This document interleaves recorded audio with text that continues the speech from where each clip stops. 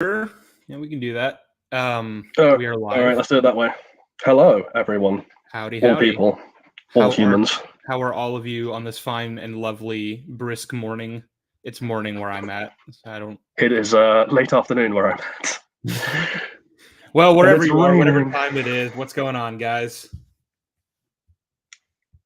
Oh wait, I forgot they Radio. can't. They can't answer back. This Yeah, isn't they like an can't episode respond, of Sheev. Dora. Shit. No. Fuck.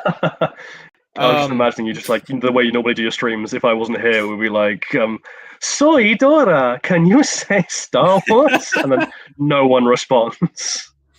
I'm trying to. I can only find one of those aforementioned comments we were just going over in the latest stream. That's all right. I think I can remember enough of the gist from memory to just address the kind of running through line. Right, hello everyone. So before we get started, we're just going to take 5 minutes to address some concerns, shall we say, that were raised by a particular subsection of the community in the last couple of streams, I think. Yeah, it was in both streams. We apparently said at least one thing woke in each, respectively. Yeah, we have been accused of the heinous crime of wokery. Which I take issue with, not because I have anything against wokeness, but just because I don't even know what woke means anymore, and so I'm unsure what exactly I'm being accused of. So yeah. I'm just trying to figure it out. I guess okay. So joking aside, right? I guess that what we're really addressing here is like in the stream we did on the very first 4 episodes of Mando. We talked about this all started, Gina Carano, right? That was what we got in trouble for. Yeah, we briefly spoke about Gina Carano, and I think literally all that we said was that we thought she was a very silly person who said some silly things, and that her being fired was therefore unsurprising.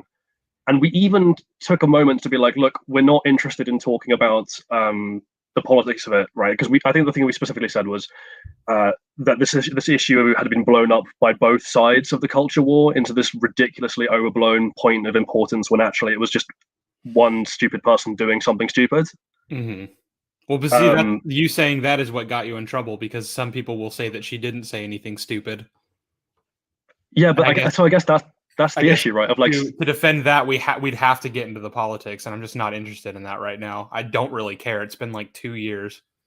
Yeah, exactly. And so again, all that has to be said on that is like we literally didn't address the politics. All we mentioned was like comparing a particular group that is not particularly oppressed to, the Holocaust is a very silly thing to say and a very ignorant thing to say. It doesn't matter whether you'd say that on from the left or the right, or in the middle, or upside down, or on, in the fifth dimension. It doesn't matter. Like, it's a very silly comparison. And if you sign a contract that includes public relations clauses, and you've willingly signed that contract, you cannot then be surprised if you get fired. And that's literally all we had to say about that. And some people decided to basically like accuse us of being like literally to the point of we've now been called alt left, which is bizarre. And again, I don't even really know what that means. Well, to be fair, the alt left comment was more in reference to the most recent stream we did, where someone was making like race jokes and fat jokes toward Lizzo in our comments, and all we said was like, hey, stop, that's not what we're here for.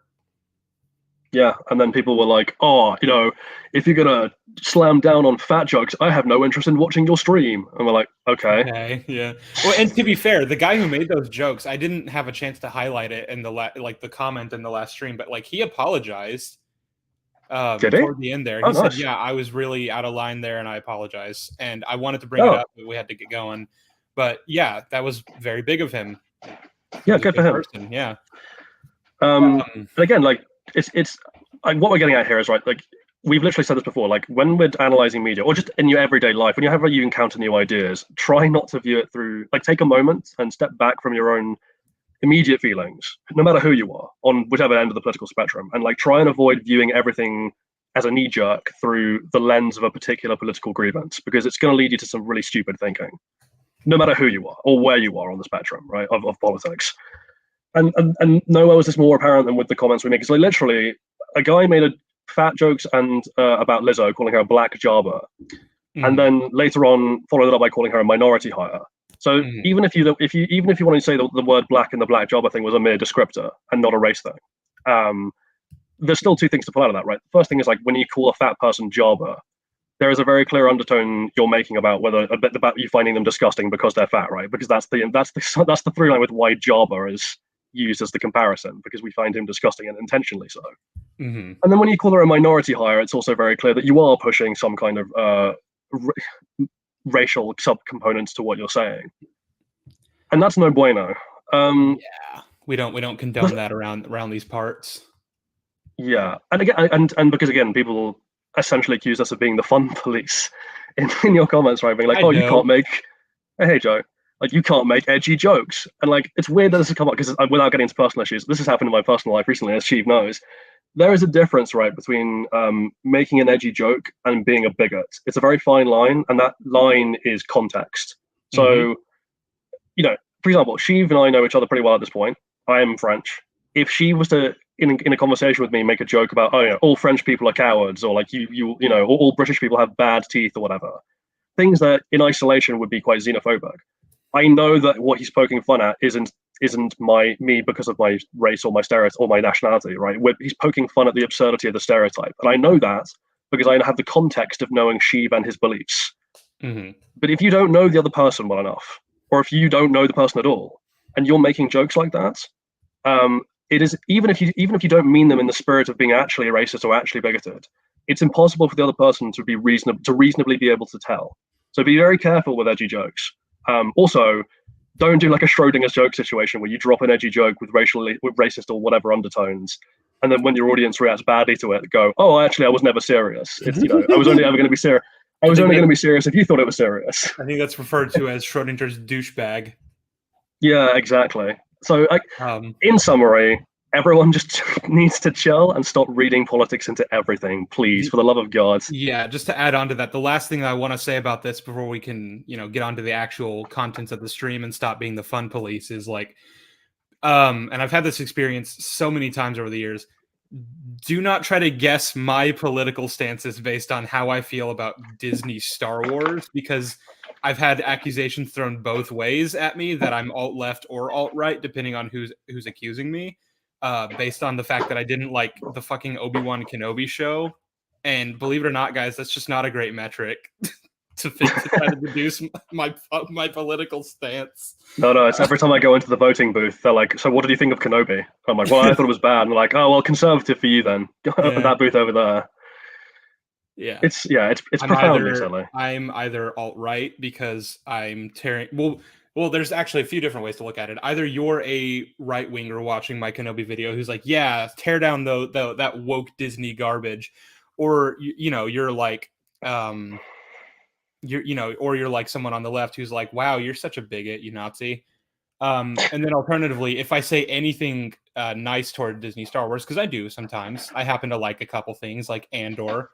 I'm a shill. I'm woke. I'm alt left. I don't condone Lizzo jokes like that. So point is, yeah, just do not try to determine my political stances based on my views on Star Wars, please and thank you, and just apply that to everyone as just a general way of being. Yeah, so in summary, Sheev is a communist, I'm a Nazi, together we're alt-center, and that's all because we married Babu Frick, and we like IG-11 and 13 when he turns up, or some nonsense. I don't even fucking know, it's all so stupid now. The whole concept of a culture war, I'm so tired of this shit. It's so stupid. It's bollocks. It's absolute bollocks. And I wish everyone would just move past it and like start engaging with things critically. Like, just take all that nonsense out of it and just be like, is that a good idea? Is that a bad idea? Let's just look at it on its own merits. Yeah. Anyway, so hello everyone. He is both, which is correct. Yeah, well, he loves democracy. He loves the Senate. I guess now that we're about 10 minutes in, we can actually start breaking down the Mandalorian now. Yes. So that Southpaw is still not here, so my title's actually a lie. The fucker. The lazy man. He has ditched us for greater things. Yeah, well, that's fine. He can either show up or not. I'll change the title later. Fair. So yeah, we're here to do the last 2 episodes, and then we're going to give general overarching season thoughts. And we're going to start off, I think, with Sheev. You're going to walk us through episode 7, and I'll play the role of stopping whenever I think there's been some absolute nonsense that's just occurred. Right. So we start off on Coruscant. We're back here. And I guess Yay! the one thing I will say before we even actually start breaking down the plot is like, I think Jolly, you mentioned this to me at some point a few weeks ago when the episode first came out, where it's like, it really does feel like this was meant to be part of a different show, like Rangers of the New Republic, because like the CG on just this establishing shot of Coruscant cityscape is really good and it looks really nice. And you're like, this is not an episode of The Mandalorian. But alas, it does tie into the plot of The Mandalorian, unfortunately, and it's not great. So on Coruscant, we are following Elia Kane, Katie O'Brien's character. She like ducks into an alleyway and meets up with like a probe droid and gives her TK number as a code, and then she gets into a call with Moff Gideon, who is mustacheless. So the jury's still out on whether or not he's the real Gideon. Oh, Jesus Christ! Yeah, let's like. So we'll get to this. We'll get to the clones. Yeah, we'll get to that. We'll get to the clones in episode 8. But for now, before we even get to the conversation, because the conversation itself is fucking hilarious. Just in terms of the whole, how does she have this much authority and leeway thing? Again, how is it that Kane is allowed to just walk around without supervision at all times, and like to the point where she's now like in the back alleys of Coruscant, and even if she's not supposed to be there and she's just really good at slipping the leash, that leash is really bad. To assume because she did that in episode 3, and it's implied that she did multiple times. But even then, that should put more suspicion on her in the eyes of the New Republic that she keeps just slipping away from where she's supposed to be. Yeah, it also makes the New Republic ever increasingly more stupid because they're like, wow, you are having your surveillance on your detainees is really bad if she can carry on doing this. Because this is not we still don't have very many details on like how everything went down with her in Pershing as far as the New Republic is concerned. Her report is the only one that they cared enough to get, apparently, in terms of how everything went down. But they did still catch her outside of where she's allowed to be.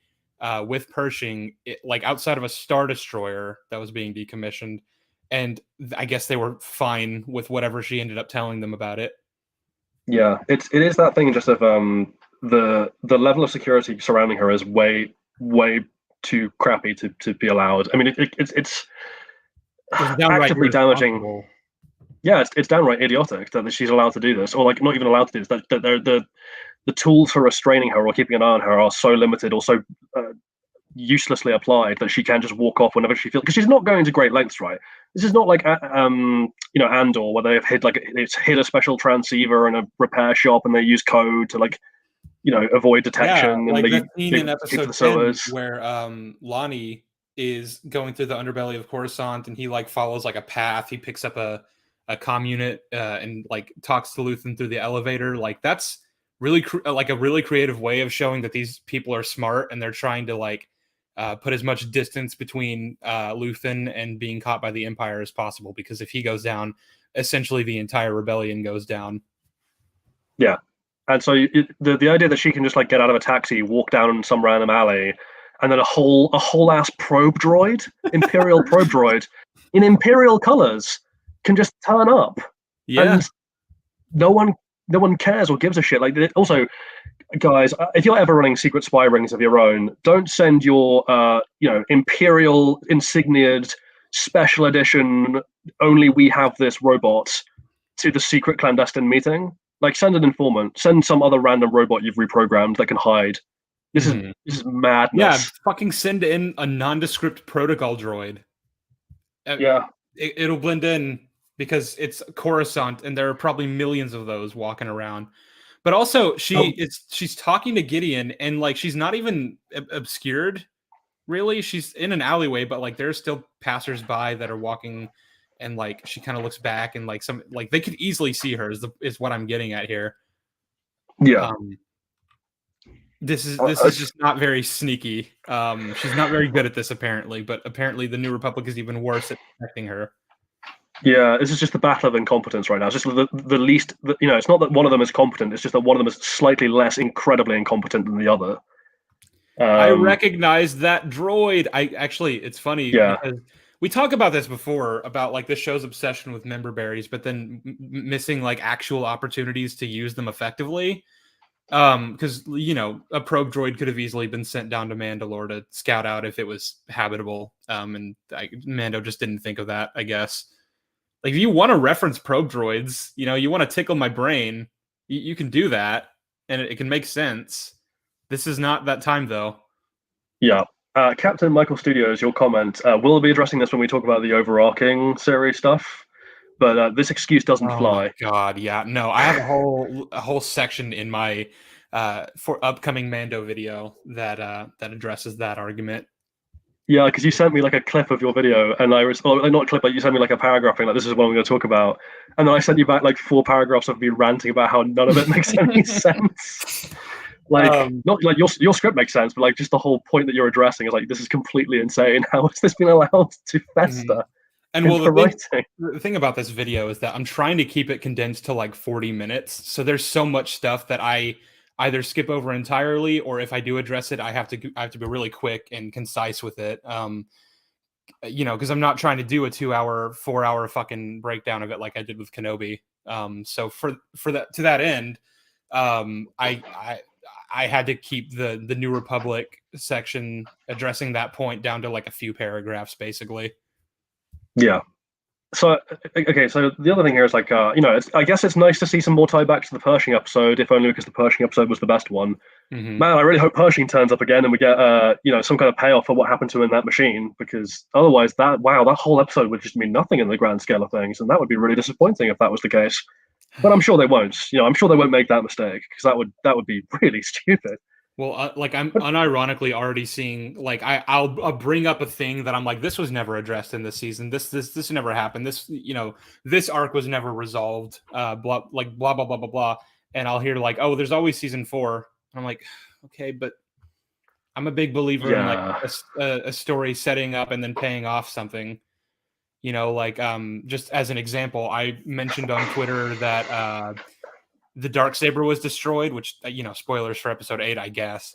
Darksaber was destroyed, and then none of the Mandalorians that specifically joined with Bo because she had the Darksaber were thought to go, hey, the sword's gone. We don't like you anymore. They all just continued following her. There doesn't seem to be any conflict about that. They're all fine with it. And someone was like, yeah, well, I mean, we might see, like, in season 4, there's going to probably be like certain Mandalorians that don't recognize Bo's leadership. And I'm like, okay, but we didn't see that in this, though. Yeah. Like, all these people, Axe fucking Woves continued to follow her after that. He was like the guy. We're going to have loads more Axe Woves, and I'm sure that everything they set up with him or imply with him will be paid off spectacularly. Yes. So all those fan theories will definitely pan out. And all those fan theories will be forgotten. So we now have Kane talking to Gideon, and would you like to take us through the things that are mentioned in this conversation? So he goes, he tells her to report, and to make it quick because he's short on time, she says, it looks like the New Republic, or it looks like the pirates on Navarro were actually destroyed. And he's like, oh, well, in your last report, it seemed like you were saying that the New Republic would not be sending support to Navarro. And she's like, no, it's actually... it wasn't the New Republic, sir. It was the Mandalorians. And he's like, oh, a fucking course of the Mandalorians. This scene basically confirms to us that it was in fact Gideon who like hired Gorian Shard and gave him the ships and told him to be a nuisance to Grief Karga for some reason. We still don't really know why, and this never like factors into his overall plan, but that is apparently what happened. Yeah, so I guess there's 2 things here, right? Of like, if Gideon sent the pirates, how come the pirates weren't reporting to him? Why didn't they say things like, "Oh, we were attacked by a Mandalorian as he left the system," or things like, "Why didn't they put out a distress call to their imperial masters the second they thought they were being overwhelmed," or something? No, none of that happens. Instead, Kane has to inform him because Kane apparently has access to this information. I'm not quite sure how she has access to this information, seeing as she's an office grunt. But she does apparently have access to this information. Maybe Teva told the requisitions guy. I don't know. Why would he do that? Okay, whatever. Sure. I don't care. Care. It's like, yeah, well, you guys didn't let me help Navarro, but hey, check this out. The Mandalorians did instead. And then the requisition guy's like, cool, I guess. I don't really care. This doesn't matter. Yeah, and And then the question becomes like, why exactly have the writers made it the case that Gideon is responsible for the pirates? Because here's the thing: Navarro is of no further interest as far as we're aware to Gideon. He's only concerned with Mandalore, and if anything, drawing all the Mandalorians away from Mandalore and retaking Mandalore to go deal with Navarro would actually be really useful. But that's clearly not his plan because he was surprised that the Mandalorians turned up and annoyed. Mm-hmm. So, this feels like they've just written it in that he's responsible in order to try and lazily go, oh no, this did actually have a point. We promised us it does link in. Yeah, but it doesn't. It doesn't. No, I remind you guys, this was like the reason Teva was so interested in getting the New Republic involved in the pirate attack on Navarro, because he suspected, for whatever reason, despite not having enough information to come to this conclusion, that the pirates were connected to the Empire. And it turns out he was right. It's just too bad that he's there was psychic. No connective tissue there. He had a feeling. Sheev. He has the Force. He's Force sensitive. Yeah. How did you know? A feeling. All right, we're 20 minutes in and we're only on the first scene, so let's power through. Yeah, let's go through it. So the call ends. I don't think there's anything more like of note to really say about it. And we cut to Gideon in this like super secret Imperial facility that he's on. He's walking across like a bridge. On either side of him is a bunch of like different looking stormtroopers with jetpacks. We'll learn more about them soon enough. And then he walks into a meeting with the Imperial Shadow Council, which is comprised of a few Imperials that I don't know who those are. They might be characters. Although one of them looks like Uncle Fester from Adam's Family, which I found quite funny. The Uncle Fester guy, I think maybe he's supposed to be like an EU Imperial warlord named Zinj from the Courtship of Princess Leia. I'm not sure. If so, where the fuck is his mustache? Is he a clone also? His mustache was like the sexiest part of him. No, I refuse to believe this. He's more Fester. This is just what Uncle Fester got up to in the Star Wars universe. He was an ardent fascist. And speaking of the books, I have two things to say. One, in the Aftermath trilogy, the Shadow Council is first introduced, and the leader of the Empire by the end of those books is a character named Rey Sloane. Don't know where the hell is she at this point. Because those are canon. That's not old. That's not old continuity. That's Disney canon. Yeah, those are meant to be the new continuity. I'm not sure where she is. But speaking of the old canon, another guest appearance is Captain Pelion from the Ron trilogy. Woohoo! Woot woot! I will say this about him: he looks really like spot on. I mean, it's not difficult, you'd imagine, to get a nondescript old man in an Imperial outfit wrong, but like I somehow felt like they might anyway, right?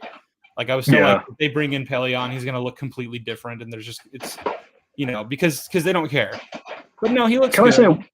Can I say one thing though about the appearance of everyone in this council? Because other than Pelion and I guess Hux, everyone looks like really weird looking. Like they don't look like people in uniforms necessarily. They look like these are all slightly cartoonishly evil people in uniforms. I guess the point I'm making here is like, it's that ham-fisted, look, they're evil approach. And then you compare it to Andor, where like the evilness of the Imperials was just like, these are people in uniform, and almost the banality of evil, the everydayness of evil is something you should genuinely be scared of. That like normal looking people can be horrifyingly bad.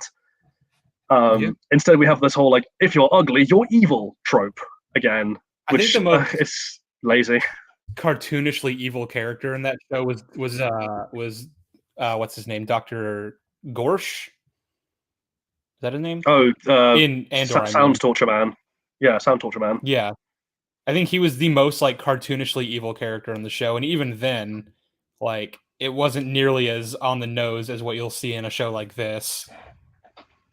Well, yeah, because with him it was his behavior, right? And even then, I'm like, that's fully believable. It's just that guy's a sadist. Yeah, whereas this is like, we literally have Uncle Fester in the Shadow Council, and we have like a woman who looks like she's been dragged in off the set of like Battlestar Galactica.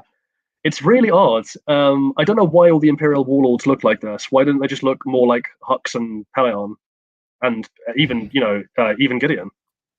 Well, I also skipped over this, actually. I forgot. While he's walking to the Shadow Council meeting, he actually walks past a bunch of clone vats. So we'll drop that down. We'll save that for later.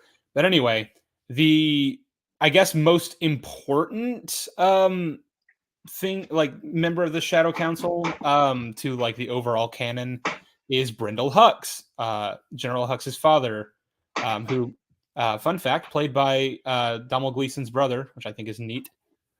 Yeah, that's cool. I like that. Yeah, and essentially the premise of what they're talking about in this meeting is Gideon's like, hey, Paleon and Hux have like all the resources basically, and we're kind of like scrounging for what little we can muster, which is a funny thing to say right after confirming that he just sent a bunch of pirates with Imperial ships to go fuck with Navarro for no reason. Seems like a waste of resources, but all right.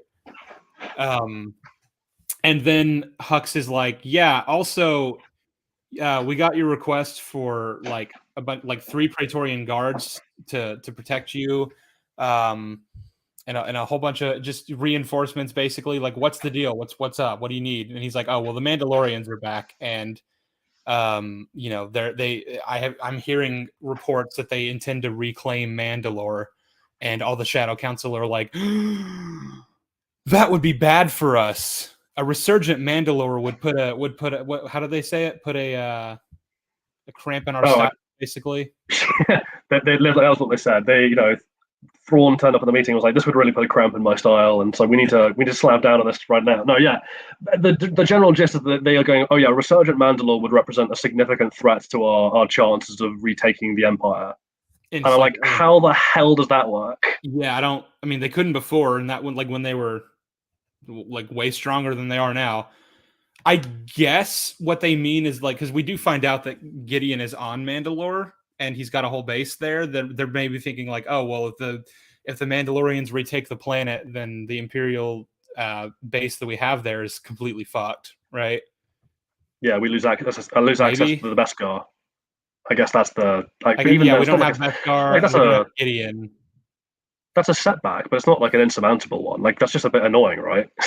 Like, yeah. It's a good resource to have. It's not crucial. You get the impression that the whole mining Beskar, making clones, this and this that Gideon's up to in these episodes isn't really something that anyone else in the Shadow Council is all that interested in. It's kind of his project. They're actively they're actively unaware of it, right? Because Brendel Hux even goes like, "Oh, there's rumors you're doing your own cloning experiments. What's up with that?" Mm. And Gideon's like, no, of course I'm not doing that. Why would I have an interest in clones? So he's actually misleading. You know, the strong through line, and it's reinforced at the end of the scene, is that Gideon is making a power play to rule the Empire himself, and that he's positioning himself to be able to do that by acquiring, you know, Force-sensitive clones and Beskar and all this kind of nonsense, right? So he's basically scavenging the best bits of other cultures to try and cobble together an Empire point two that he'll be in charge of, and then bully everyone into going along with him. That's basically the plan. There are some interesting takeaways from this conversation, though, which is that it is revealed now canonically that Grand Admiral Thrawn is indeed leading the Shadow Council, that he is the big bad of the resurgent Empire, that he's operating behind the shadows via Paleon and Hux. Now, there's 2 things here, right? The first of all is that Gideon's power play is partly based on him saying like, oh well, Thrawn is AWOL. No one's seen or heard from him in ages other than Paleon, and you know, maybe you're making shit up. We have no idea. Which is completely strange, right? Because if Thrawn is able to get messages to Paleon, then he's able to communicate. And if he's able to communicate, then Thrawn, being the character that Thrawn is, would be extremely hands-on because that's who he is. So his absence here, I think, purely exists as a writing hand wave to explain how Gideon has the latitude and the motive to do his bullshit. But it's another assassination against another character, right? It's a minor little strike against Thrawn's character that's just been pulled out of the ether to try and reinforce a nonsensical arc for Gideon. So that's point 1. And then point 2, which is a logistical issue, right? Is they're having this meeting in a big room that we will find out then later in this episode that this was on Mandalore. Now, the reason this is a problem is that it's going to become a plot crucial element that it is impossible to communicate from the surface of Mandalore outside of Mandalore because of the magnetic disruption of the atmosphere or whatever. So this conversation it's like the Kenobi thing all over again of like no messages in or out, except then we get a message in or out. Except I sent the message to your father. Oh my god, this show just keeps fucking doing the Kenobi thing. They keep just reminding me of Kenobi. Why are you reminding me of Kenobi? Yeah, and I guess then the last thing to talk about, just again with Thrawn, is it is very hard to overstate rather, how intelligent Thrawn is as a character, how cunning he is, and how well he's able to anticipate the moves of his subordinates and his enemies alike. Like that's literally who, like, he's the entirety of his danger as a villain, right? Is his intellect. I do not believe that Thrawn would be unaware of Gideon's machinations because Gideon's not been subtle about them, right? Gideon is not particularly bright, given what we have seen of him, and Yeah. and he's certainly not hiding his ambition. So Thrawn not paying a closer attention to Gideon, or not knowing what Gideon's up to, or not, manipulating events in order to bring about Gideon's downfall or secure the resources away from Gideon, is insane, and I don't understand it. It's worth mentioning that Thrawn has always been characterized as extremely hands-on, to the point where he led the ground assault himself during the Battle of Adelon and Rebels. He didn't have to do that. He could have just sent Price or anyone else to lead the ground assault, but he did it himself personally, because that's just the kind of leader that he is. So to tell me that he's just using Paleon as essentially an avatar to speak for him is bizarre, especially given the context that Jolly just laid out. Also, especially because part of the reason that Thrawn is hands-on is out of necessity, right? Of that, because he's a chiss, and because the Empire is quite human-centric and racist. A lot of his underling, and also because of the way in which the Empire promoted talent, or not talent, but officers, nepotistically and badly. A lot of its underlings were incompetent and or resistant to his order, doing what he said because of his race and because of their own personal ambitions, and therefore Thrawn became extremely hands-on so that he could micromanage them to avoid them doing stupid shit. And he only gave managerial latitude to people like Paleon, who showed initiative and an ability to do it, to carry out orders effectively without his oversight. Yeah. So him being absent through the Shadow Council is very, very, very strange. You get the sense that they're trying to save him for Ahsoka or whatever. Like, they don't want to spoil the surprise or whatever by having him appear. But it's like, then just don't have the scene happen, or give a very good excuse for why he can't be here right now. Or alternatively, because we already know Thrawn's coming back, right? We've known since season 2 of Mandalorian. But if you're gonna save that, we want to save the money shot. We don't want to blow our load. You know what you could just do is just have him phone in. Like, you could just have his voice. In fact, you could even do something really clever, like have the council, except for Paleon, think that he's not present, and Gideon's therefore been quite verbose about his plans. Like, oh, maybe we should look to new leadership, and then you have a voice ringing out over the speakers in the darkness. Thrawn being like, "Oh, what an interesting suggestion, and who would you think would be a better candidate?" Something like that to show that he is listening and his presence. But no, we can't have characters behaving consistently or intelligently. It's not allowed. We can't have it. It gets in the way of the writing sheet. Oh. Well, so that was scene 2.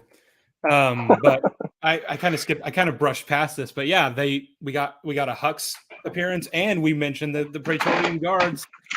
Sequel fans stay winning. Woohoo! We also mentioned something called Project Necromancer. Yeah, which is that. I asked this on Twitter because I wasn't entirely sure, and I got so many conflicting answers, so I'm still not sure. What does that mean? Is that meant to be Snoke or Palpatine, or just generally resurrecting the Empire? Well, so I think the two most likely answers is Exegol, because this is all, I remember, ultimately this is all leading to Exegol. Sure. So the first one is either Exegol, but if that's the case, it's weird that General Hux didn't know about it in the sequel trilogy.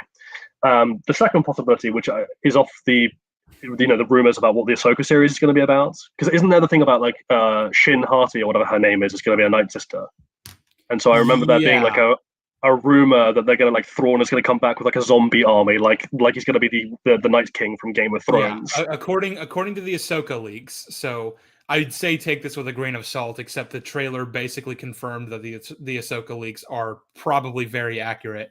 Thrawn is going to have an army of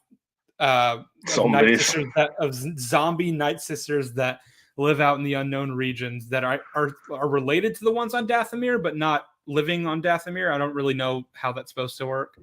And he's described as the Night King of Star Wars, and it's like, guys, what are we doing? What's happening here?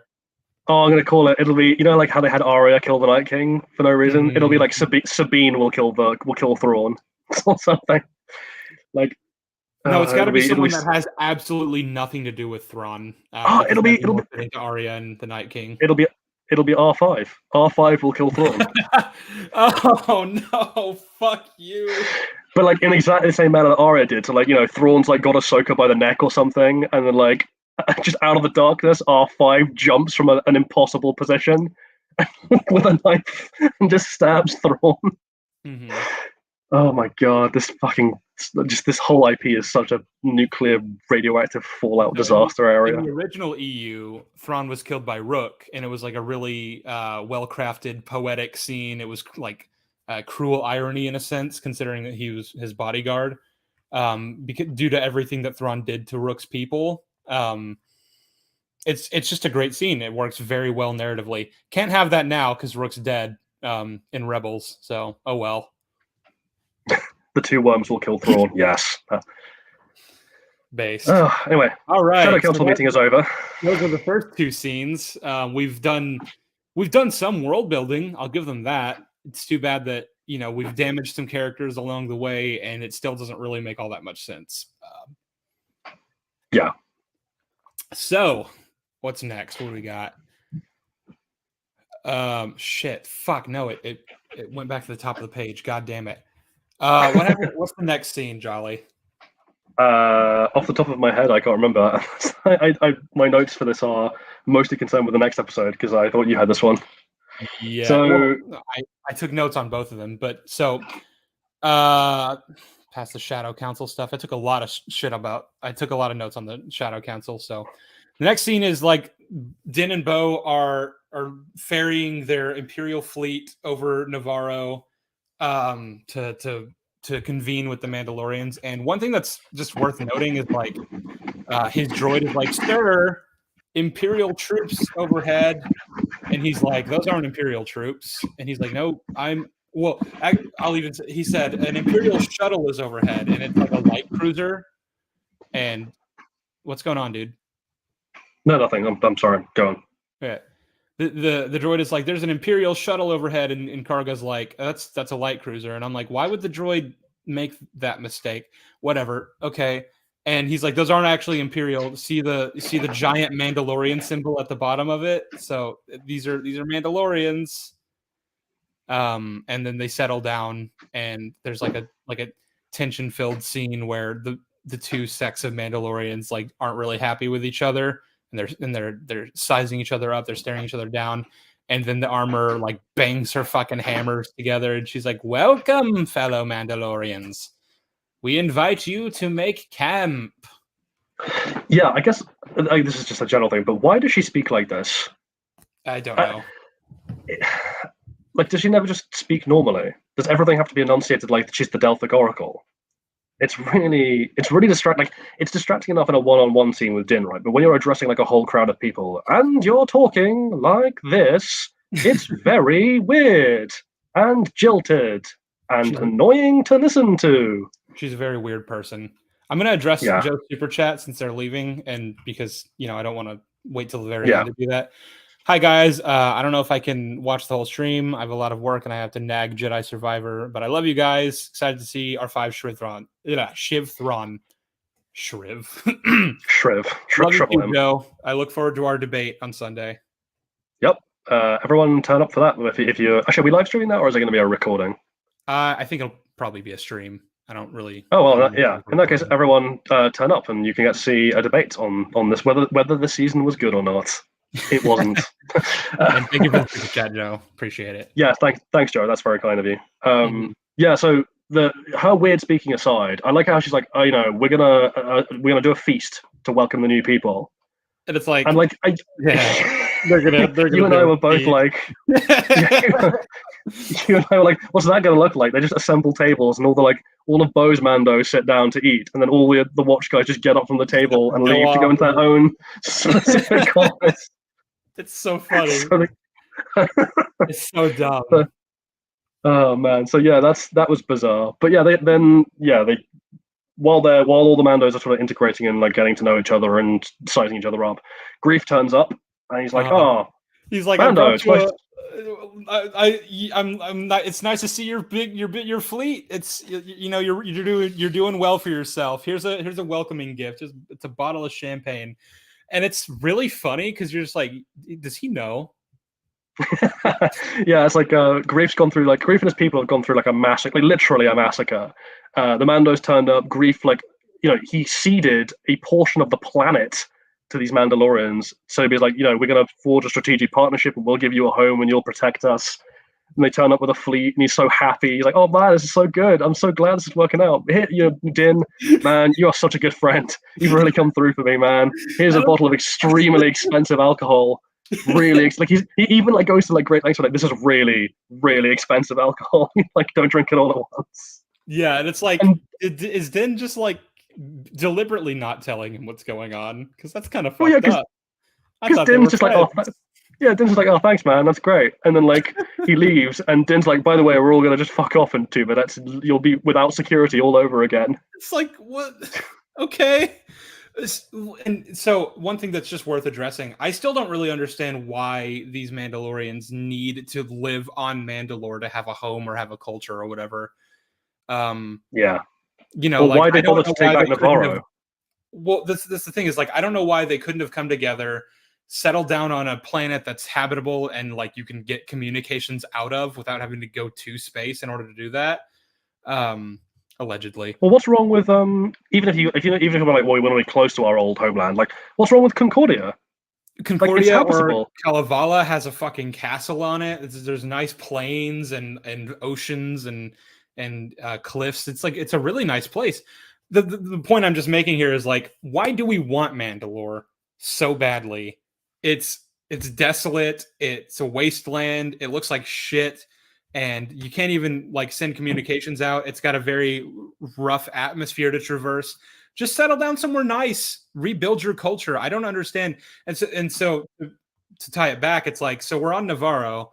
These people need a defense force. We need a home. This is a nice planet. Let's just stay. Why are we retaking Mandalore? Who cares?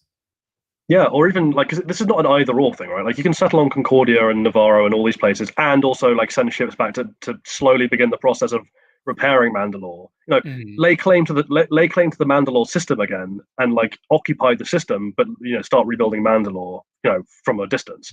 You don't have to do one or the other. And what's weird about this, right, is like, I guess the equivalent would be like, 'cause the answer obviously is like, oh, it's for symbolic reasons, right? It means a lot to their culture. It's a symbolic value. It's like Jerusalem to various religions, right? Like they have to have it. And I'm like, Yeah. okay, but you can own it and not live there, or like own it and just like guard it as yours and not live there directly, right? That's basically what I just suggested. So in effect, what we're actually doing would be a bit like all the Alderaan people who'd survived the destruction, like they were off planet when Alderaan was blown up. They're Mhm. like, oh no, we're not going to establish new Alderaan. We're going to go back to the Alderaan system, collect up all the rocks, glue them, glue them back together to make Alderaan, and we're going to live there because we have to because it's our home. Yeah, it's It's weird. I guess, and I mean, I guess now that we know that Mandalore is a place that we can live on again, like I guess that's incentive. But for these, it's been what 10 years. These 10 years, yeah, they've had nowhere. They've been scattered. They've been battered. They've been beaten. And it's like I don't know, just come together somewhere else. There are plenty of planets in this system. yeah. It's weird. It's weird. It's also just again, like always, I'm like, why did the writers do X, Y, Z? Like, why did we have the Navarro subplot? Like, what was the point of putting the Mandalorians on Navarro? Because they left immediately. They left immediately. They literally So left immediately. There was no like they couldn't have even had like an ongoing sort of pirate attack conflict essentially. Like it was Gorian Shard and then it was one and done, and now they're just here and then they're gonna leave. They couldn't have just been on Navarro for the whole season, dealing with the pirates while wanting to leave to go back to Mandalore.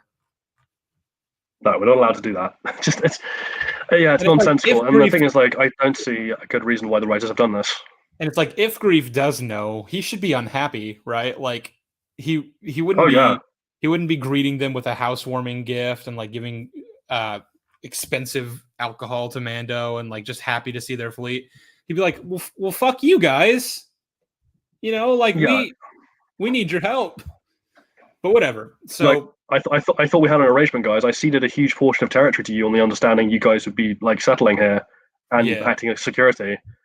What the hell? Yeah. Well, but it still just brings up the fact that like he should have contacts, as having been leader of the Bounty Hunters Guild for a long time, and like there are private armies, like mercenaries serving essentially as private armies just all around the galaxy that we know of. Which, come to think of it, I guess Plazir 15 is out of an army now because those Mandalorians just fucked off. I don't know if they had like a contract or something. I like the idea that the Mando's pissed off. They're like, we're on our way to Navarro, and Placer 15's like, bye. And then 5 minutes later, an Imperial cruiser turns up, and they're like, cool, you're defenseless, we're coming back. Oh man. But so then Grief's like, I have another gift for you, and excuse me, he takes Mando and Grogu back to his office, and who should show up? Oh, so before we get into the details of it, all I'm going to say is that we see IG-11 walk into the room, and my heart immediately sank. I was like, of course. Of fucking course. No one's ever really gone. No one's ever really gone. But guys, don't worry. It turns out this isn't IG-11. It's IG-12. And he's not really a droid as much as he is a mech suit that the Babu Fricks have made for Grogu. And it fits Grogu perfectly, and they put him inside of it, and now he's riding around in IG-11's skin, basically.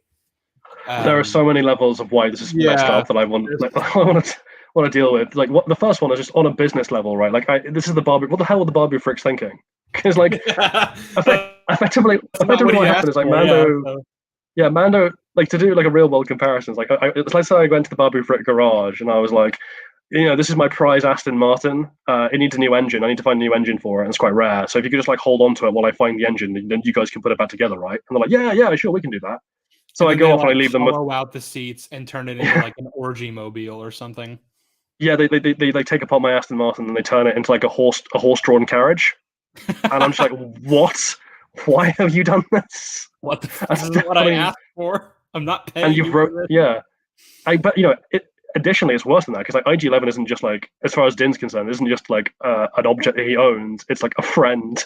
Yeah. it's like they've hollowed out like we made the Gina Carano statue joke, but it's literally like that. It's like imagine that like they took Cara Dune to like a doctor and they're like, oh, we need to find her a new liver for a transplant. We'll be back in a bit. And they come back and they've like hollowed out her brain and like have a little Babu Frick piloting her around. Yeah, pretty much. It's really fucking weird because this show, because people push back on like, well, he's just a robot, and it's like, well, but this show kind of muddied the waters a lot in terms of like droid sentience. But like we just came out of an episode with like a droid bar and like droids having wants and needs and like talking about like their motivations as people. Like concepts like sentience being thrown around flippantly.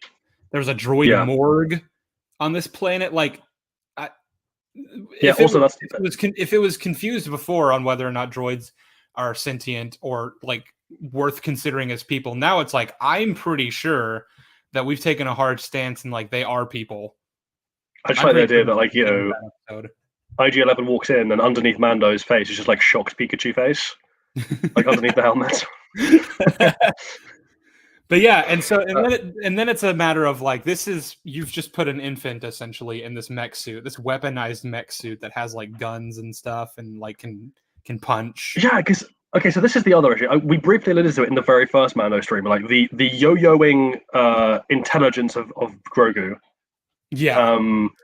I'm really confused now as to what Grogu's level of sentience is, because Grogu, the existence of this robot and the yes/no button, because basically the suit has two buttons where Grogu can communicate yes or no, like a dog pressing on a yes, on a voice button. And we know that he's not just pressing random buttons because he's actively responding to things that Din is saying in terms of like what he wants. Like Din's like, I don't like this, take him out of there, and he presses the no button because Grogu wants to stay in the suit. Yeah, so he can, and not only can he understand, but he's intelligent enough to work out how to operate the mech suit rapidly, like very quickly. So Grogu is now intelligent enough to understand language and complicated concepts and learn to operate heavy machinery, but he can't speak. He just can't. I honestly like the thing is there are ways of doing this, right? You could literally have them. Maybe it's a trauma thing for why he doesn't speak, but that's not what they're doing because like it's not just that he's not speaking; it's that he does baby noises.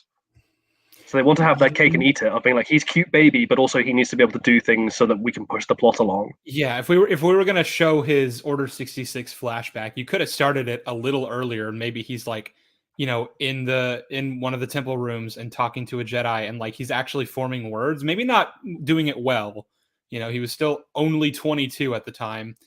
But like starting to figure out language and like concepts like that, and then like the clones attack, and maybe he just shuts down, and he's like, oh well, I'm not talking anyway. I don't know. You'd have to actually work out a good reason, but like, Well, you see, what happened was is that Grogu addressed Anakin Skywalker as a Jedi Master, and Mace Windu bitch slapped him so hard that he just like clammed up and never spoke again. Yeah, no, that's canon. This sounds like another. Like, we keep on saying this. It sounds like a minor nitpick, but it's really not because the thing is that if you can't consistently give the characteristics of a character, if I can't with any certainty as an audience member describe what any character can do, even at the level of like basic cognition from scene to scene, then my ability to like understand what the hell is going on or the stakes of the story are just completely shot. Well, the thing is, for all I know, Grogu could just stop. Sorry, go on.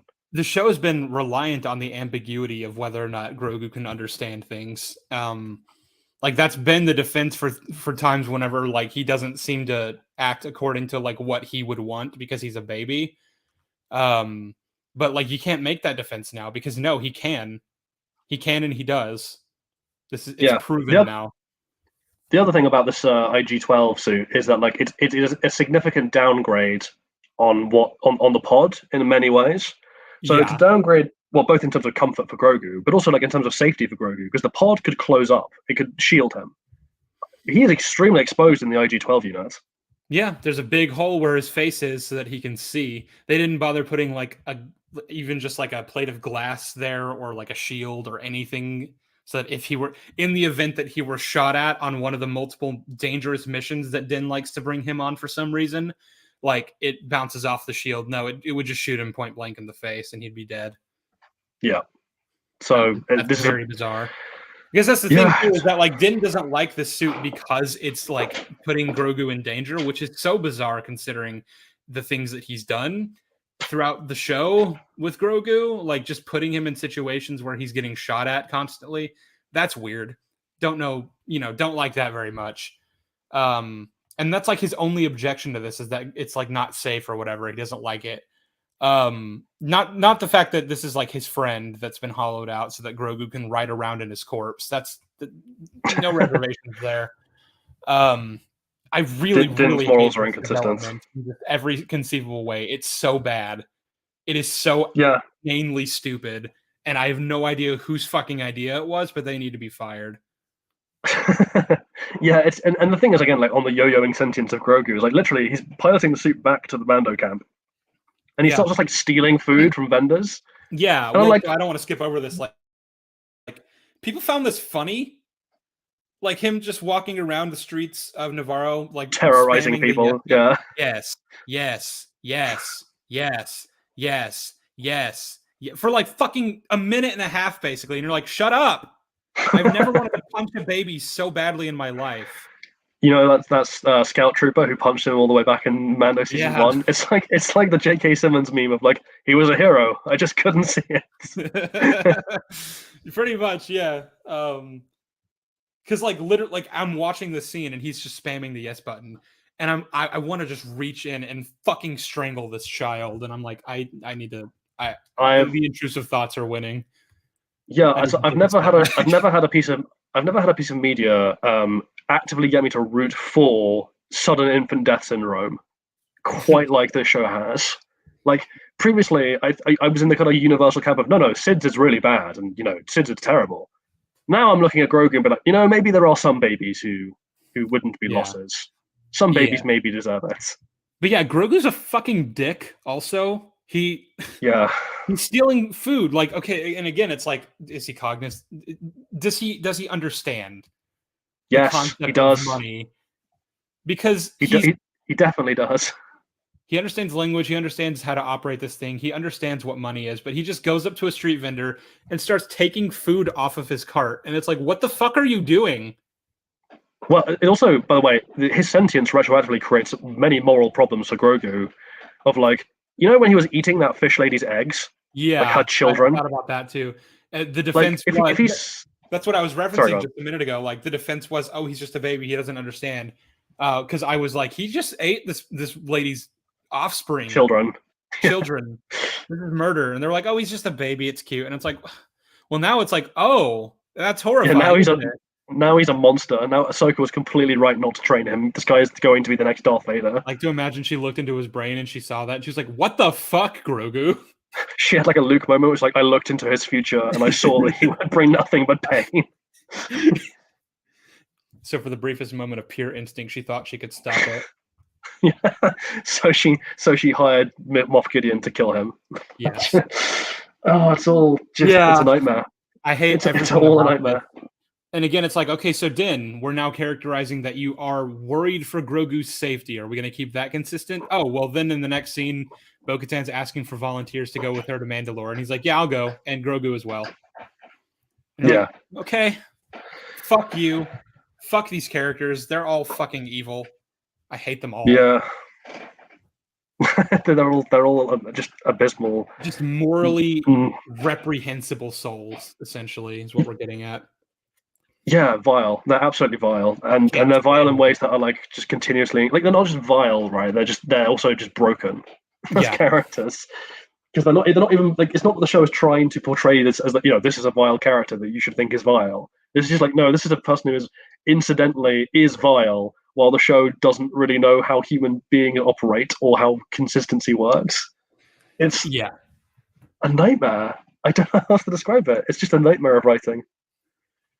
Yeah, and well, the one other thing to address about Grogu is like, the math never really added up, right? Because he's supposed to be 50, and he looks to be around, like, in terms of human biology, like maybe 2. 2 or 3. But like, if we took that math to its end, like Yoda at 900 shouldn't be more than like 45. So like, why is he old and decrepit and dying? I suppose the best thing you can do there is like different species have different maturation rates. So it could be that his species are babies for 50 and then suddenly accelerate to adulthood and then have a different kind of like, you know, like have a pupil stage or something. Yeah. Which like sure, fine, but then the cognition has to match that, and the cognition does not match that. Oh dear.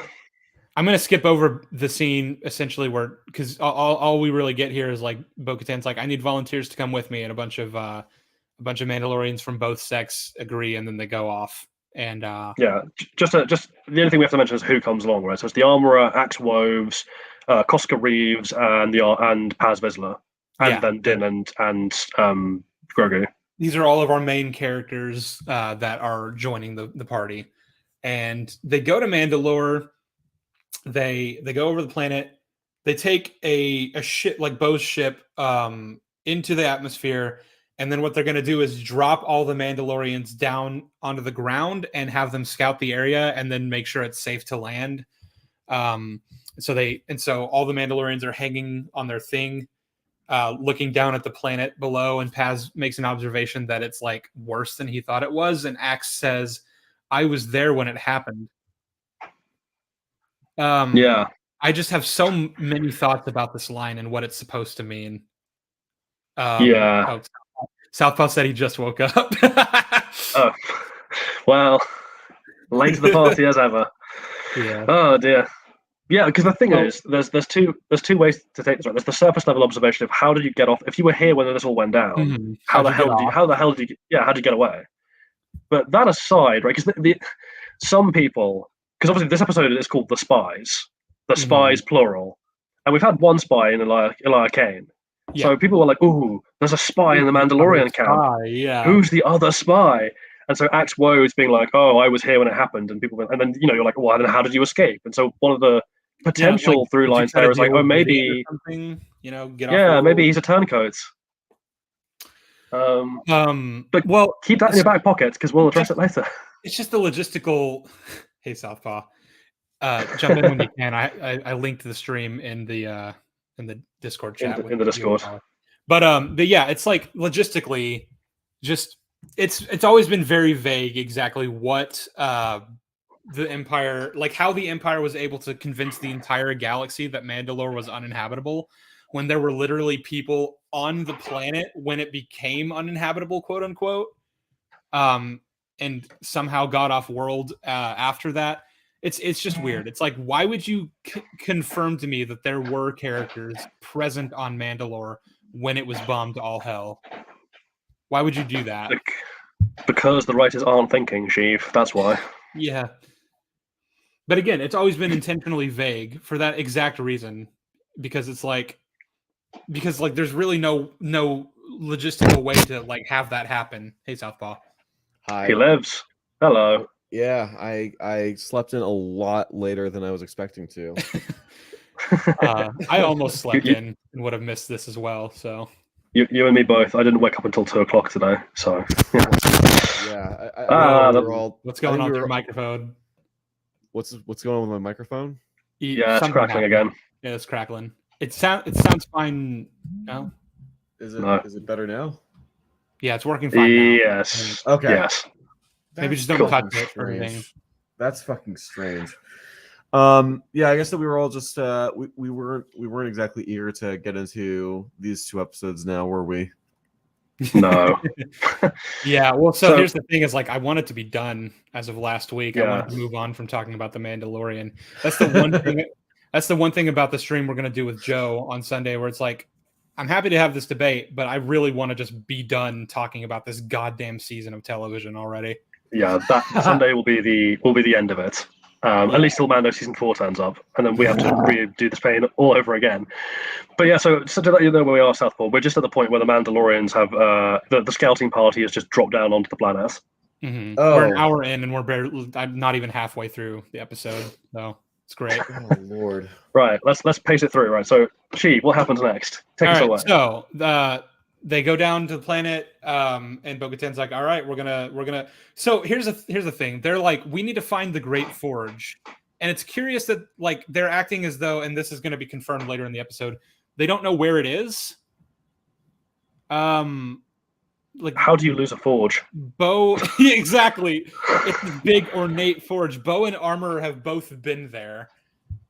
They should know its geographical location, even if like you want to say that like the bombings made it so that it was impossible to find via scanners, and like it rearranged the tectonic plates, whatever, I don't know, but like you should at least know like generally where it is, like oh yeah, you should have coordinates. Like this is the thing, like if I nuked all of Earth, right? If I destroyed all of Earth in like the most violent version of World War III imaginable, and someone was like, "Oh, we need to find New York. Where's New York?" But like, well, it's at this longitude and latitude, because they wouldn't have moved.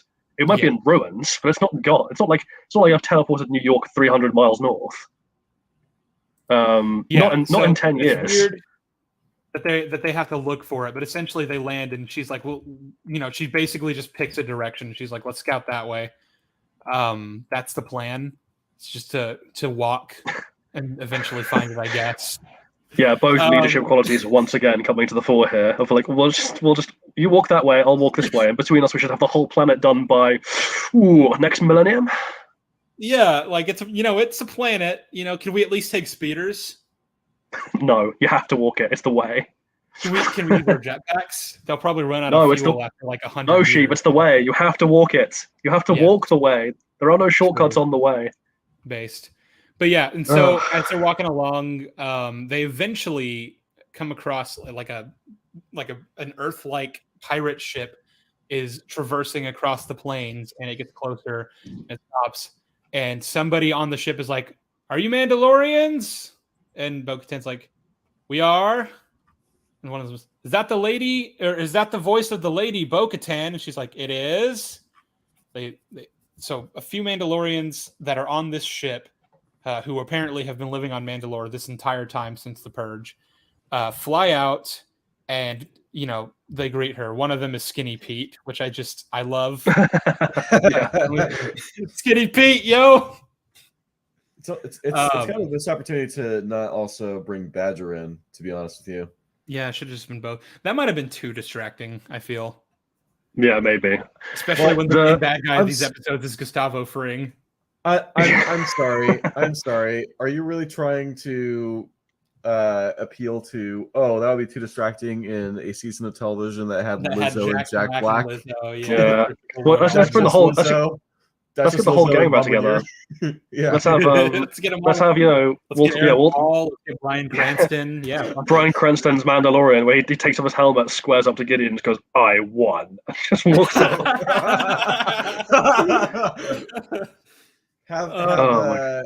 Get what's his name? Mark Margolis play a Mandalorian in a wheelchair going ding ding ding ding ding ding ding. Yeah, no, that's Grogu. Grogu is that person going yes, yes, yes, yes, yes, yes, yes, yes, yes, and like that should be how they killed Gus Fring. It's like they have he captures Grogu in the suit, and he's like, "Look at me, Grogu. Look at me. It's your last chance." And then Grogu looks up at him and just yes, yes, yes, yes, yes, yes, yes, yes. It's like, the whole thing just blows up. Then IG-12 blows up again, and then they build another statue. Well, hang on, there's another statue for him. Gideon walks out with half his face missing and collapses, and then someone on Twitter's like, "Well, that was probably a clone because the real Gideon has all of his face." He's got a mustache. I can't believe the theory that there. Again, we're gonna get to this, guys, but it's like object permanence. This is not the real Gideon because he doesn't have a mustache. Like razors exist. I like that these people have really bad object permanence, right? They see a shaving advert, like a Gillette advert, where Bradley Cooper shaves his face. And at the end, they're like, "Where did Bradley Cooper go? I don't understand. He's vanished." It's literally like when Doofenshmirtz sees Perry and Perry takes off his fedora and he's like, "A platypus? Perry the platypus?" Yeah, he just walks in and is like, "A Gideon?" Puts a mustache back on, like, "Moff Gideon!" Oh, it's great. It's so fucking stupid. This is a real theory. This is the first time in this stream I get to drop the word again, but convenience! Yeah. Of all the places they could have dropped on this planet, it just happened. First of all, the idea that Mandalorians, that just happened. Who know been living, and who know Bo by voice and by sound. I was by voice and by sight rather. Well, I guess before the purge, she was their leader. She ruled all of them. Maybe she gave broadcasts every week. Maybe she did morning announcements. Yeah, she did fireside chats FDR style. Who knows? Whatever. They know her, but just the sheer convenience of this planet is so bombed that the entire surface was crystallized. The fact that there are any survivors, particularly after 10 years with no food, and I know that they're going to try and tell you how they got food later, but bollocks to that. Yeah. Well, and the thing is, you could easily just say that, those fucking things that Mando fought in the caves in episode 2. Just say that they killed those and fucking roasted their asses over a fire, and that's how they survived. It's just eating those creatures. Yeah. But also, this episode will later show that the jetpacks are enough to get you into atmosphere.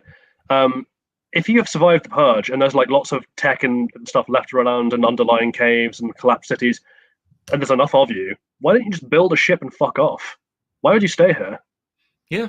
Well, I don't believe that there aren't any ships intact even after the bombing. Absolutely. Did Axe Woves get off? So, you think, okay, so why didn't these guys find a ship and get off world? Yeah, they've had 10 years to search for it, or build one, or repair one. They've managed to build this surface traversing ship in that time. On top of which, all that aside, the sheer unlikeliness of their surviving aside, it's of all the places on the planet these guys could have been at any particular moment, they happen to be here right now. And then they swear their fealty to Bo-Katan, and then now we just have more Mandalorians to join the party, and they get on the ship, and they're on their way to the Great Forge because they know where it is. Yeah, they know. So these guys know where it is. Still not sure why Bo-Katan and the Armorer don't, but they also don't mention it to them immediately. It's not until later, right, that they're actually we need to find the forge, and okay. It's nightfall, I think, at the time that they actually talk to them about finding it. And they're like, "Oh yeah, we can take you there. We literally know exactly where it is." And it's like, "Oh, okay." Yeah, because they have dinner and they're like, oh, Bo-Katan was our leader and we never gave up the fight, and She said we're Mandalorians and we survive. And then she's like, oh no, big reveal, I didn't actually fight. I did surrender to Gideon because he said that if I surrendered, a deal, and I gave him the dark saber, and then he fucking bombed us anyway. So yeah, he broke the deal. And I guess there's several things to pull out of this, which is like you'd think this would cause more of an issue with the Mandalorians who are now following her. Yeah. Well, you'd think that might be like the reason that she is revealing this now, and like why she kept it to herself all this time is like maybe the Mandalorians would have seen that as spineless and cowardly, and they would want to not follow her anymore, even if she has the dark saber. That she would surrender to an enemy, that she would try to cut a deal with him. Like that's just not the Mandalorian way or whatever, which ties into a larger theme that I kind of want to get into. But go ahead. What were you saying? Sorry, just very quickly, because like we've literally had this, which is like the reason they hate Gar Saxon is that he's a sellout. He sold out to the Empire. So they don't like people who cut deals. Explicitly don't like people. And when they meet the Clan Ren is going along with it because they don't really have any choice. But they're really pissed off about the situation, and they hate Gar Saxon, and they they're embarrassed, ashamed because they view it as a stain on their own honor that they're having to go along with this bullshit.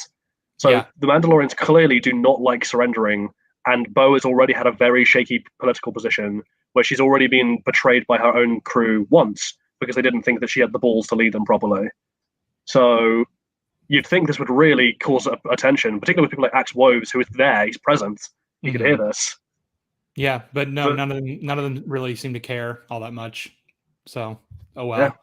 But again, this ties into a larger theme about like Mandalorian customs and their traditions.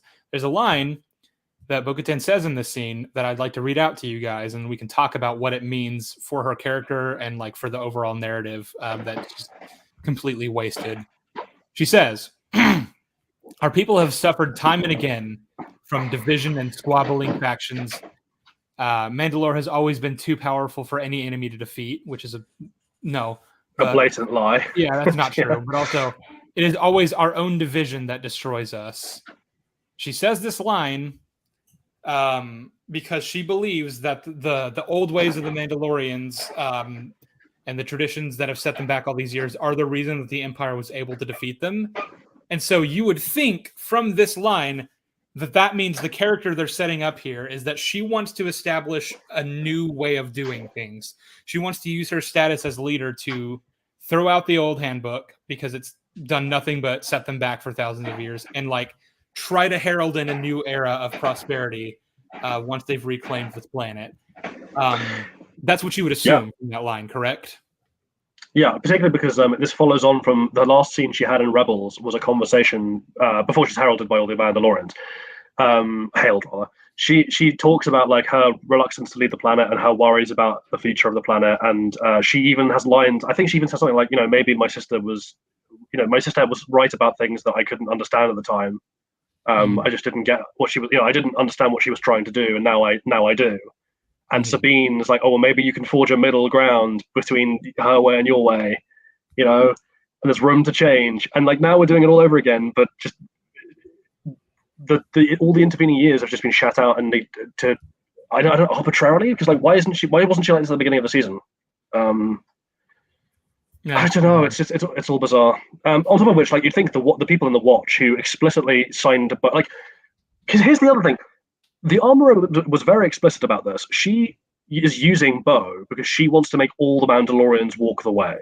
Like the Armorer is like, we have been divided for too long. All Mandalorians must walk the way, which is to say they must all go back to the old ways. Yeah, walk the path. This is the way, and all that shite. And then Bo-Katan is like now going, actually, the way is crap, and it's led to our division and our downfall more times than I can count. You'd think that Armorer and Paz, who are in the crew here, might be very worried and or feel betrayed. Yeah, you might think that like some conflict could be generated between two different characters with different perspectives and goals, but no, the Armorer and Paz don't really seem to give a shit that she said that. But the reason that I did bring it up was because there's a scene in this episode that just doesn't work on any level, especially given this context that we just laid out. that I would like to now break down, because I don't think there's anything else worthy of note before this scene. It's the scene where Paz and X-Woves are playing chess, and Paz tries to make a move that's not allowed. He tries to like flank with an enforcer, and then Axe is like, but only a wing god can flank, and these primitives make up rules as they go, don't they? And then Paz gets up, pulls out a vibroblade, and challenges him to a fight. And of course, Axe is like, can you believe this? And then he jumps into the fight because, honor be damned, like, or not honor be damned, like, honor is everything. I'm not about to submit to this guy. I'm going to kick his ass. So they're fighting. And Din is like, hey, you want me to do something about this? She's like, oh, neither side can step in. We have to let this play out. And I'm like, well, hang on. So didn't you just say last night that's not like, you're not trying to do that anymore? Like, these traditions that have continued to get your people killed are things that, you're tired of and that you want to do away with. Why would this, like, you think about, like, from the writer's perspective, right? It's like, why does this scene exist? What are we trying to accomplish? You would imagine that this is meant to establish narratively that she's done with that. She's going to step in and go, no, we're not doing this shit anymore. If you don't like the way I'm doing things, you can leave. But no, she just stands there and lets the fight play out. And you're like, okay, I guess maybe she's going to learn from this, which she never does. But then Grogu steps in his stupid fucking mech suit, and he pushes, no, spamming the no button. And then, the fight dissolves because of that. And Bo-Katan is proud of him. Yeah, she's like, you taught your apprentice well. And like, there's like a little head nod between Din and Grogu, and it's like, but I thought neither side was allowed to step in. Yeah, it's okay, there's two things, right? One is the massive one, which is a follow-on of your point. But so before I deal with that, that's just a small issue of like, why just the chess match, right? So the thing is, like, we want to have a fight break out between these two camps. So we're going to have them, like, one of them play a game in a way that the other one considers cheating. I'm like, well, and surely, of these two characters, the one who should be playing the rules in their strictest traditional sense should be Paz, right? And Axe should be the one who's like, oh, pragmatically, I can do whatever the fuck I want, and you just need to learn to think with the times. You barbarians are so wedded to your primitive beliefs, you can't think, imaginatively. But instead, it's the reverse for some reason. I just don't get it. Like, why is Paz the one who's thinking outside the box, considering the two ideologies of these camps and the two characters at play? That's didn't think about it. Yeah, so that's like an oddity, but it reveals a lot again about the writers just not giving a shit. But then the follow-on point is like, you could have taken this two ways, right? You could either have Bo play the Grogu role of like, no, we're not going to do this anymore. You're going to shut the hell up and just not fight. I say so, and I have the Darksaber, so shut the fuck up. Or you could even have had because here's the thing, this would have been interesting. All through this series, and people have used this as a defense, right? They've been like, oh, this whole series is about, the theme of this show is, of this series of the show is like about unity and about how we all need to band together to fight. Basically, this is the Lord of the Rings card. Like, we all need to band together and forget our differences when we're fighting our real enemies and learn to work together. And I'm like, that's a lovely message in theory. The problem is like, there are ideological differences between groups that are insurmountable. Like, that's a point where like you disagree fundamentally on basic ideas of like human rights or the most basic of principles, and you're not going to back down. And at that point, conflict is inevitable. And so there might even have been a thing, right, where you could have done a version of the show where Din is the one desperately trying to get the two camps to play nice, and Bo was playing along in the beginning, and then when she has her men back and all the power back, she's like, no, we're not going to just do unity for the sake of unity, because that unity is fragile and will fall apart and bite us in the ass the second these guys start fighting. Well, we need to root out this cult nonsense once and for all. Well, you know how I fucking love Jon Snow, right? His entire character, the entirety of Game of Thrones until they ruin him in season 7 and 8, is that he doesn't give a shit about these factions or these sides or who the wildlings are, who the Watch are. All he knows is the White Walkers are coming. We need to unite. Everyone, all 7 kingdoms need to unite, because this is a threat that literally like will spell the end of humanity as we know it if we don't put our differences aside. He does so many things throughout the show, right? Where he's breaking bread with the wildlings. He's trying to get these two sides who hate each other and have for hundreds of years, thousands of years even, to like band together and see each other's sides. Like, that's his entire character in those seasons, and it's really great because it it transcends the very concept of the Game of Thrones, which is like out for yourself, making political maneuvers, pulling the rug out from anyone who might oppose you politically. Like Jon is the exception to the rule, essentially, and like that's you could have done that with Din in the show. It's like I'd say it's slightly more complicated than that, right? Because I don't think Jon is, because here's the thing, like when I say about like differences are insurmountable differences, right? Jon and Mance Rayder's point before Jon was like, because Mance has this great speech as well. It was like, oh, do you know how I got Fens and River Clans and Giants to all march in the same army? And Jon's like, no. He's like, I told them that if we didn't get south, we'd all be dead if we didn't get south of the wall, because that's the truth, right? It's like, and it's like that. It's that simple. And the point there is like it's very short-term thinking, but it's necessary thinking, but it's very short. Like Mance Rayder and Jon Snow are not under the illusion that if they beat the White Walkers, everyone will be holding hands and singing Kumbaya, right? Mm-hmm. Like these differences that are put aside temporarily to fight a greater evil will come back once that evil is gone, because that is the way people work. And that was meant to be Daenerys' arc, was dealing with that problem of how do you break the wheel. Mm-hmm. Jon is dealing with the existential threat, and Dany was supposed to be dealing with the threat from within. But none of that happened. But the point I'm making here is that, like, Din could have been the Jon Snow, like, no, we need to do this now because, like, fuck our differences. We need to beat the Empire back and take Mandalore. Whereas Bo could have been the one taking the Daenerys route of, like, that's all well and good. But once the Imperials are dealt with, we'll then have a society of people who fucking hate each other in ways that are not reconcilable. So that has to be dealt with. Yeah, and that means hard choices about who our enemies are in the long term. And so that's essentially what I was getting at, is that I see a serious parallel between Din and Bo-Katan and Jon and Daenerys, and the problem is that both of them were ruined by the end. Like both pairs like had essentially the same problem. So that's not true. Din and Bo were ruined from the beginning, whereas Jon and Daenerys were only ruined at the end. Jon and Daenerys were great characters. Man, Game of Thrones had lots of those. Game of Thrones. But yeah, essentially what I'm getting at is I'm getting Game of Thrones season 8 vibes from this, and that's not a good thing. Yeah, it's really shit. And then they get attacked, but don't worry, Sheev, because the first mandated action scene of the episode is here. We have to fight a monster. It's like the writers, when they have no idea what to do to propel the plot forward, they're like, big monster, go. Well, I don't get it. I don't know if you've ever seen JX's Doctor Who video where she makes that exact joke about Chris Chibnall's writing for Doctor Who, which is like, character time is over, time for plots. Video, but like it's 5 hours and I don't care about Doctor Who, so. No, fair. But it's the thing of like, so his writing is very much like that, where he's like, we can't have character work being integrated into the plot. We have to have like scene for character talking and now scene for action. So it's like, character time is over, time for plot. The second thing is like Dave Filoni then. Oh, they would get on like a house on fire. And the other thing that I find funny is like just the visuals, right? Of these ragtag Mandos in their broken armor, in their weird surface skating sand ship versus a giant monster. And I was like, is this just Mila Jovovich's Monster Hunter trailer? Because it looks identical. Like it's bizarre. Monster attacks. And then they retreat into these caverns, and lo and behold, the caverns in question lead them directly to the Great Forge. Hooray! Convenient and lucky, and very nice and cool. I guess we did kind of skip past this, but at a certain point, like a bunch of injured and wounded people that had been on the planet this entire time were taken back to the ship by the armor.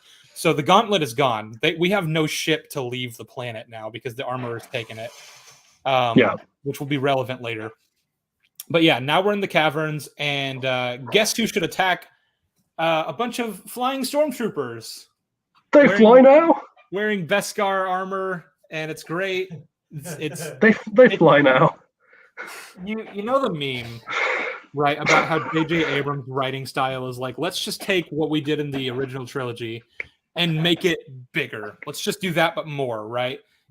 Five planets. Now we have a big planet-sized Death Star that kills 5 planets. Oh, now I have 1,000 Star Destroyers that all have Death Star cannons on them.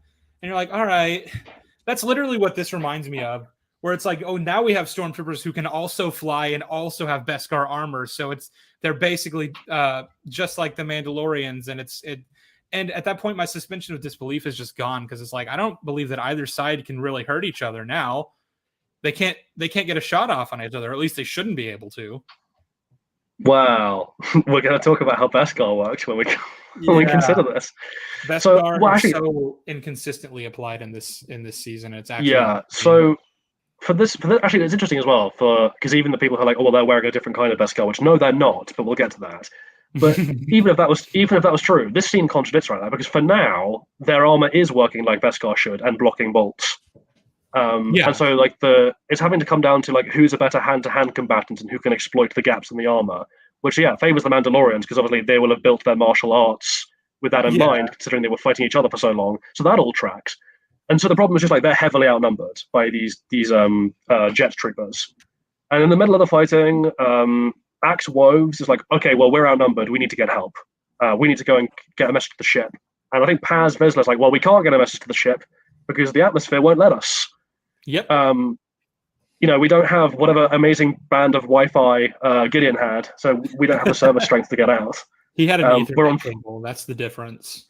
Yeah, exactly. He has satellite Wi-Fi.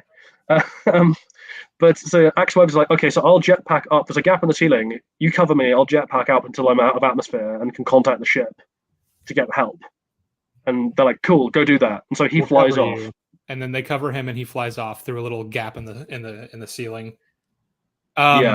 Should we address like the logistics of this now, or do we want to wait? No, let's do it now.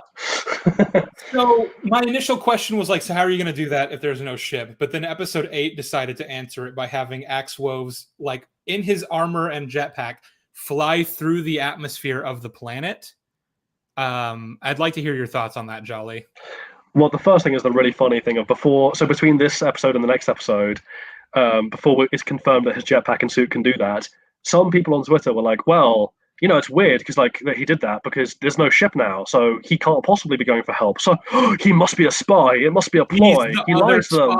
He lied to them when it's like, well, if that's the case, then these people are fucking stupid for believing. Yeah, Paz Vizsla's a moron, which I guess tracks. He is a moron. That, but Bo-Katan and all of them, like, come on.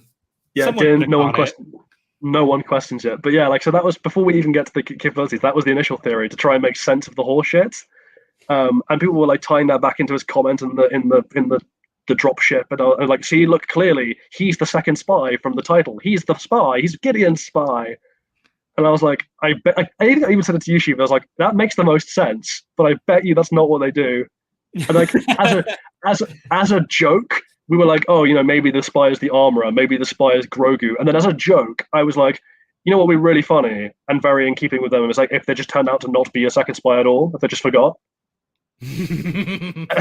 I wonder if that's what ended up happening.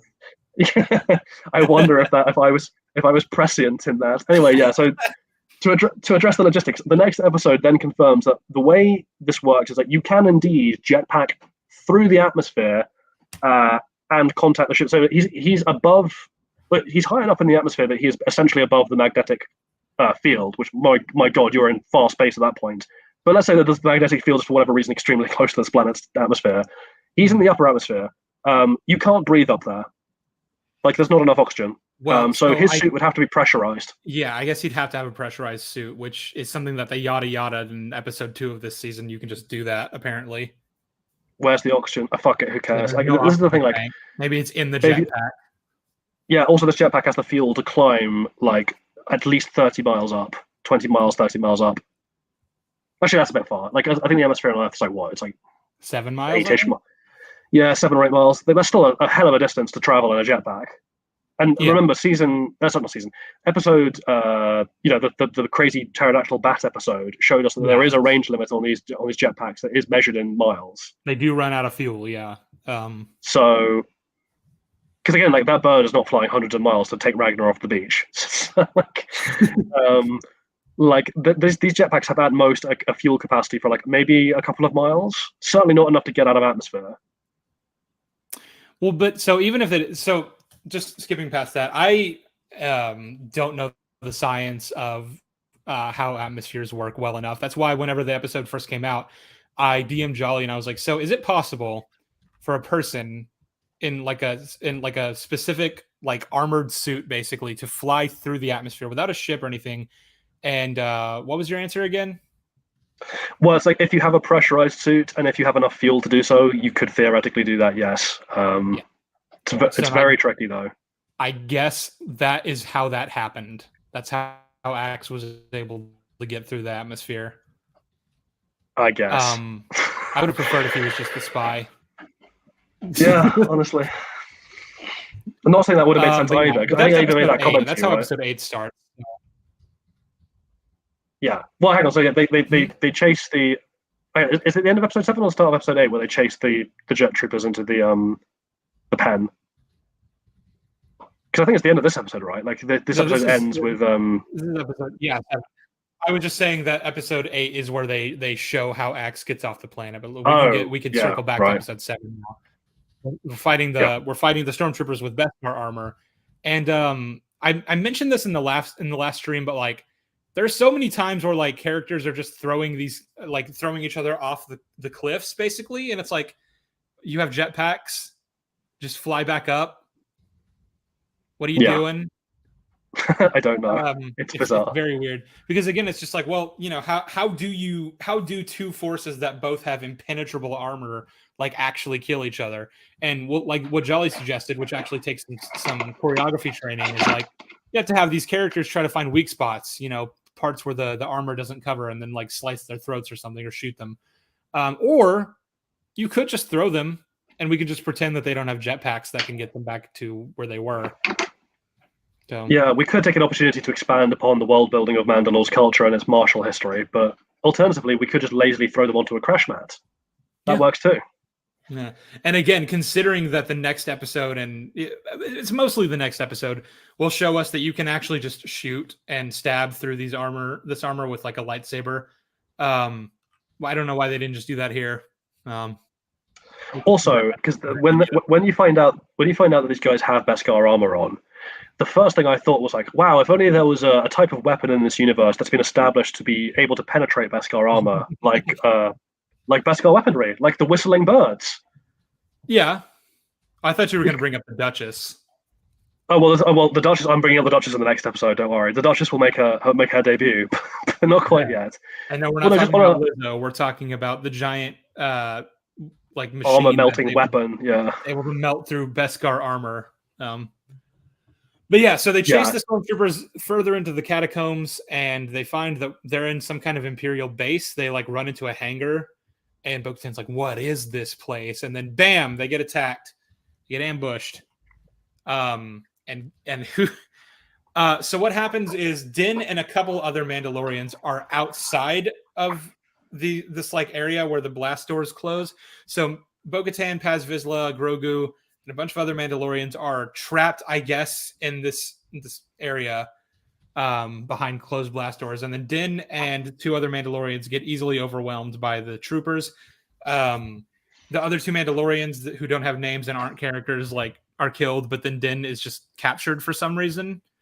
I don't know why he's spared. We never learn why Gideon spares his life, because then Gideon comes down and just has him taken to the debriefing room. What are we debriefing him on? Does he have information that we need? I don't know, and neither does the show. But yeah, Gideon flies down in his own Beskar armor. It's like all black. He's got like a Mandalorian helmet for some reason. Yeah, he has the Darth Maul Mandalorian horns, and I'm like, why? Yeah, weird. I don't know why they did that. And so, what's your take on this, Jolly? Because I've been told that it's like really cool looking, and I don't know that I think it looks. I think it looks goofy as all hell. I think it looks really stupid. The first part of this is like, Gideon's like, oh, Southpaw. What? I just want to say I'm with you too on how stupid it looks. I don't have very much to say on these two episodes, unfortunately. That's fine. No, don't worry, man. Just chime in when you have a comment. You know. Yeah, of course.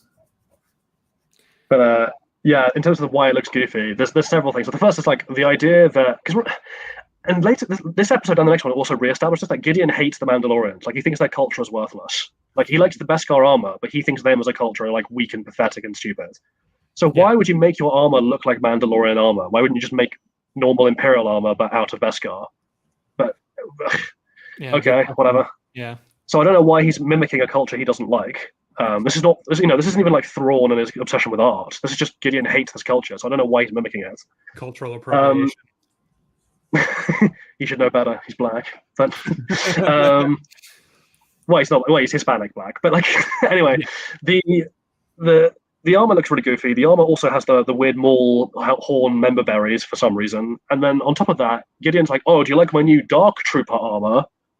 It's it's an upgrade from the robots because now it's Got an me in armor." it. And I'm like, couldn't you just made the did you make the robots out of Beskar? Yeah, I feel because that's the thing is like, what's Luke Skywalker, for example, going to do against a bunch of robots that have armor that can't be cut through with a lightsaber? He going to crush them I guess all he just has to. force? Yeah, he'd have to force crush them all, but man, that's going to take some doing. Yeah, it's gonna. I mean, while he's being shot at, so like that's gonna be pretty difficult. Maybe make those instead.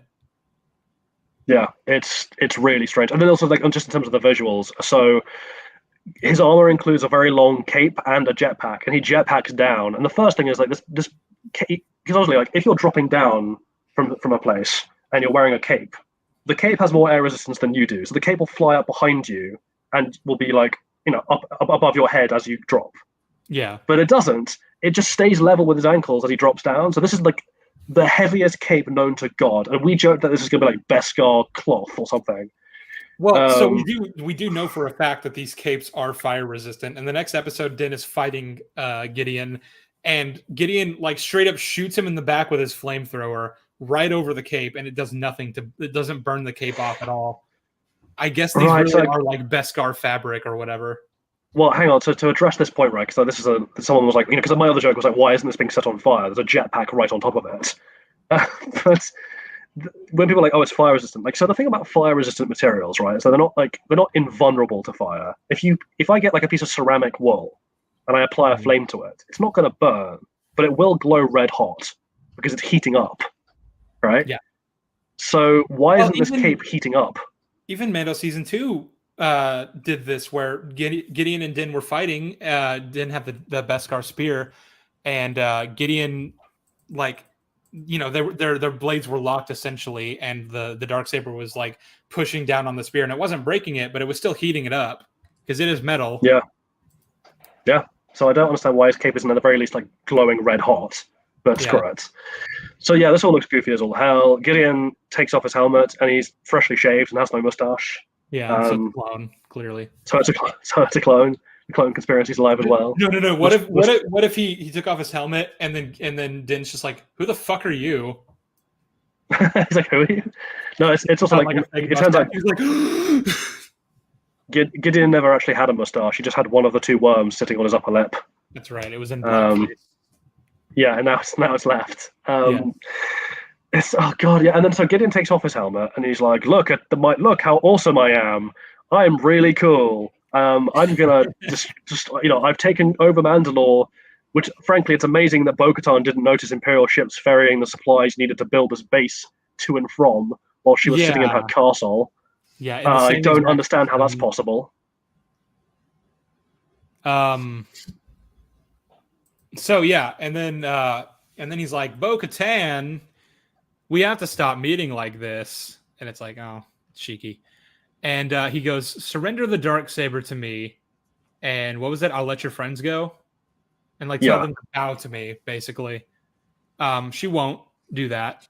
So then the Mandalorians all start like shooting at the glass while like to cover Bo while she starts cutting the other door to like cut through the door and essentially get them to retreat.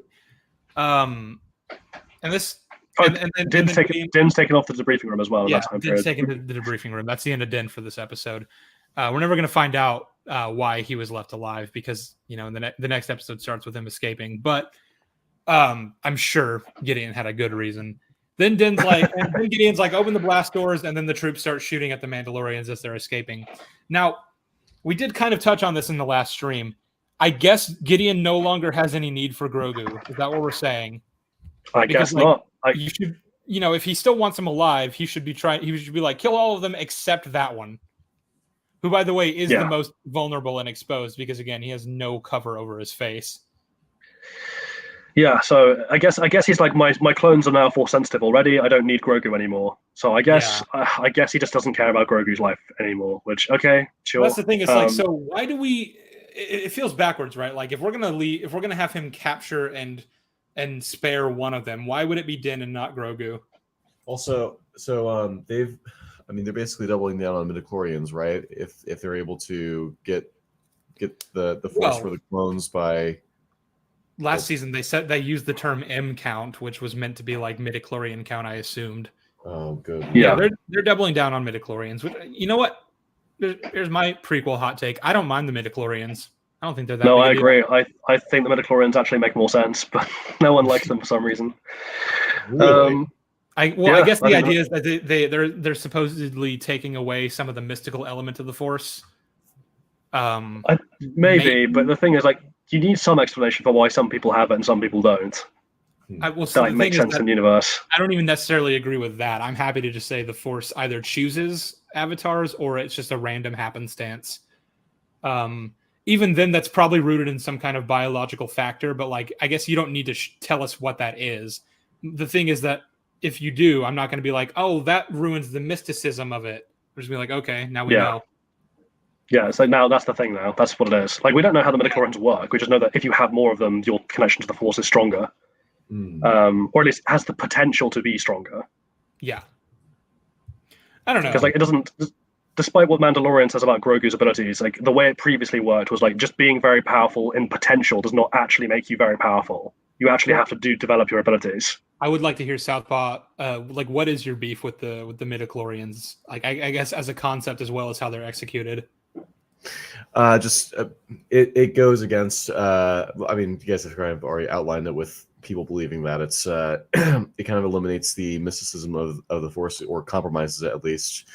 That's just always been my understanding. I'm willing to listen to a different perspective. We'd probably get derailed if we went into that this stream, I guess. I sort of took it fair enough. I sort of took it for a given that we were against midichlorians. I think you guys know me enough by now. I'm willing to just abstain from a big argument if I'm just not really prepared for it. But I'm willing. No, fair enough. So. Sure, that's fine. I don't really mind them is all I would say. If you do, like anyone out there watching this, if you do think it detracts from the mystery and it kind of ruins the magic a little bit, like, fair. I can't really disagree with that. Yeah, that's the thing. Like, I'm happy to concede. Like, yeah, it does. By definition, by giving an explanation, it does take away some of the mystery. And then, my question would be like, why is it important for it to be a mystery? Why does it being a mystery improve Star Wars? Because it might do. I'm willing to concede it might. I just need to see an argument for it. One of the problems I have, even with the original trilogy, is that a lot of aspects of the Force are intentionally like vaguely defined, right? So some of the rules, aren't exactly clear, and so you're not sure what's supposed to be allowed and what's not. Like, for example, levitation is a thing. Why can't Vader pull the Millennium Falcon back on Hoth? And this is a power that Disney has now established is possible, which fucks with that. But just taking Empire into account, it's like I feel like he should be able to do that, especially if we're the size matters not, and we watch Yoda lift an X-wing out of the swamp. Like, so you can apply the Force to levitate ships. Yeah. At that point, the best thing you can do is like it's the speed of the ship that's the problem. Whatever, we're not going to get sidetracked into that. That's a whole different tangent anyway. We got to talk about the Mandalorian because we're very nearly done with this episode now. So Bo is cutting her way out of the back end of the blast door area because she can do that with the Darksaber, and she's like, we're going to evacuate and wait for Wo's reinforcements to turn up. Mm-hmm. Oh, Gideon, by the way, was like, I'm going to go send my bombers to destroy your stupid ships. Mm-hmm. So Bo also is desperate to communicate to Axe that the bombers are on their way and to prepare the Mandalorians to evacuate so they survive. Mm-hmm. That's all happening. They cut a hole in the back. They're all filtering out one by one. Grogu included. Grogu is with them in his little suit. And Paz Vizsla's like, no, I will stay to hold a retreat, to hold the line. This is the way. This is the way. Like triumphant. It was at that point that I kind of sighed because I was like, we really are just doubling down on the way and this religion and this cult and like calling it like the cult is right. Good thing. But anyway, he closes the blast doors and Bo-Katan is like, damn it, but then she leaves and then he takes on all these troops. What's interesting is that he killed all of them. He kills so every Paz single one Vizsla, of these troops. So it's like, oh, so actually maybe if they'd all stayed, they could have just overtaken this base, couldn't they? so yeah, because I'm going to describe the events and then I'm going to describe why it's a problem, right? So the events are they all leave, Bo gets away, Paz is covering the retreat, and he takes on like a good 7 or 8, maybe even 10 of these other troopers, and he kills them all. Like he just beats them to death and throws one off a cliff that somehow doesn't come back. So he wins this fight. Worth noting that his jetpack is damaged. I wasn't sure about that at first because the next thing that's about to happen, I'm like, why didn't he just fly away? Jetpack was damaged, so that's fair. Yeah, so jetpack is damaged, and then once he's killed all these troopers, we have a dramatic vocal soundtrack and 3 Praetorian guards from The Last Jedi, but with different helmets. Yeah, it's really over dramatic and badly put together. The music. That's just my opinion. I think it sounds cheap.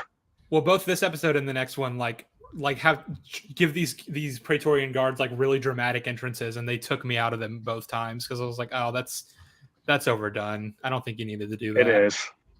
It's not just overdone. It's that the thing that they are overdoing is not like a full, well put together chorus. It's like a couple of dudes yelling. Essentially, it's not very well done. So it does come across quite cheap. It comes across very student film production-y. Like someone was trying to recreate Duel of the Fates, but badly. Anyway, so these are we Praetorians getting to the point where it's like, remember the sequels? Is that where we're at now? It kind of is, isn't it? God. Yeah. Oh God! Oh fuck, Jolly! We're at the point where they're trying to get the sequel nostalgia. Member berries. Well, yeah, that's why we're getting the Rey movie. It's the sequel, Member berries. We're at that point now. It's so fucked. It's so beyond. In a way, it's like we are now in the terminal stage of Star Wars. Like we're in the end game now. There's nowhere for them to go. They've hit rock bottom. This is the last gasp before the coughing, dying breath.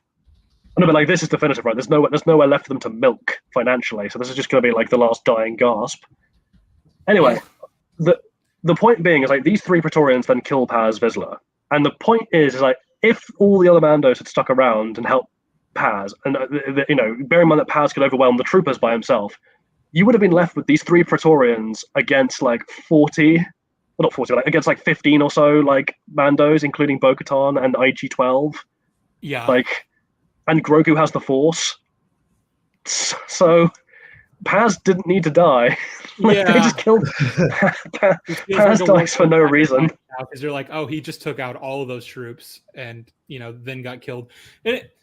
So here's something that I want to say about the Praetorian Guards, and this will be more relevant in the next episode. Again, I remember when they appeared in this episode, everyone was like, oh, sequel fans stay winning. Woohoo! Praetorian Guard. It's these episodes made them so much lamer than they already were. But sweet member berries though, Sheev. Particularly, it's oh, we needed 3 to take out 1 Mandalorian. Okay. One Mandalorian who was tired from having already taken on an entire fucking squad, essentially. Yeah, that's going to be more relevant to the next episode, so I'll save it for then. But yeah, they kill Paz, and then they just kind of walk back behind the crate that they emerged from. they sheepishly go back off stage. And you're just kind of sitting there like, man, we're really reaping the Last Jedi, and we're not even doing it well. Yeah, we're really... One other thing worth noting is when they stab Paz, their weapons are able to cut right through his armor like butter. Oh yeah, that sword can penetrate Beskar. Yeah, supposedly. So I remember everyone saying, noting that on Twitter. They're like, "Wow, they have weapons that are apparently more powerful than lightsabers because they can cut through Beskar." But again, with the way things happen in the next episode, Beskar is applied so inconsistently that I'm not even sure they were actually trying to establish that as a hard rule. Well, this will be one of our overarching points when we finish the last episode, right? Is the Beskar is that's not a meme anymore. Beskar is literal plot armor. It literally functions according to the whim of the writers. Yep. But with that, episode 7 has come to a close. We're making good time. Thank God. All things considered. We're not tangents about. Oh God, I'm sorry. Did my mic fuck up again? Yeah. Just for a second there, but you're good now. Okay. Well, thankfully, we didn't have to go on any tangents about whether they gave Lizzo a name. Yeah, no, we're doing 10 minutes better than we did in the last stream, so let's keep up this momentum, guys. That's right. I'll Jolly, try and it's push it through. your turn to Yes, summarize. yes, it is. So we're at the finale, ladies and gentlemen. We're in the end game. We're at the last episode, and honestly, we can't get through this fucking quickly enough. So let's barrel through. So the first thing is that like, and this was kind of touched upon in the last episode, but like Beskar, the fact that everyone has Beskar now means that fighting is bloody worthless. Like, yeah. I don't understand. Like the stakes are fucked. Because the thing is, like, you could, like I said before, you could do something clever there about like, oh, it's about the Mandalorian culture of fighting Beskar means that they're best. They don't know how to exploit its weaknesses or whatever, and like that shows how an ignorance of the culture, but the ignorance of the culture that Gideon has contemptuously disregarded could be his undoing, and we could make a larger point maybe about racism of the Empire. No, it's just they're all hitting each other, and it's just my special effects are better than your special effects, basically. Yeah. Which is really annoying. So the first thing to notice is, Din has been carried off by guards.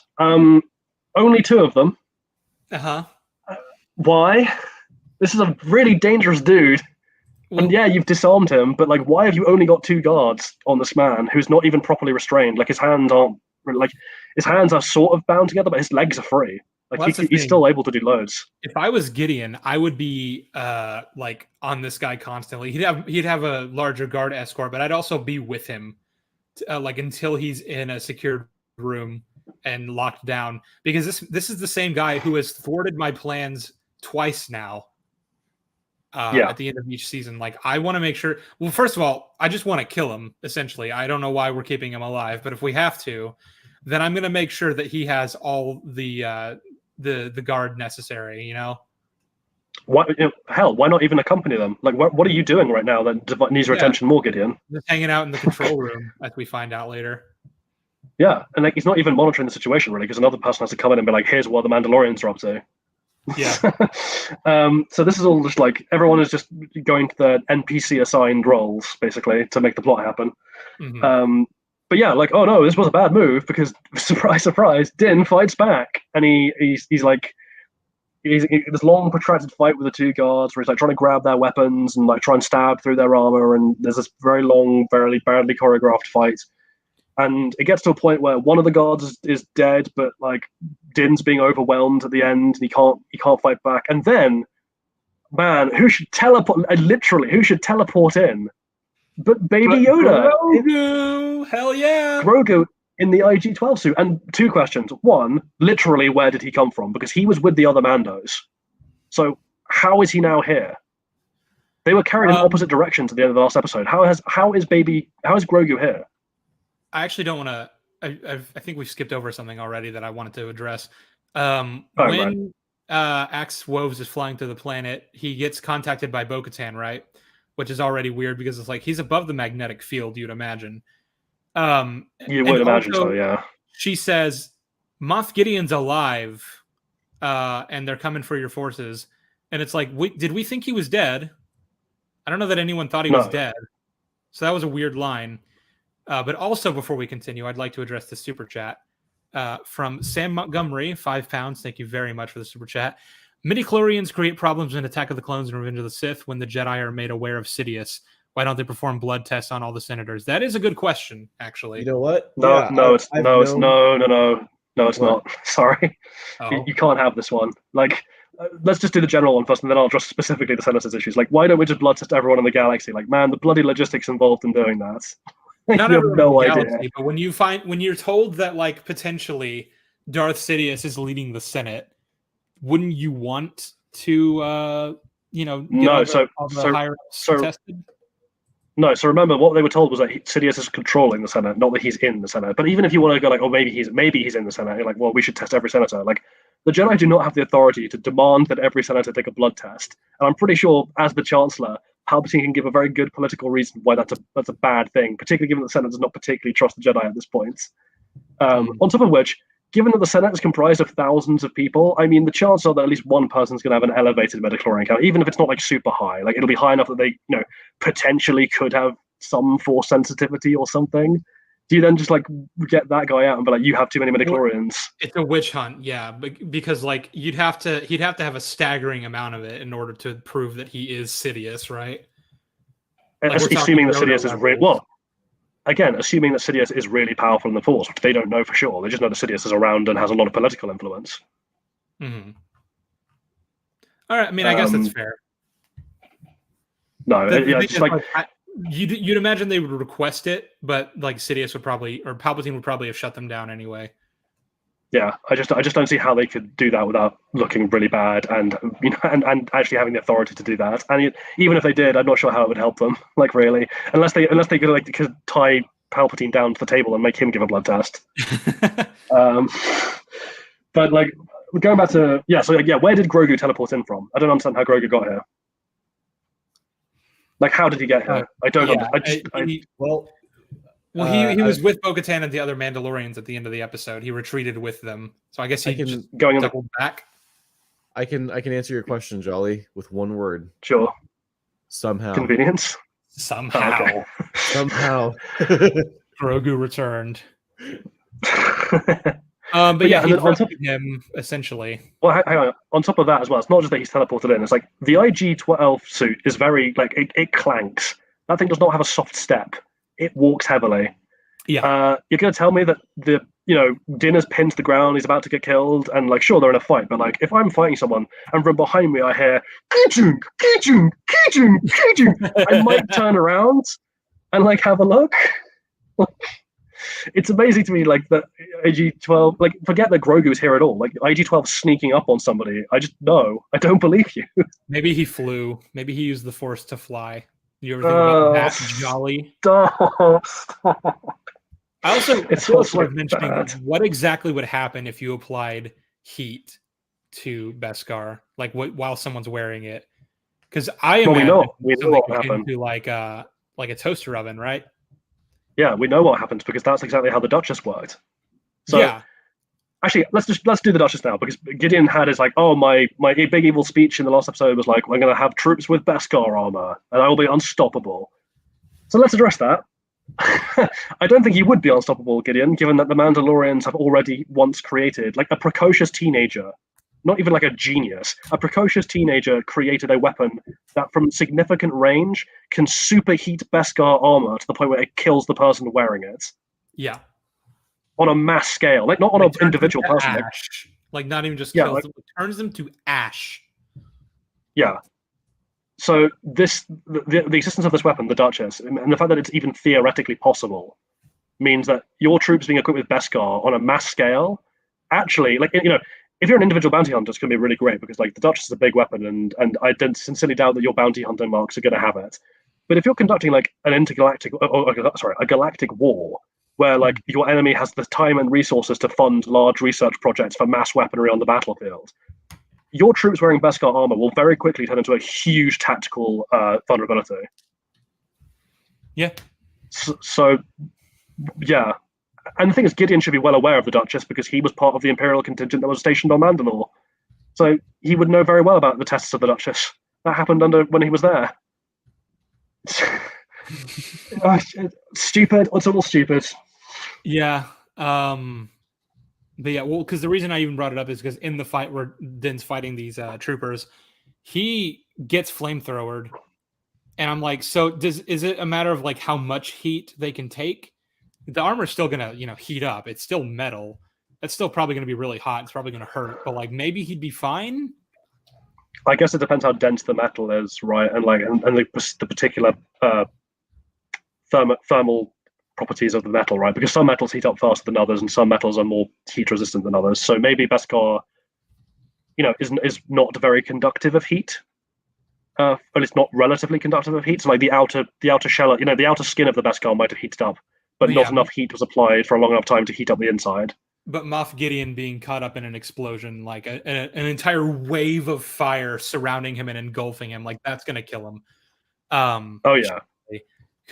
Because aside from the Gideon mustache theory, the other reason like I've heard people say that he might still be alive is because he was wearing Beskar when the explosion happened, so it protected him. And I'm like, I don't think you know how. I want to say I don't think you know how Beskar or like just how armor works in general, but like neither do the writers, so that's not an entirely impossible theory, is it? No, I guess not. It's we'll have much to say about Beskar when we get there, right? Like now, for the time being, back to the plot. Gideon is in the control room. and like he's just like hanging around doing nothing, and then someone comes in, and they're like, "Oh, the Mandos are escaping down this area," which is basically just like basically causing like, "We have the Mandos on the run," and it's basically just him coming in and being like, "Sir, we are evil," ha ha ha. And Gideon's like, "Yes, we are evil, but incompetently so because Din's escaped." And the guy's like, "Well, I could send troops to deal with him," and then Gideon's like, "No, I'll do this myself." Are we gonna talk about the fact that he's looking at like a map of the different corridors and he's watching like two little dots, red and green, meant to represent Din and Grogu? I don't know how this works. Green just to represent Grogu. I don't know. I don't even know how he can possibly be tracking them, right? Like, and are there cameras? Are there? I don't know. Whatever. Like signatures. I don't know. I guess he's like, I'm on my way to go deal with that. You guys deal with the Mandalorians, but I will definitely go and deal with this. That's my top priority. I won't faff at all. Yeah. Also, like the episode. I kind of asked this later, but at the time before we got to that bit, I was watching the scene. And it's like, I will deal with Din myself, and I was like, well, how did that work out for you last time, mate? Didn't you get your ass thoroughly handed to you last time when you fight Din? Why not just bring like a small squad of troops to come with you, at least? Well, he brings the Praetorians, right? So I guess he does. Oh yeah, I guess he does. That's fair. Well, because we'll get to this, but when he actually does confront them, he's like out in the open with his mask off, and it's like, what the fuck are you doing, buddy? Yeah. So the next thing is Din is trying to get his way around the facility, and he's like, "Oh, I need someone to open these doors." So he gets on the comm, and he calls in R5, who has teleported in because I don't know where he was. Yeah, he was just hanging out. Like, did he even come on the mission with them? I don't remember that. No, he didn't. Oh my god. I just realized that, yeah. R5 just teleports in. he fast travels in. And Din's like, I need you to risk your... Also, remember, R5, famously a coward, he's like, I need you to come down and risk your life in an Imperial base to open the doors for me. So and R5's like, yeah, cool beans, man. I'll do it. You have an Imperial base that a single droid can just fly into undetected and download vital information. Like, what? Yeah, there's no security protocols. Remember how in Empire Strikes Back there were doorways when R2 tried to open them and he got fried because there was a security lock on them? Yeah, no, apparently that doesn't exist anymore. We can't do that. Yeah. So R5 flies down and he starts opening doors, but in the background, you see a little mouse droid go by. And at first you're like, oh, that's a little nice cameo. I like the mouse droids. They're cute. But no, this mouse droid, apparently a noticed R5 is up to shenanigans. So we're going to hear more about this mouse droid later. Anyway, also part of this is really funny, right? Because he contacts R5 and he's like, I need you to open the doors. And R5 like beeps back at him. And Din Djarin says, I don't speak binary. Din, you're a bounty hunter with a lot of experience of droids. In fact, you can fix droids, and you had to fix your own ship because you had a ship that had nav computers. And as was established in the original trilogy, those large ships communicate in binary. That's how C-3PO talks to them. And also that's why Owen Lars needed a protocol droid to speak binary for the moisture evaporators. So this is a universal computer language. How does Din not know this? Well, you see, Din, he in his missions, he works with Tusken Raiders so much, he needs to learn Tusken Raider sign language. Okay, he sign language to communicate. He can't learn. He can't learn droid. You think learning droid, particularly for someone in a profession like his, would be like a must-have skill? Like most people in this galaxy who in any way work around ships or droids, which would be a lot of people, would have to know this, like as a matter of course. It's it'd be like not knowing basic. Like you have to know this. In the original trilogy, I don't think there was ever a time where anyone other than C-3PO was able to directly understand R2. Right? It seemed to be implied that no, I don't think he did. I don't think there's ever a time where Luke spoke with R2 in the original movies and was actually able to understand what R2 was saying to him. He definitely does an Empire. Well, at least he does in a ship, right? Which I guess he's getting a readout. But Well, so But- in the when he's talking to him in the ship, he's literally reading off what R2 is saying as it's translating for him. There is a line, I don't remember exactly what he says, but when they're on Dagobah, R2 bleeps something and he's like, "I hope you're saying blah blah blah blah blah blah blah," because I agree, which implies to me that he doesn't understand him. He just generally knows like what R2 wants and agrees with it, I guess. Okay, I guess the difference is that like there's a good reason why Luke might not know binary, and as much as like No. Luke So- is a farm. The reason that I'm bringing that up is because Star Wars has then gone out of its way to show that you actually can learn the droid language, right? Like, even in fact, in The Last Jedi, Luke speaks to R2 and understands what he's saying, which tells us that he apparently did learn it eventually. So now this show doesn't have an excuse to say that Mando just doesn't know how to understand droids, because that is a thing that you can do in this world. Yeah. So this makes fuck all sense. Anyway, so yeah, Bo contacts Axe to be like, the Gideon's alive, and you need to prepare the troops. Use the large ship as a decoy. Get everyone down on the ground, and we'll take the base from the surface. Which, like, I don't know how she's contacted Axe, but she can. Yeah. Axe then gets above the atmosphere and he contacts the ship. Because here's the thing, like at this point, there's like, oh, maybe Axe is the spy. He's just not going to tell the Mandalorians what's going on. But no, he gets up above the clouds and he contacts the ship and he relays the orders. He just tells them exactly what he's like, we need help and come down. So Axe is now categorically not a spy. Yep. So the last episode's title is Bollocks. Maybe There was only one spy. Don't there's still time. It can be somebody else. Oh yeah. No, it could be Owen Lars. I think guess. Gideon's mustache was the spy. That's why it's not there. Captain Tava was the spy. R5 was the spy. Yeah. Take your pick, That really. The show doesn't. The mythosaur at the bottom of the well was a spy. So the other thing is they're all like, oh, get to the ship. So the guy on the Mandalorian who's on the ship is like, oh, everyone get to your ships. And I'm like, why bother? Because we've just proven you can jetpack all the way there. So you're wasting time to get to ships that are not going to be used in the final battle because you're going to have to do a ground assault anyway. Right. So here's the thing. He knows that the Imperial troopers are coming up to destroy their fleet. That's specifically like what their goal is. We even get a shot where after all the ships fly into the atmosphere, from the exact same position, a bunch of Imperial ships fly out of the atmosphere, and it's like, I guess they didn't crash into each other. Yeah, none of them hit each other. Yeah, kind of weird. But like, you'd imagine that these ships are being deployed in order to like counter the attack, right? Like, yeah, a dogfight's gonna happen, but no, they just fly down to the planet. So, oh well. Right, and now we get to you're leaving your fucking light cruiser exposed with like no sufficient defenses is essentially what we're getting at. Yeah, it's Axe Woves takes control of the ship and he's going to do a grand last stand to hold them off and buy time for the others to get to the surface. Yeah, cool bean. So Axe is a good dude. We like Axe. Yeah, good. Now good we cut back to Din, and there's another frankly fucking hilarious piece of dialogue. So they're going along the corridor. They peek around the corner and they see that weird corridor from the last episode, which is like, got the weird laser doors from Naboo, like every 5 feet, where like there's just random sequence.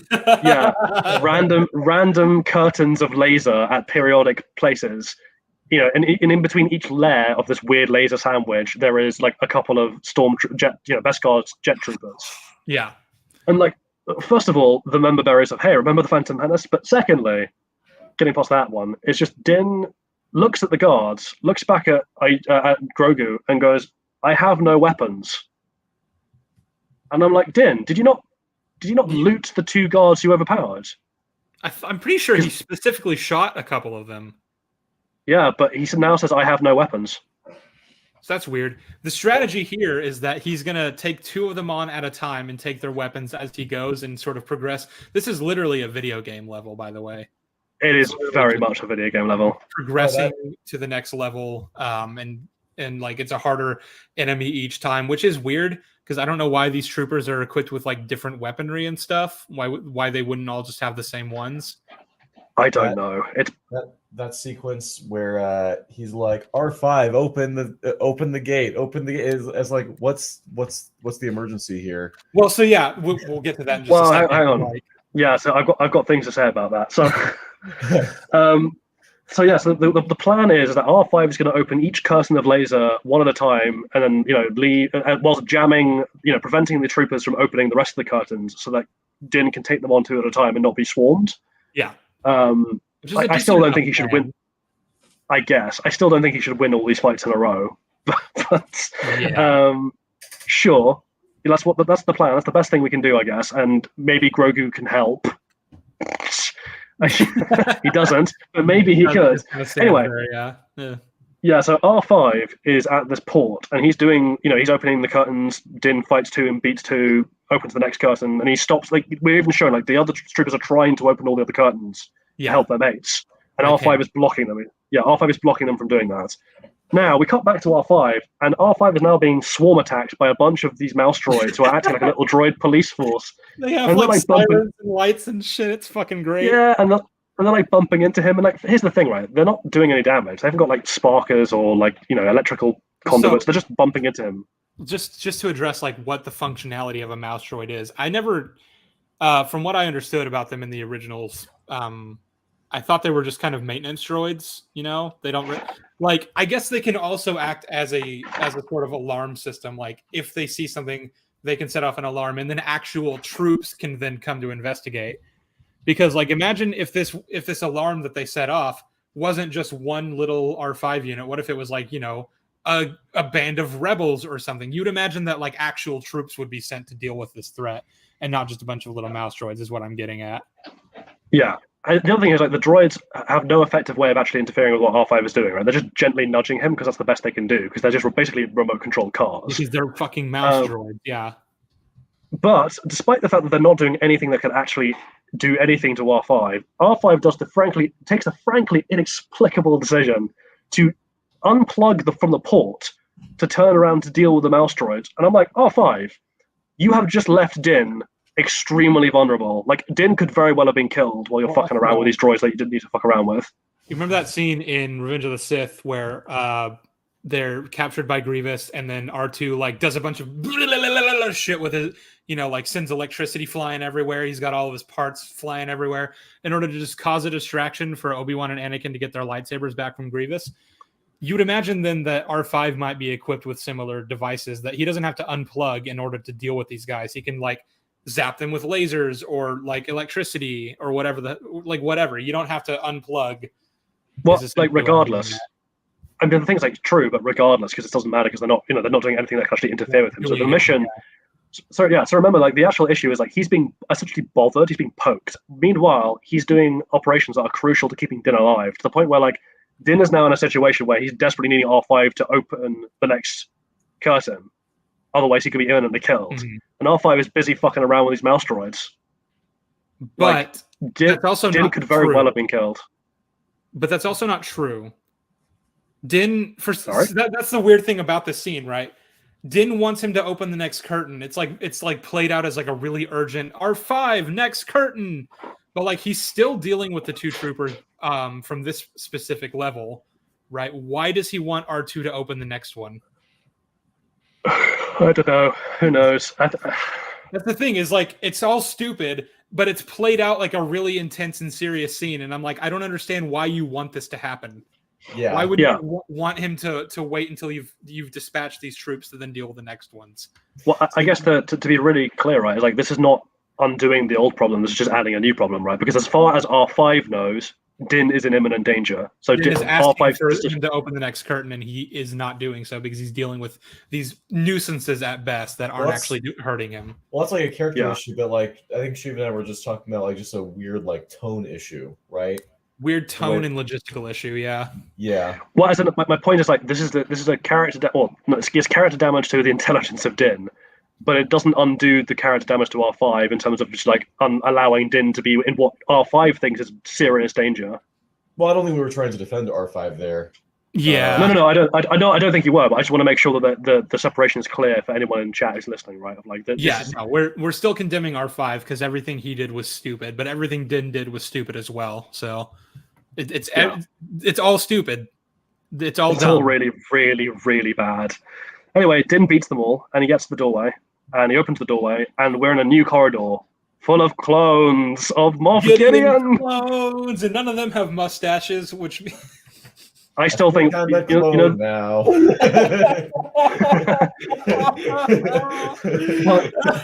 Like, I was gonna make. Do you remember the joke I made to you, Sheev, of like what we named these things? It's like you're Giddy 1, you're Giddy 2, you're Giddy 3.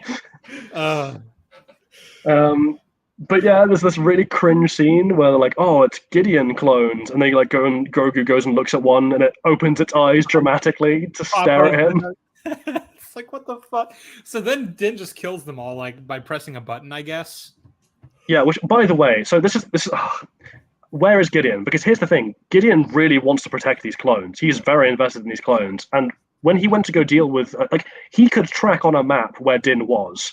But rather than like wait and ambush him before that corridor or get the Praetorians to intercept him, he left the room, and other than the weird laser curtain guards, left the way entirely clear. That room is unguarded. So yeah. I guess he doesn't actually care about his clones that much? Yeah. Question mark? Gideon is inconsistent. Who'd have thought? Yeah, well, just Gideon as a whole in this episode is so fucking lame. Yeah, he's really, really shit. Really He's been terrible. building up his end game for 3 seasons now. And now we find out what they are, and it's just, oh, you wanted to clone yourself and be force sensitive and make an army of Beskar wearing troopers? I don't know how you're planning on keeping command of here's the thing, like Gideon, I don't understand what your end goal is, right? Because like you build an army of your own clones who are all got the force, but you don't, and also Dark Trooper armor, but you don't. I mean, you might have the Dark Trooper, but you're not force sensitive. So what's to stop any of these other clones just overthrowing and killing you? Like with Palpatine, apparently he can like transfer his own soul into one of his clones. So at least then it's like it is still him. Yeah, it's still you. It's your clone, but it's you. With Gideon, he can't do that. That's not possible. He wants to create his own replacement.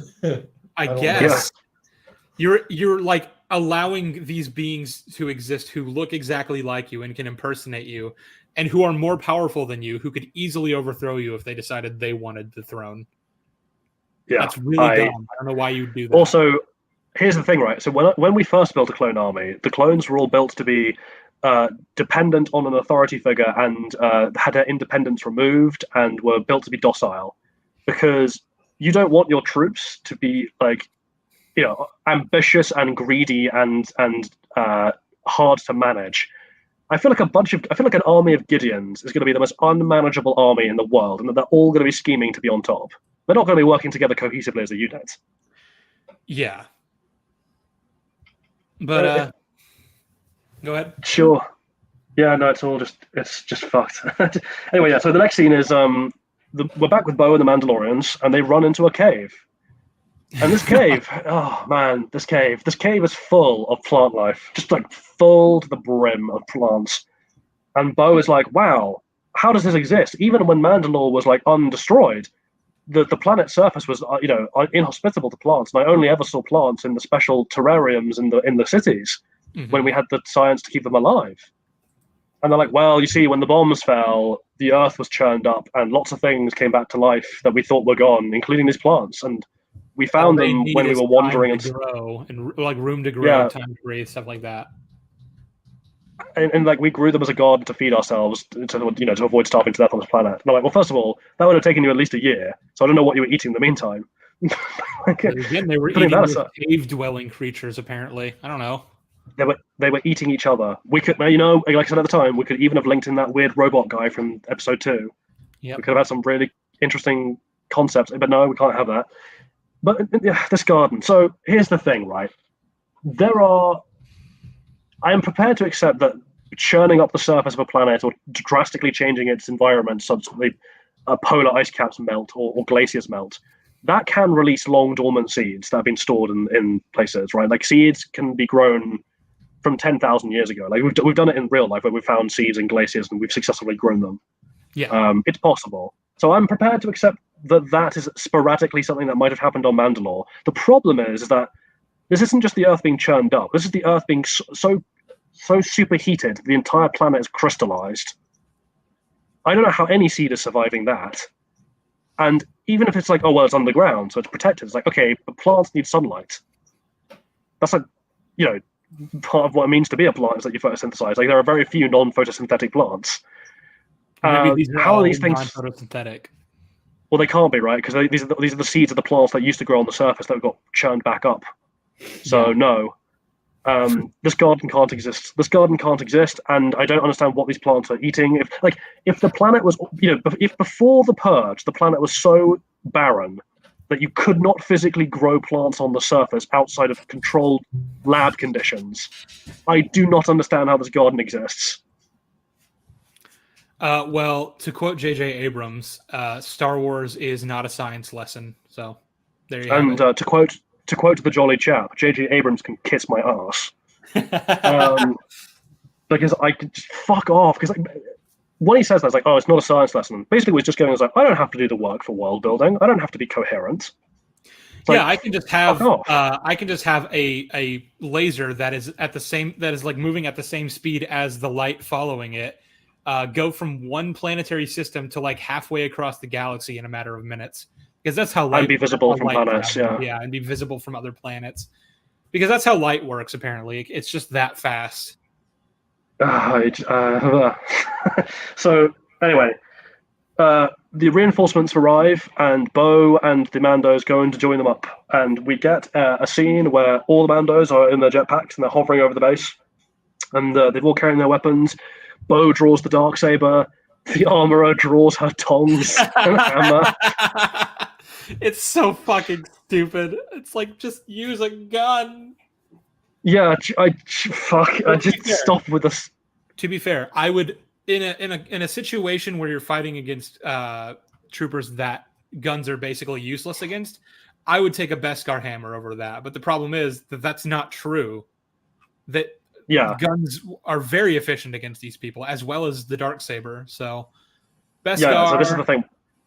Let's talk about the air battle. So rather than have again like a well choreographed or tactically nuanced scene of how they're going to deal with all these troopers in Beskar, they just Zerg rush them. Both sides just Zerg rush each other. They just collide in midair, shooting their guns, and it's just general chaos. And like now, given the stakes that have been established, right, of like everyone's wearing Beskar, and before, I mean, we'll get to this again when we talk about Beskar properly, but no, everyone listening, the Beskar that these troopers are wearing is not different from the Mando Beskar. It's not been established to be. So it's the same. It's the same Beskar. So you're fighting invulnerable troops who are also fighting other invulnerable troops. And how do you deal with that? It's like, well, we could do it tactically well and nuanced, or we could just have the Beskar that the troopers are wearing inexplicably fail. Like, the Mando laser shots are penetrating their armor, and Bo stabs clean through one of their chest plates with the Darksaber, like it's butter. Mm-hmm. Also, I just want to point out this comment. Imagine a Lord of the Rings style scene. You have my sword and you have my axe, and then someone goes, and you have my tongs. She just stands up. She's in Rivendell with all of them. Yeah, no, she's the one who tried to smack the one ring, but not Gimli. She hits it with the Beskar hammer, and like the ring is indestructible, but the Beskar hammer is also indestructible. So the universe just ends in a logical contradiction. Yeah, it's when an unstoppable force meets an immovable object. Or maybe the armorer helped Sauron forge the One Ring. Who knows? Maybe the One Ring is made of Beskar. Probably, yeah. Andoril is made of Beskar as well. Everything's made of Beskar. You can't get rid of the fucking thing. Fuck Beskar. Yeah, absolutely fuck Beskar. Actually, when we talk about Beskar again, I'm going to compare it to Mithril, because I think there's a really apt comparison to be made between those two metals and how they're dealt with in universe. Anyway, while that fight's going on, Gideon ambushes Mando, and he's like, "You killed all my clones before they could even take their first breath, you baby-killing monster." Also, again, it's just pointing out, like, he's standing out in the open with his helmet off. That's stupid, but also, Din, shoot him in the face. Now. Do it now. Yeah. Or use a rocket, or those whistling birds. Where did they go? Where did they go? Where did these whistling birds fucking go? Anyway, he just ran out of them, and then he just never yeah. recharged. Yeah, well, he went back to her and he was like, "Can you make some more?" And she's like, "It is forbidden to make Beskar weapons." He's like, "Well, you did it the first time round." I wasn't present when you guys were talking first about the big jetpacks against jetpacks charge. Yeah. I think Jolly very clearly missed the line about how the Mandalorians have blasters that have very special bolts that can pierce through Beskar. They have silver bolts. Yeah. Well, it's like, if anyone has seen Wallace and Gromit, The Curse of the Were-Rabbit, it's like, a bullet! A bullet! What kind of bullet? A bullet of solid gold! Like, it's just that thing, right? Like, 24 carats!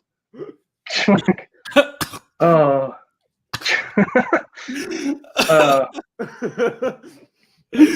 Oh, God. Again. It's such a good movie. Oh, it's such a good movie. I went to school with the grandson of the guy who does the voice of Wallace. Cool. Really, Peter Salas? Yeah. So I was at school with his grandson, Aiden. I actually I grew up on Wallace and Gromit. It was The Wrong Trousers and what was the other one? Oh, I love The Wrong Trousers. It was The Wrong Trousers, and then what was the other one that I? There's the one with Shaun the Sheep, and there's also the one like where he's got the bakery wife. It was the one with Shaun the Sheep. That was the one that that was the other one that I grew up with, and then the one with the bakery wife, wasn't that like the last Matter of Loaf and Death? Yeah, well, that was the last short that they did. That was after Curse of the Were-Rabbit. But like, I didn't see a Grand Day Out, but I grew up on The Wrong Trousers and the Shaun the Sheep one. I grew up surrounded by trousers. Grew up surrounded by weird claymation robots. I mean, actually, the other cool thing, on a side note, is like my undergrad university, which was Bristol University, hence my knowledge of piracy. But that's where Aardman Studios is based, which is the Wallace and Gromit Studios. So I've been around their studios, which is quite cool. Oh, that's based, dude. I went and saw Curse of the Were-Rabbit in theaters for my 10th birthday. It was pretty sweet. Nice. Yeah, I love Wallace and Gromit. It's great. Anyway, back to uncultured Sheev here. I've only seen Curse of the Were-Rabbit. I've never seen any other Wallace and Gromit. Watch Wrong Trousers. Wrong Trousers is fantastic. It's really good. Also, they managed to make the world's most evil looking like the villain is a penguin. The villain is just a penguin, but like it is. I've never seen a penguin made to look so unbelievably sinister as this penguin looks. It's the most sinister penguin in a movie besides Colin Farrell. Now there's actually there's a like a meme, there's a GIF that honestly I'm gonna put it in the 2.5 Worms chat. Give me 1 sec. Okay. While you're doing that, I'm just gonna carry on with the breakdown. Well, I just want to say that this right here is the process of writing Star Wars. Oh yeah. That's where that's from. Okay. So everyone, obviously you can't see our chat. So the GIF is a scene from The Wrong Trousers where Gromit is on top of a toy train that's going very fast, and there isn't enough track. Toy train. Yeah, so he's desperately laying track in front of this incredibly fast-moving train as it's going to avoid it just like falling off and everyone getting killed. And it's like, yeah, this desperate attempt to patch the holes as we go is very Disney Star Wars. The difference is that Disney Star Wars doesn't succeed, right? The train is very much derailed. But the difference is that they're kind of just throwing the tracks anywhere and hoping that they land in formation, and then they don't. The train has already derailed, and they're just like tossing tracks out. Yeah, and being like, "We need to keep this thing moving." Pushing it, push with your legs. Right. So yeah. We're at Gideon behaving like an idiot with his helmet off, and then he's like, "You killed my babies," basically, which is weird, but fuck it. And then he starts fighting Din. And it's now established that the Dark Trooper armor he's wearing is like robotically enhanced. So Gideon is now super strong, and we have all these like gear whirring noises and. Sorry, he'd have to be really strong for reasons we're going to get to. Yeah, so he's now like his strength has been enhanced, and that's how he's now able to beat Din in a fight. And he's got all the Mandalorian gadgets, and he even has like a little jibe later in the fight where it's like, "Oh, without your toys, you guys are nothing." Anyway, Din is weird when saying that while wearing one of their toys, quote unquote. Yeah, literally. Din's fighting him, and out pop the Praetorians, the 3 Praetorians. They go for Din. Yeah, we have the stupid voice cue. I guess I don't know. Should we be grateful that it's not?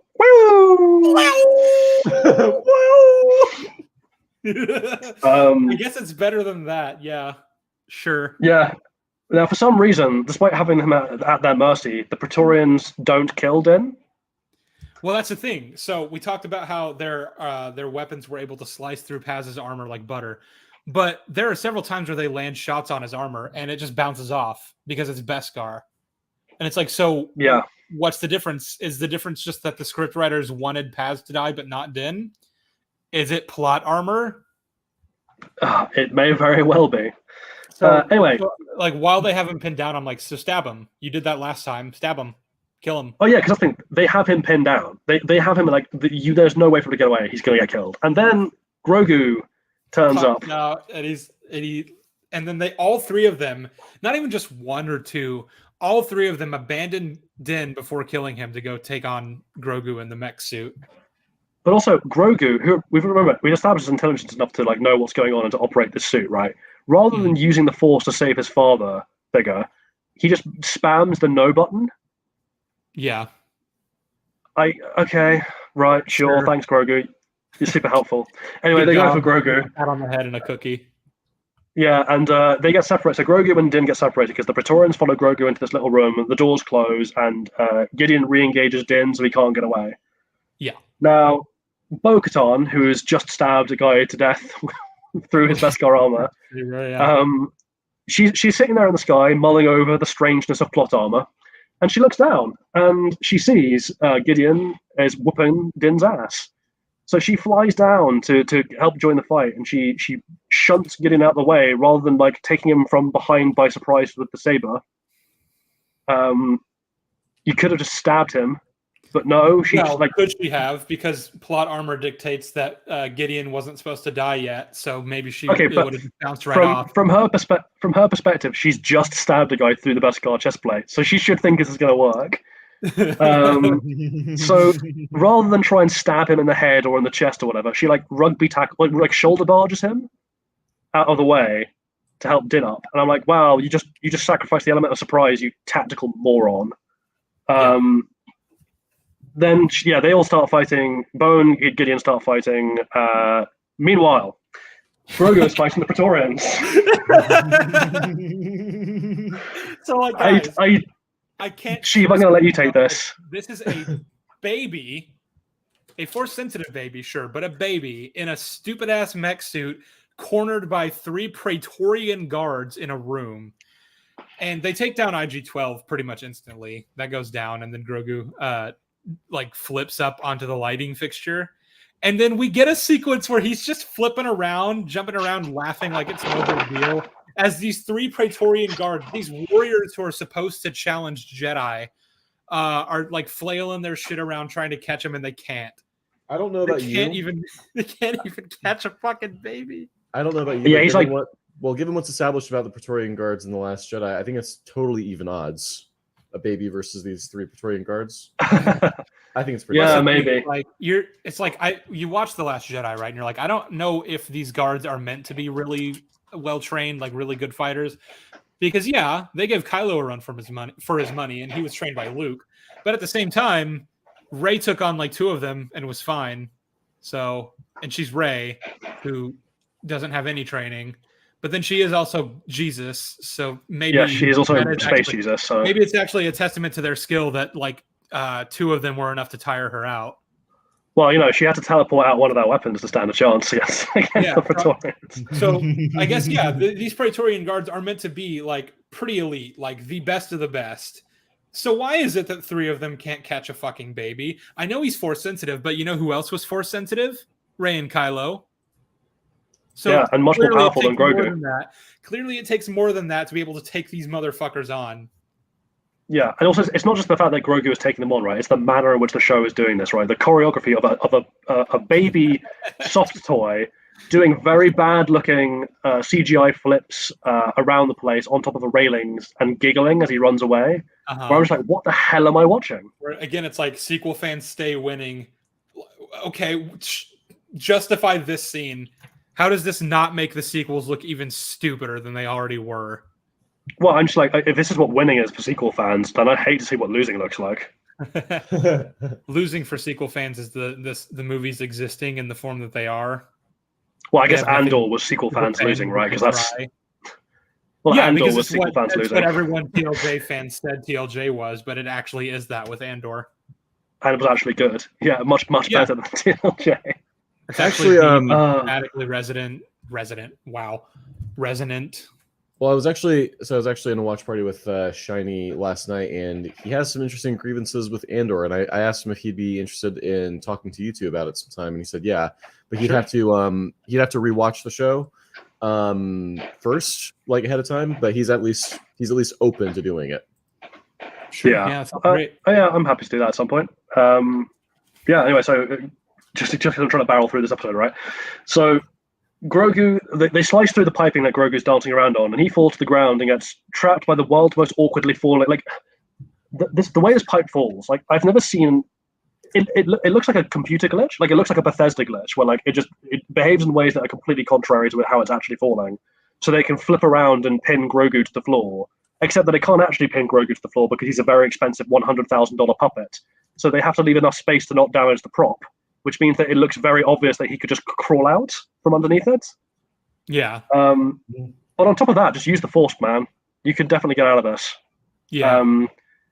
But they play it off as like, oh no, Grogu is definitely trapped. He's going to get killed. And who should come in to save him? It's Din. Wow. Jaren. Yeah. And now we get the sound effect. He barges in, and he's like taking on the Praetorians, who, by the way, absolutely rinsed Paz Vizsla. Yeah. And Grogu now rediscovers that he can use the Force, but only in very select and pathetic ways to like temporarily inconvenience single Praetorians. Yeah, just basically whenever they're in danger of swarming Din, one of them gets pulled temporarily out of the fight for 5 seconds. Or like if one of them is reaching for their weapon on the floor, he'll kind of like push it a little further away, so that then the Praetorian Guard has to go, scurry over to that. It's really pathetic looking. I like to put out like why they chose to do this. Well, again, so Grogu in season 1, before he apparently spent 2 years training with Luke Skywalker, could lift an entire mudhorn. Yeah. So I don't know what this nonsense is. So fucking pin these guys against the wall like Sidious did with Maul and Savage. Yeah, or just snap their necks, break their limbs, anything, crush their helmets. Yeah. Like, I don't know. It's all retarded. Sorry, not a good use of that word. My apologies. It's very, very, very poorly constructed. Yeah. Yeah. Meanwhile, Bo is still fighting Gideon, and Gideon's whooping her ass, which I don't know if I buy that the suit being strong is enough for that to be. Yeah, I don't buy that at all. No. Mm-hmm. She's fucking Bo-Katan. Like she's way better than like either Din or Gideon in terms of like combat. Yeah, she's one of the best combat fighters, certainly on Mandalore, but potentially even right now in the galaxy. I just don't understand how she's losing this fight. But anyway, she loses the fight, and she's using the Darksaber, and she's losing. And Gideon's like, once again, because remember he asked this in the last episode as well. He's like, "Give me the Darksaber, bow, and I'll give you a quick, clean warrior's death." And she's like, "No, I'll never surrender. I've learned my lesson now." And swings at him with the Darksaber, and he catches the Darksaber in his hand, like by the hilt, and he fucking squeezes. He crushes it. It and destroys the Darksaber. The Darksaber's gone. He breaks the Darksaber, and there's in between us, by the way, Axe Woad is dive bombing the base with the ruined ship. Yeah, that's also something that's happening. They're evacuating because he's about to kamikaze into the base. Yeah, Din meanwhile manages to kill the Praetorians in ways that are completely mad because these Praetorians are useless. Anyway, yeah. The Darksaber is not broken. So here's the thing. Someone pointed out that so someone pointed out that Bo is wearing a bandage in the scene where fucking Ragnar at the end is being christened into the way. at the Living Waters. So like I guess this did break her hand. You wouldn't really know it by looking at the scene because she's like and like holding it. She's not like screaming in pain or anything like that when her fucking hand was crushed to death like it's pudding. Yeah, I mean, even for a warrior who's like used to not, even for a warrior who's not used to showing, who's used to like hiding pain, you'd think there'd be more of a reaction. Yeah, no, he's like, this is a serious injury. Yeah, but regardless, so she broke the Darksaber is now broken. Which is there's a lot Let's to say about about that. like how this sword has functioned as a narrative device and how it was fucking wasted in those terms. So I guess the first thing is just because I think that the moral that they're going for in this scene, right, with because remember, like, we've literally just had the line where he's like, you're nothing without your toys, and like she's like, oh no, we're stronger when we stand together. That's what Mandalorians do. We stand together. Which historically is nonsense, but this is the new Mandalorians. We stand together. That's what makes it. That's where we get our strength from. Is we have each other's backs. This is better set up and earned because again, it's like you have that scene in the last episode on the boat when Paz and Axe were fighting, where maybe she could have like stepped in and helped and shown that she's no longer doing things like by the old ways and like the old traditions can go to hell. So that's my point, right? It's like, so Bo's entire defeat, culminating in the destruction of the Darksaber here, is in service of a series moral that is just simply not carried at all by the character arcs or the world building. It's not earned. Because she's like, oh, we have to let go of the past and move forward. And Mandalorians are, what it means to be a Mandalorian isn't our devotion to stupid rules or trinkets. It's having each other's backs and being a family. Like, that is completely antithetical to what your own faction believe, what the Watch believe, what they both continue to believe after the scene, what the Darksaber represents, and in no way has this been set up effectively beforehand. So this can piss off. Yeah. That's the long and short of it. This can piss off. Yeah, on top of which, like, I'd like to point out that she has now, again, she's been defeated in combat by someone who destroyed the Darksaber. So she has no rights to rule anymore. Yeah, it's Gideon now. And here's the thing, because again, the show this is what I mean about the moral, right? It's like the show is like, the moral exists that Bo has learned to look beyond that. And I'm like, that's great for Bo, but her faction definitively haven't. Yeah. How about everyone else? We haven't set up that they would be willing to follow her, even regardless of the Darksaber being destroyed and no longer belonging to her anyway, since Gideon defeated her in combat. If anything, they think surely from their perspective, it's like, oh, you told us we're going to retake Mandalore. We went there and were immediately ambushed. Loads of us got killed, and you got beaten in combat and lost the Darksaber. Yeah, you're not in charge anymore. Yeah, well. Also, but again, so Axe Woves' ship is like crashing into the base. Gideon is like, gets delivered the line from Bo about how they're great when they're standing together or some nonsense.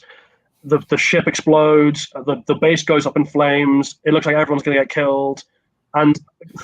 So Gideon gets engulfed by flames, but it's not like he gets engulfed by flames. He strikes a power pose and gets engulfed by flames. And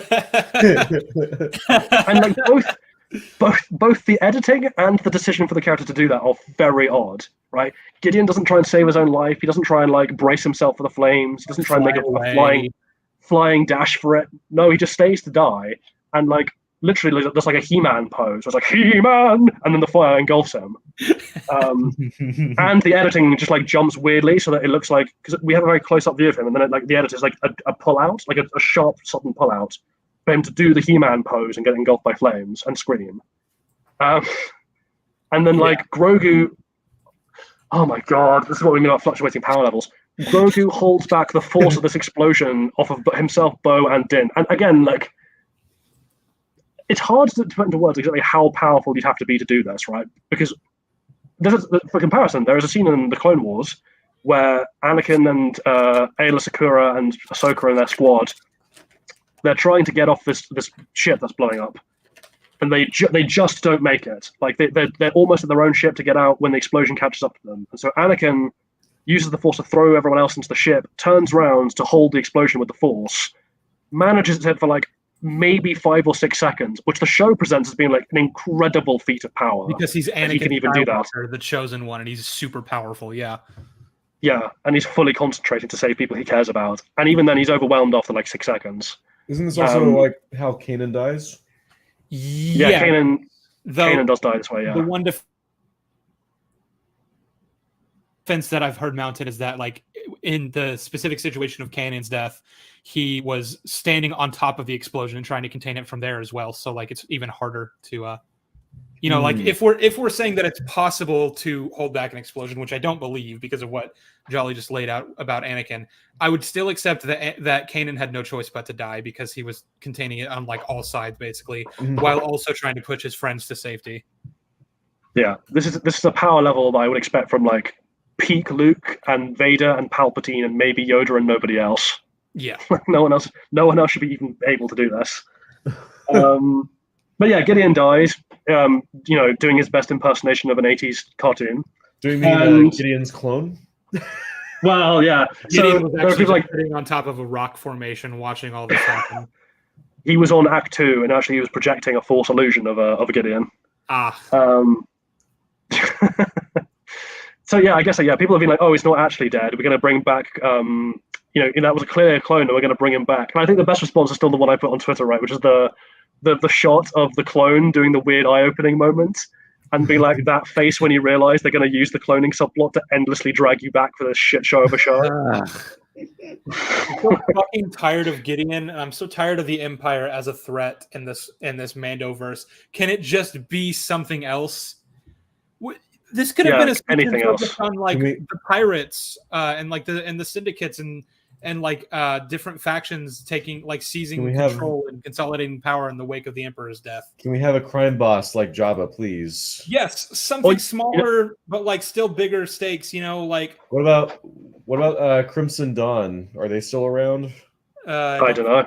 I don't know. I don't think canonically they are. I mean, you could even have had a thing like if you really wanted to do the whole we have to set up the New Republic are incompetent, which by the way, as a defense, doesn't hold up for reasons we'll address later. But even if you have to be like, oh, we have to set up the New Republic are incompetent and corrupt. It's like, oh, okay, the New Republic could have been the villains. As in, like, yeah, you could have had like some regional bureaucrat who was like ex-imperial, who was like. I mean, essentially what I'm arguing for is like you could have basically done like an Umbridge from Harry Potter, where like, yeah, even in the good faction, you're going to have people who are just like using authority to behave cruelly and vindictively because they are just scum. Well, even then, we've set up and done nothing with this, but we set up that like from the eyes of the New Republic, the people that broke out Moff Gideon were Mandalorian. So like that's obviously a frame job, or like you'd assume, or something of that nature. But like from their perspective, Mandalorians can no longer be trusted, especially ones that we don't know very well. So that could easily have been like a thing, right? Where they're not necessarily villains, these New Republic, but like they're still an antagonistic force. Like maybe even Din gets arrested or something because like he somehow gets the blame for Gideon's escape. Like Gideon framed him specifically for that purpose. Like it's okay to show them be antagonists while also not actually evil. Yeah. There's, I guess, one last point. With the New Republic's world building in this show, they actually are just apathetic and straight up malevolent in a lot of ways. Oh yeah, the New Republic are bastards. Again, that's something we're going to be talking about in the overarching stuff. But just because I'm just trying to get to the end of this episode, right? So, like, the other thing is like Axe Woves ditches out of the ship before it crashed, and the ship is exploding. But here's the thing: given where this base is, which is right on top of next to the Great Forge. Yeah. Shouldn't the forge be destroyed now? You'd think. Like they just crashed a ship into it. Yeah, you'd think. Okay, well, it's like I mean I know it's not because the next scene happens, but like you'd think it would be gone, but screw it. That'd be a bit like if we did the Holdo maneuver and then like one scene later the Supremacy is just back and just completely intact. Yeah. Anyway. That happened, and then so our heroes have won! Hooray! Woo! Gideon is dead. The clones are dead. My investment in the plot is dead. We're moving on, and then we cut to they're all in the There's another ceremony happening. We're redoing Ragnar's vows because apparently they didn't count the first time because they got interrupted by the giant crocodile. Yeah, and so like my assumption was that they just continued. They like completed it off screen because then for the rest of the season he was wearing his mask. Apparently, he didn't even fucking need to do that because he hadn't sworn into the creed yet. Yeah. Oops. And also, like, no one cares that his dad's dead. We don't have a funeral for Paz Vizsla. Yeah, I assumed his sacrifice goes completely unmentioned. I assumed that this was a like when we got to the scene that this wasn't Ragnar being sworn in because I thought we'd already done that. I thought this was a funeral for Paz, but no, no. we don't care about Paz. Which Paz. Again, we'll deal with that when I talk about Mandalore culture in terms of the overarching things that got squandered. But like that is potentially the last of a very noble and historically important bloodline being wiped out, and no one gives a crap. That's assuming that Ragnar is not his son biologically. Well, again, like I guess even if he is, like that means that Ragnar is now the last one. You think someone will be talking about that? Yeah. But anyway, it's not important. Who cares? What's world Star building? Wars, the last Vizsla. Star Wars, the last shred of my sanity. Yeah. Anyway, so they're doing this. They're inside the mines of Mandalore. They're at the big well, and they're doing a baptism effectively for Ragnar. And the first thing I had to mention, because I made this joke to Sheev as well in our Discord. I'm like, isn't the mythosaur still living in that pond? Yeah. Which is a big predatory animal. So like once again, Ragnar is being bathed in waters right beneath his feet, in which there is a giant predatory animal that could eat him at any moment. And I'm just like, at this point, I wonder if like they actively just want him dead. Do they just hate Ragnar? Because they seem to like deliberately put him in situations where he's going to get eaten by giant animals. I like to imagine like they're like, we need to mount like Paz is like when he gets taken by the dragon thing. Paz is like, we need to mount to rescue, and Armor's like, yeah, we'll do everything we can. She's like, oh, I don't know, man. Like, you know, we're very busy, and like other foundlings have been taken, and we'll get round to it. You know? We got that thing at 3, and it's like we can't miss it. You know, it's so like, you know, maybe afterward. You know, come back to me then. Come back to me. But she has to do it in her very strange voice, right? So it's like, my son has been kidnapped. It's like, yes, but I have a dentist's appointment at 3.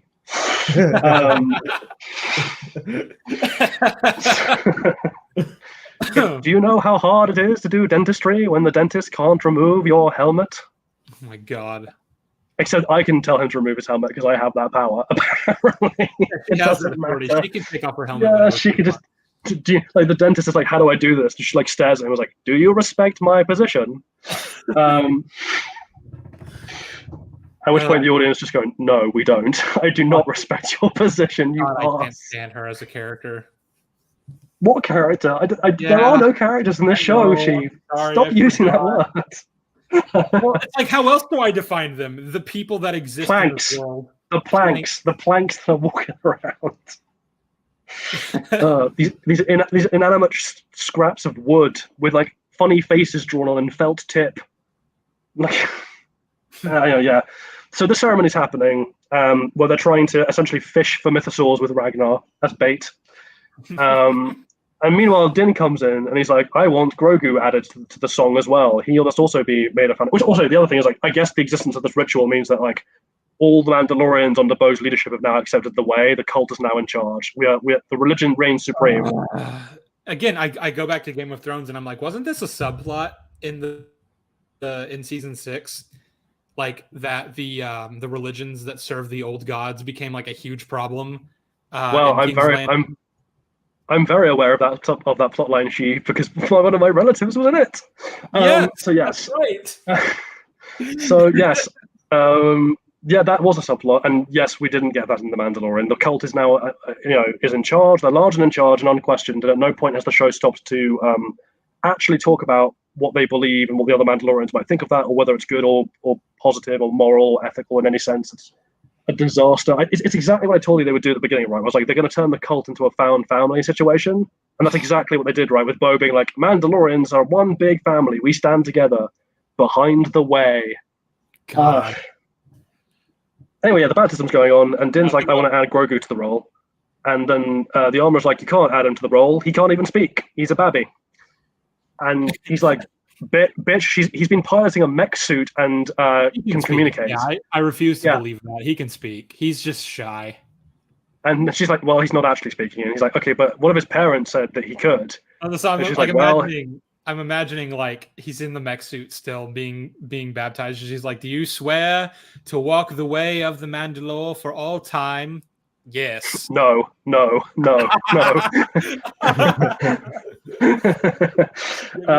of here. Just runs away. But yeah, so like the ceremony's happening, and he's like, "Oh yeah, one of his parents said he could," and she's like, "Well, his parents are far away, and maybe they're not even alive." And he's like, "Well, what if I adopted him?" And she's like, "Well, that is the way." And I'm like, "Okay, but what if his parents are still alive? Can you adopt him then, or do you have to find out first?" So it's like I thought we already did this. I thought in the season 1 finale he became his father, like his adopted father. Yeah. I mean, effectively that is what it was, right? But now that I guess now we're formalizing it. But my question about that formalization is like, well, again, my question then is like about the formalization, which is like, oh, you can't stand in for his parents because you're not his parents. And he's like, well, what if I just said I was his parents? And she's like, yeah, that's cool. I'm like, well, hang on, what if his parents are still alive?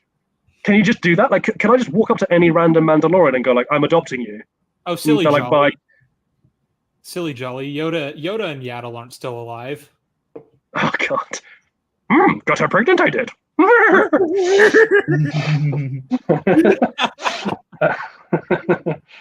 Massive stud am I. Anyway, we need to get to the end, and we're so nearly there. So, yeah, there's the question of like, wasn't Grogu already adopted? But now this is where it gets really weird. And again, I'm going to bring this up in the culture section. She's like, "Oh yeah, you've adopted him. From now on, you shall be known as Din Grogu." And I'm like, "Well, hang on, isn't Din his first name?" Because like, well, I guess it's like a Chinese name. I guess that's what I don't know. I want to bring this up in the culture. I'll be more expansive on this in the culture section, but for now, I will just say this doesn't work because we've already had the naming convention for this race in their culture put out. So, for example, like Bo-Katan is the lady of House Kryze. Yeah. Paz is of the House of Vizsla, and he was in the Watch. So it's not that the Watch have different customs. Right. Like, like Ragnar isn't Paz Ragnar. Yeah, he's Ragnar Vizsla. Like, that's how this naming system works, right? Satine was Satine Kryze. Pre-Vizsla was pre-Vizsla. But anyway, so that, we've had Sabine Wren of House Wren and Ursa Wren of House Wren. Like, that's how this works. Gar Saxon of House Saxon, but we're just throwing all that out of the window so that we can give him the name Din Grogu rather than Grogu Jaren. Anyway. So I'm going to bring this up. I guess if we're saying that Din is the surname, then before he became a foundling, his name was just Jaren.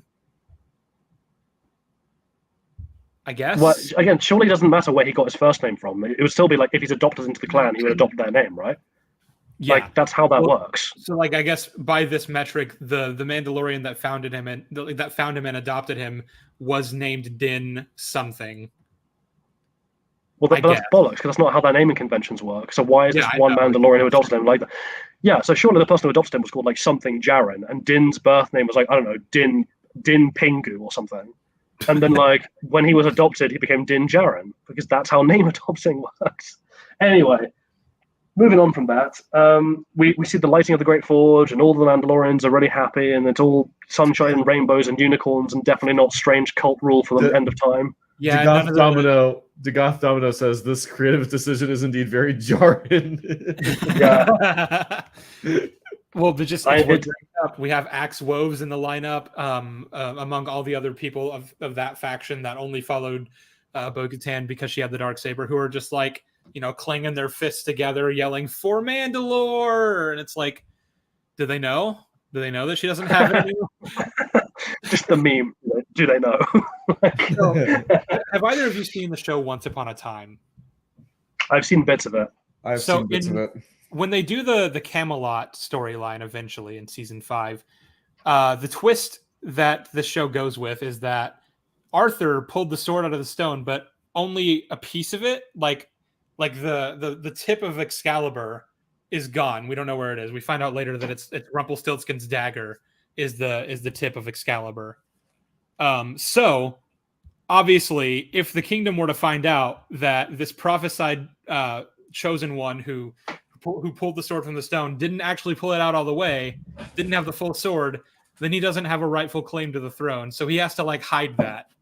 He doesn't show them that the sword is missing its tip, essentially, is what I'm getting at. And he therefore is presented as like a false ruler in the eyes of the narrative, and eventually this is found out, and it's a whole thing. So, like, is that like what we're saying is happening here? Like, she's pretending the Darksaber is still around and that it's all fine. How does she manage that though? Because it's like they're gonna realize that she doesn't have the Darksaber eventually. Like, I've just realized something, by the way, which we didn't discuss about. Sorry to interrupt yourself. I just realized there's something about the breaking of the Darksaber we didn't mention. So, canonically, as of the Mandalorian, the hilt of the Darksaber is made of Beskar. Now, yeah, the strength, like I know his mech suit was strong, but the strength Gideon's suit would have had to crush a piece of Beskar like that. I mean, to put this in perspective, in the book of Boba Fett, we saw one of the giant robots smash its limb down on Din Djarin's leg, and it just bounced off the plate. Yeah. So these things can take a hell of a lot of physical force before they crumple. The fucking Rancor bit his helmet, and it didn't kill him. Not to mention, like, I guess absorbing vibration the way that vibranium does. Yeah, I guess so. Yeah, it doesn't transmit force. Ooh, which is stronger, vibranium or Beskar? I think vibranium is more plot breaking than the Beskar is somehow, but like it's close. They're both very poorly handled. But yeah, so like that was just a side point. But like, yeah, I don't believe that he could have broken the Darksaber like that, but it is now broken, and apparently nobody knows. Well, again, like Bo-Katan's hand's in a bandage, but like no, that thing is fucking beyond repair. Like the bones are all gone. Like you're better off just severing your hand at that point. Yeah, you need a robot hand at this point. Make one out of Beskar. Make a Beskar prosthetic. Fuck you. Fuck it, might as well just do a General Grievous and just turn yourself into a giant Beskar cyborg. You'll be basically invulnerable. Why wasn't Grievous made of Beskar? There are so many questions Beskar raises. Anyway, so we cut away from the Mandalorians and we're going back to briefly the planet of the Bondi Beach base planet, where the Rebel base is, or the Rebel base, the New Republic squadron base that Captain Tavo's at. Yeah, which Din isn't allowed to enter, by the way. He's not New Republic. He's able to just land there and walk into their bar. Yeah, which is a bit strange. I guess he could have phoned ahead, right, and they've let him in. But, like, I don't know. He lands, he's with Baby Yoda, who's not in the mech suit anymore, because the mech suit was presumably destroyed, right, when the ship crashed into things. Presumably.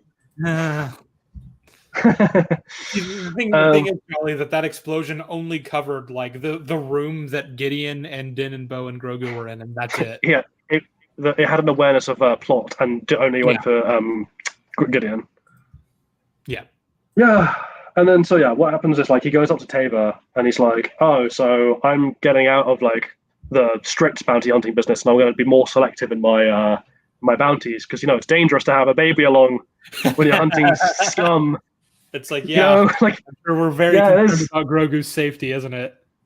Yeah, it is very dangerous, isn't it, Din? It's kind of mad that you've been doing that for 2 fucking seasons, or 3 seasons now. Yeah. But yeah, so Tava's like, well, I can't just give you, our jobs. There's an organized military. We're like, and Din's like, yeah, but under the table, you could do this, and I know you're going to because it's a good idea. And I'm like, oh, so like, how is he going to pay him? Well, I guess Tava like fudges requisition reports for pay for the garrison or something. Like, I'm sure he could do that. The question I have now is like, it is now canonical that Tava is willing to lie to his higher ups, including defrauding them of money, which is a very serious crime in the army, to achieve what he sees as the greater good of hunting down Imperial remnants that are being neglected. And I'm like, so he could have just flown his squads to deal with the pirates. Yeah, he would have just done it. That's now dealt with the consequences later. That's now canonically something he could have done and is now willing to have done. So that's bollocks.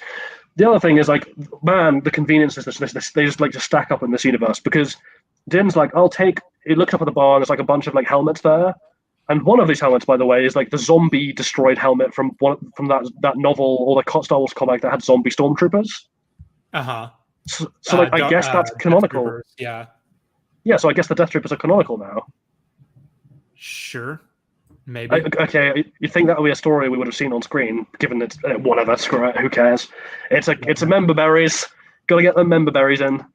But on this rack of helmets, they just so happen to have an IG helmet. There's the head of an IG unit. We should remind you guys, in episode 1, they established were super rare and hard to find, so this is very convenient. Yeah, because presumably Din didn't know they had this, right? He just walked in and saw it. Yeah, he was like, well, that's neat. I could definitely use that. Jesus Christ. Yeah, so he takes the helmet. Grogu eats some peanuts or something because Grogu has to carry on being cute to sell toys. Yep. We've set up this new arc that in season 4 it'll be Tava it'll be Cara Dune. Sorry, Tava and Din off to hunt Imperials. So that'll be season 4, and I'm sure John Favreau will have many good things in store for us for that season. But before we finish, we have one last thing to deal with. We go back to Navarro, and they've already repaired all the damage because, man, the building unions on this planet, they are top notch. Like I said, they're Amish. You know that fucking you know that part in Amish Paradise by Weird Al where they're like building a barn and it shows them doing it in a time lapse to show that they're like really fast at it, like they're ants or something. Yeah, that's what I imagine. Like the construction workers on Navarro are like, they're able to just do that shit. Yeah, they do that thing from the film The Martian where they have to do the speedy montage of building the model of the rover or whatever it is, and so they just do that in 5 minutes. They just have that. Anyway, yeah, it's all fixed. It's all fine. Yeah, Grief has not been ousted by an angry population who are mourning their dead loved ones. That's all fine and dandy. It's all great. Grief is still in charge. Yeah, Grief is still in charge, and so comes back, meets with Grief, and Grief doesn't say something appropriate like, "Dude, what the fuck? You took all my security. What the hell?" Yeah. Instead, what they actually do is like, "Oh, it's nice to see that this is how things have panned out. But I've got a special surprise for you. I'm giving you a house. You get this little." Which, by the way, Grief has a huge mansion, but he gave Din like a tiny hut in the middle of nowhere. Grief is a bastard. Well, considering what Din did, I wouldn't have even given him that. I'd have been like, get the fuck out of my planet. Maybe that's Grief's way of saying like, fuck you. It's like, yeah, I've technically legally ceded you this land, but I'm going to give you the shittiest house possible. Like, it's going to be like a broom cupboard. Anyway, so he's given Din a new house, and in return, Din's like, well, I've got a surprise for you too. And they wheel out IG-11, who is restored. He's back. He survived. This is the second time he's done this. He survived complete destruction and an explosion. Has been restored with a new color scheme that is the same as, I think someone was like, it's the same color design as like the Marshall belt that Cobb Vanth was wearing. Which I guess is that's a neat touch. That's a Marshall insignia. But now we're like, one IG unit is now the entire defense force for this whole town. Yeah, so again, it comes back to like you need more than one person to be your marshal. Like this is a fucking planet that you're defending. With Cobb Vanth, it was literally one town, one small town on the outskirts of nowhere that he was defending. So like one marshal and a deputy, that's fine, it's great. Even then, all it took was one guy to take them both down. So yeah. But this is a planet that's been attacked by pirates and in fleets and stuff. Like, I don't care if IG-11 is super well equipped and good in a combat situation. Like, this isn't enough. Yeah, I mean, in short, he's useless, and it's impossible for him to be here. So, and also apparently Din doesn't care that his friend's back. Yeah, whatever.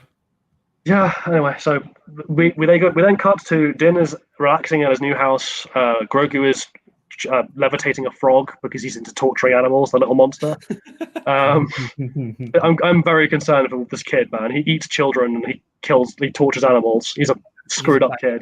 Yeah, he's not. Yeah, this kid needs to be stopped. He needs to be put down quickly before Vader turns up again. But we then have, I think, perhaps the most bizarre editing choice that this already quite bizarre show has ever put in front of us. Oh my god! Which is, before we close to credits, they have literally it's the Looney Tunes thing of like the entire screen shrinks down to like this little circle around Din, and then it stops and it re-expands a little bit to include Grogu. And I was literally expecting Porky Pig to just go, blah, blah, blah, blah, blah, that's all, folks. And then it shrinks, and then the credits roll, and that was season 3 of The Mandalorian, everyone. Yeah, and so I have, I guess the best way to sum up the whole season in one sentence is just like this one question that's been like at the back of my mind for a little while. Like it's a bit subtle, so maybe I'll have to explain it. And that is, what the fuck was that? What in the goddamn Sam hell was that? Holy shit! What? words fail me. Like, I'm a fairly loquacious guy, and words are failing me. I do not know how to describe the incessant, unending, inherently terrible stream of crap that has been dribbled out of the television and onto my eyeballs for the last like 6 weeks. I have a good descriptor to use. You ready for this? Yeah, go for it. Bad. Yeah, it's bad. It's bad in a way that, like, if ever anything could be like, I'm very careful about calling things objectively bad because of how the word bad is often thrown around. But if anything was objectively bad in a kind of like truly universal sense, right? If anything ever put forward by man as art actually qualified as being terrible in every sense in every universe, it's this. This is abysmal. I have a question for you, Sheev. Go ahead. Which was worse, this or Shazam: Fury of the Gods? Shazam: Fury of the Gods. It's not even close. Right, well, hang on. So, Sheev, what's worse, this or Kenobi? Kenobi, still. Is it? Even with the cult stuff? Even with the payoff of the cult storyline? I would say that, okay, so you have Book of Boba Fett, Kenobi, and Mando Season 3. They're all on around the same level, but I would say of the three, Kenobi is still the worst, then Mando Season 3, then Book of Boba Fett. Yeah. I was just adjusting my seats. Okay. Yeah, I was just moving in my seat. When you do that, it sounds like you're like dropping an entire box of Legos on your desk. I want you to realize that. Yeah, like do you remember when TLDR had like a shelf like fall and hit his head on EFAB? It sounded like that. Oh, okay. I mean, I can be louder, but I was literally just, my seat's quite creaky. Gotcha. I need to get a new desk chair. This one's quite old. But yeah, I would say that even though they're all in the same realm of bad, Kenobi is just slightly worse than Mando Season 3, than Book of Boba Fett, in order from worst to best. But Shazam: Fury of the Gods is like somewhere in between, right? It's like Kenobi. It's like around the same exact level. Like they're like probably like a 0.1% difference, if anything. I'd love it if it turned out that the guy who wrote Shazam: Fury of the Gods was like a Book of Boba Fett writer. So that's the end of that is the end of the season. I guess, like, should we take a few minutes to address comments before we move on to like the overarching thoughts? I'm gonna pee real quick. You have fun with that. All right. I was supposed to like just give us, I think, like a 5-minute break to like rest our minds before we delve back into the entirety that is this nonsense season. Oh god. So yeah, hang on. So let's have a look at the credits. Let's have a look at the credits. Let's have a look at the chat. So the closer we get to the sequel's timeline, the writing needs to start sucking so it's consistent with that trilogy. I guess in a meta sense, yeah. But like, we're going to address this, right? There is this argument, this really common argument that's been put forward that, like, oh well, you know, the sequels were shit, therefore everything that, you know, they were inescapably shit, therefore we need to explain that shitness by like showing the falling away from quality to bullshit of this series, of this IP. And like, it's kind of summed up in the whole like, oh well, the sequels, the New Republic is terrible and crap and incompetent, and so therefore we have to explain that by making them crap and incompetent in this season to set that up. Like, that argument doesn't follow for reasons I think we'll get into when we talk about the wasting of the New Republic. Mm-hmm. I guess, yeah, Southpaw, I'm intrigued as to, like, for overall points, like, what's your biggest concern? Because I've got like a whole list here of like Mandalore and Navarro and the Imperial Remnants and the New Republic and the cult. Like, the cult's a pretty big one. I mean, Beskar is a pretty huge one, of course. Just being Beskar is huge. A material that just like, oh yeah, it's just immune to lightsabers and blasters. Just like, oh, that kind of negates a lot about Star Wars, sort of. Just makes it so that lightsabers are not meaningfully different from just hitting someone with a stick, basically. Well, we've already had baseball bat lightsabers now for a while. Yeah, of course. Well, it just seems to be like when the show started, right? Beskar seemed to be like it was a lot rarer of a material, and now it just seems like it's everywhere. Yeah, I'm going to address this when we talk about the because the thing is, when I talk about the culture of Mandalore and the squandering of Mandalore, there's entire subsections I want to talk about, right? So there's like the Purge and why it was incorporated and what the writing decision was behind that and why it was squandered. the general culture of Mandalore and how they've kind of fucked around with that. The Darksaber specifically, and then Beskar is the other one. Because I want to view all of this overarching stuff through the lens of like, from a writing perspective, like what was the objective of the writers? Like what were they trying to do with this piece of art? What were they trying to say? What were the themes they were trying to convey? Because I do not understand the decisions they've taken at all. I don't even, in a lot of cases, I don't even know what they were trying to do. I was under the impression that this was supposed to be like some sort of just a fun, lighthearted, like action adventure series that was basically supposed to, because Star Wars has been kind of a bad position in recent years, but like audiences seem generally, accepting of the Mandalorian.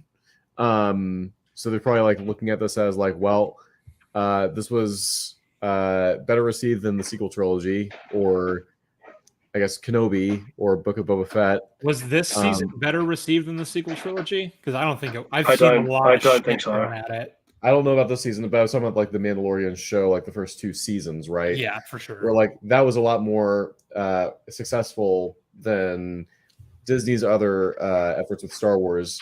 But like genuinely speaking, like I don't know, like if they have any broader of a goal with it.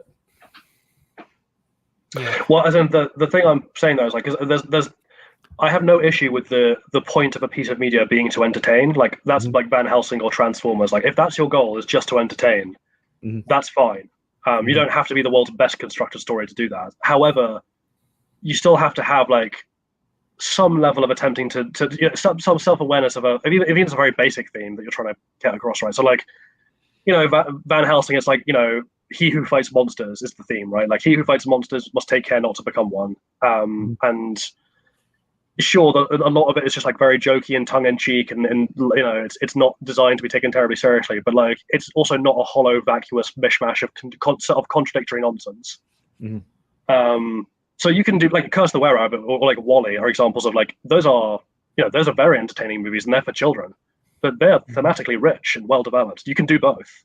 It's not either or. And often a cohesive story can actually help entertainment because it helps people get immersed, and the more immersed you are, the more likely you are to go along with the ride. But again, like if your standard is just like pure, like, oh, I like shiny objects, and that's fine. That's a valid standard to have. But if that is your standard, I don't even know if this season succeeds at that. Like it's like how much am I going to appreciate my shiny objects if they're dipped in shit? Well, like I guess that this is what would make the conversation with Joe interesting, right? Because Joe likes this season, doesn't he? Or don't they? Yes, yeah. I think they do. Well, and we're going to debate them on it on Sunday. Yeah. We'll see. I mean, we'll see what defenses they're able to mount. Because I'm obviously open to having my mind changed, but man, this season. Yeah, and again, so to lay the groundwork a little bit for that.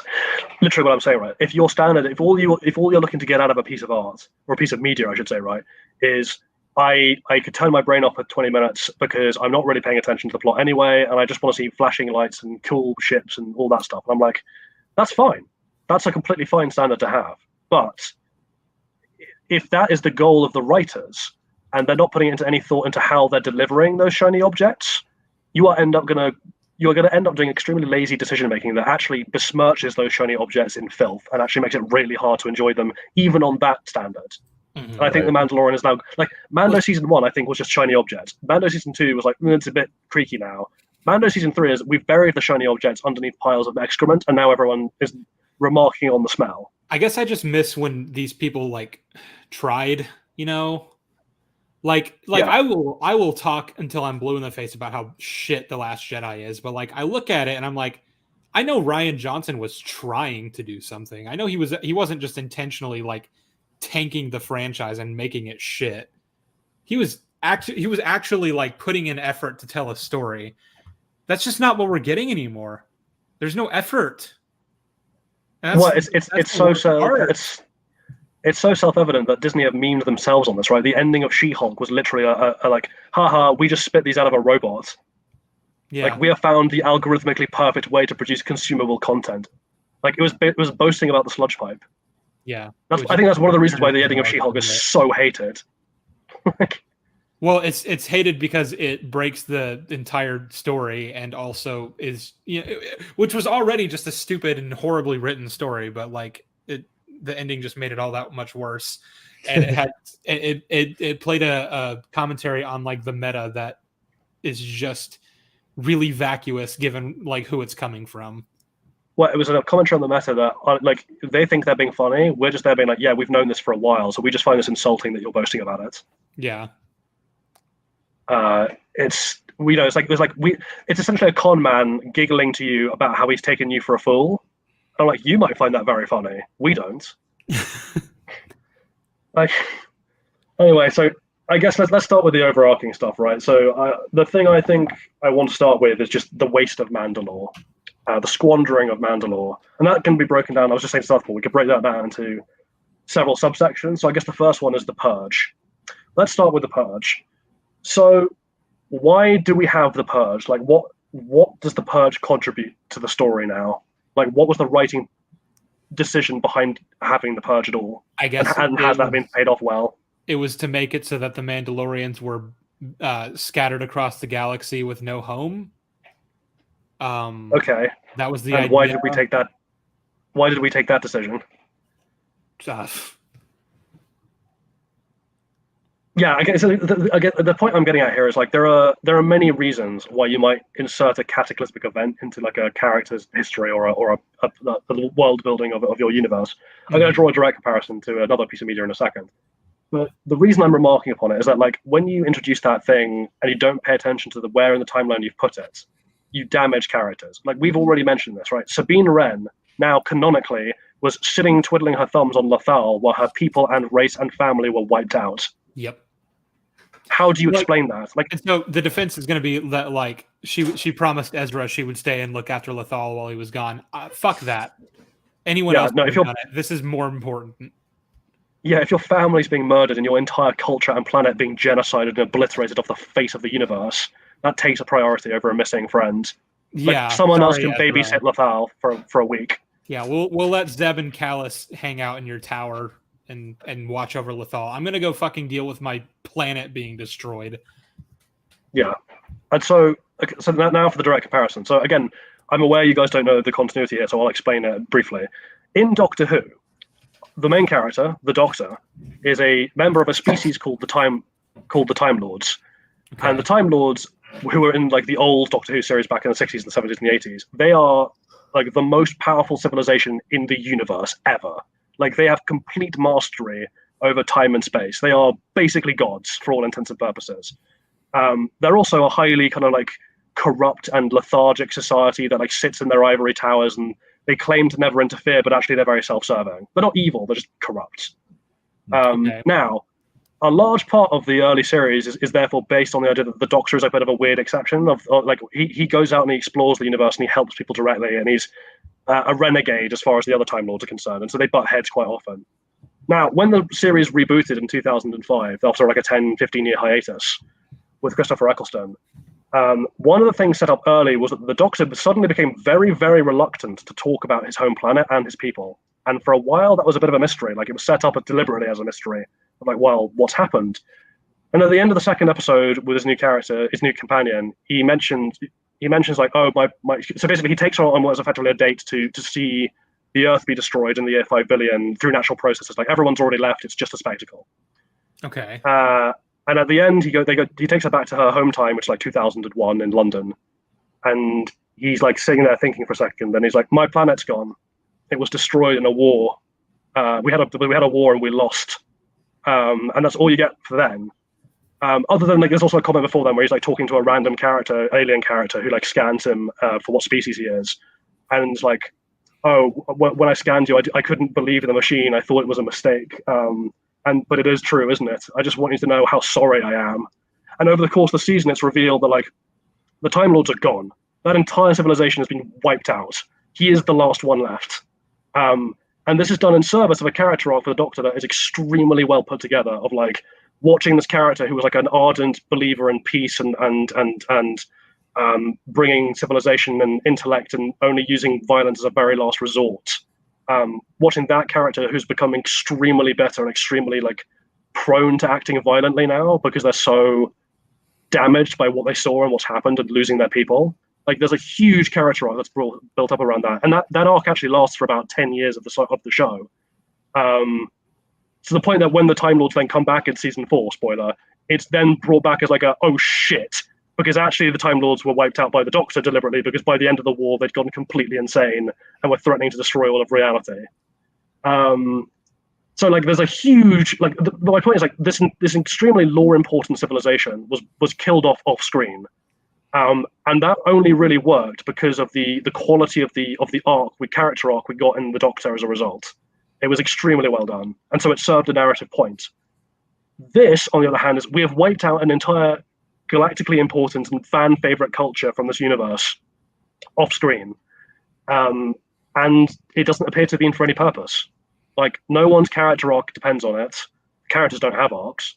Mandalore itself is barely touched upon in terms of its culture, its history. We get nothing on Satine or Bo's history as a terrorist leader, or Maul's occupation, or the Republic's invasion. We get nothing on the history of Tar Vizsla and the creation of the Darksaber. Really, we get nothing on the Jedi Mandalorian wars, or how the family units in the society work, or anything. And nothing is given to us. This purge of this culture only serves to show how this culture is a nothing burger. It just reveals how hollow it was from the start, that we've got nothing on them. Yeah, no, he summed it up pretty well. Sorry, like it's a bit of a long rant, but like that's the kind of point I'm making. Is like this: the purge, which could have been an incredibly useful tool to build new narratives and to explore characters that we hadn't seen that certain sides of them before, or change characters drastically, instead has been squandered just basically so we could have a storyline about reclaiming a planet that never needed to be reclaimed to have the stories we wanted to tell anyway. Yeah. Mandalore. Fuck. Can we just talk about Mandalorian culture? And yeah, how let's do that. This vast potential that was completely squandered. Yeah. Again, you kind of touched on this already, but the fact that the Darksaber, like the history and like the person who made it, and like we don't really expound upon that in this season. We don't learn more about Tar Vizsla. We don't learn more about why the Darksaber exists, or why it became such a significant relic in this culture that basically whoever was the owner of it got to be the ruler of all Mandalore. We don't learn anything like that. We don't know anything about the Darksaber, and now it's gone. We're never going to learn anything about that. The potential for that it was crushed with Bo-Katan's hand, essentially. But also, there are a few other things that the Darksaber could have served in terms of a narrative device. There's Bo-Katan's story that we already touched on, and how it serves as a representation of traditions that need to be done and gone with in order to sort of usher in a new age of Mandalore, right? An age where we come together and put aside our differences and realize that what ultimately matters is like unity and strength. And Bo-Katan could be the figurehead of that because she's the one who's put this together and has orchestrated all this to happen. And the Darksaber being crushed in a better show could have been representative of the old ways are dead. The Darksaber is a thing of the past, and it was all it really ever did was divide us further and end up getting us killed. But the other thing that the Darksaber should have done in terms of serving a narrative purpose was Din. He had it. It was worth fuck all because he ended up just being a placeholder for it until Bo-Katan got her shit together. But he could have had an entire arc where I think we already went over this, but you could have done two different things with him. Either he grows to accept that it is his and that he needs to become the ruler of Mandalore, and he stops fighting against the blade and is able to better wield it, and it basically is his Excalibur. Or you send him on an arc where he realizes that he's not fit to be the leader, right? You send him on an arc where he recognizes, he wants the throne. The thought of becoming the ruler starts to be enticing to him as he goes on this journey, but he realizes that that's just not his place, and that Bo-Katan is a better fit.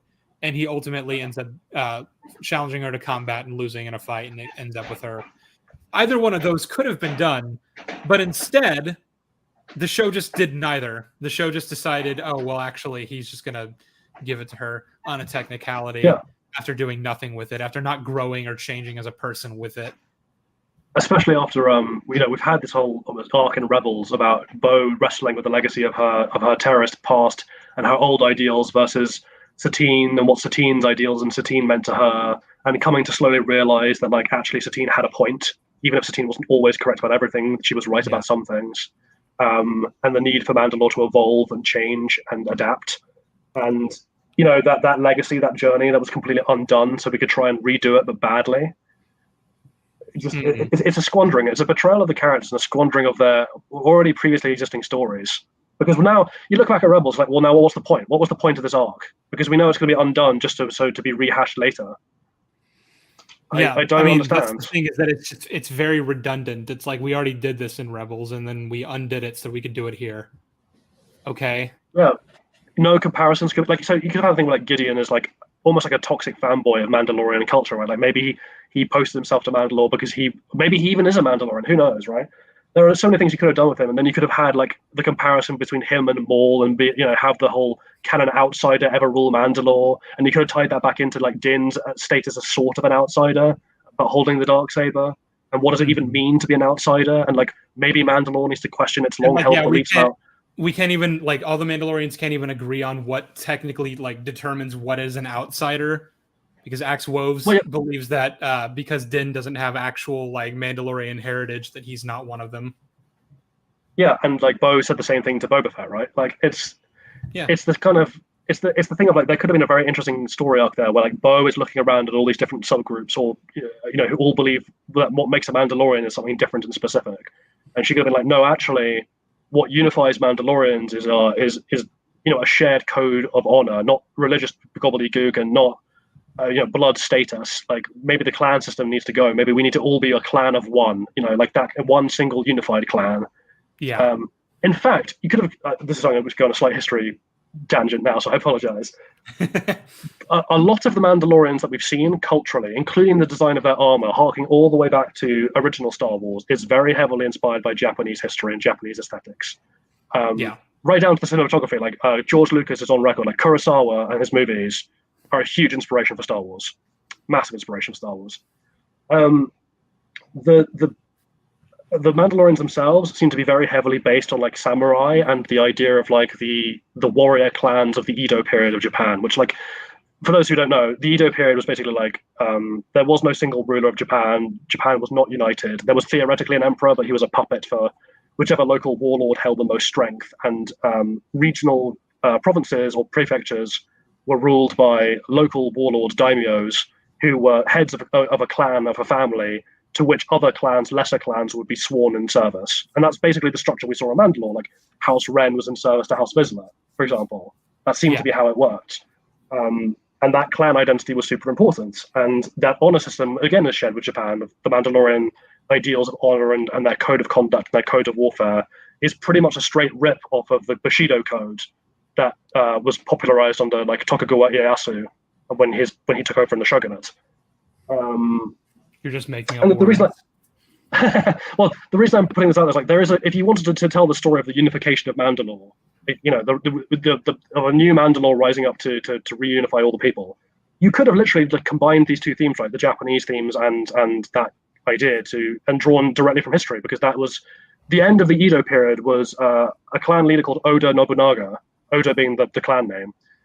He conquered most of Japan and then was assassinated, and his two henchmen, a guy called Totoyomi Hideyoshi and another guy called Tokugawa Ieyasu, they took over briefly, and Hideyoshi fell after a while, and then Tokugawa Ieyasu established the Tokugawa shogunate, which is basically like he was warlord of a unified Japan and was the real was the de facto ruler, even though there was a puppet emperor.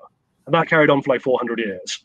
And a lot of that was like, a lot of what he did was reform the old warrior codes, because he realized that like, whilst they produced good warriors, they led to, internal instability, and these warriors were all looking for blood, and, everyone proved themselves by fighting each other.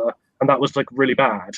So he shut that down. In fact, you can even draw a Darksaber comparison because, oh, sorry, this is where I get like another little rant, so I apologize.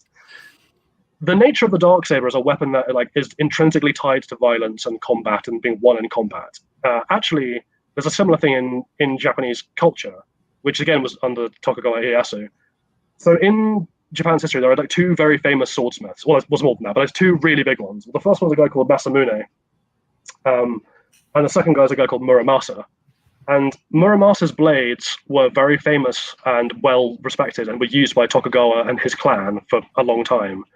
But over time, they garnered a reputation for being like bloodthirsty blades. And there's like a legend that if you draw a Muramasa blade, you have to draw blood before you sheath it, or you will die a horrible death. That they're intrinsically tied to violence and madness and chaos.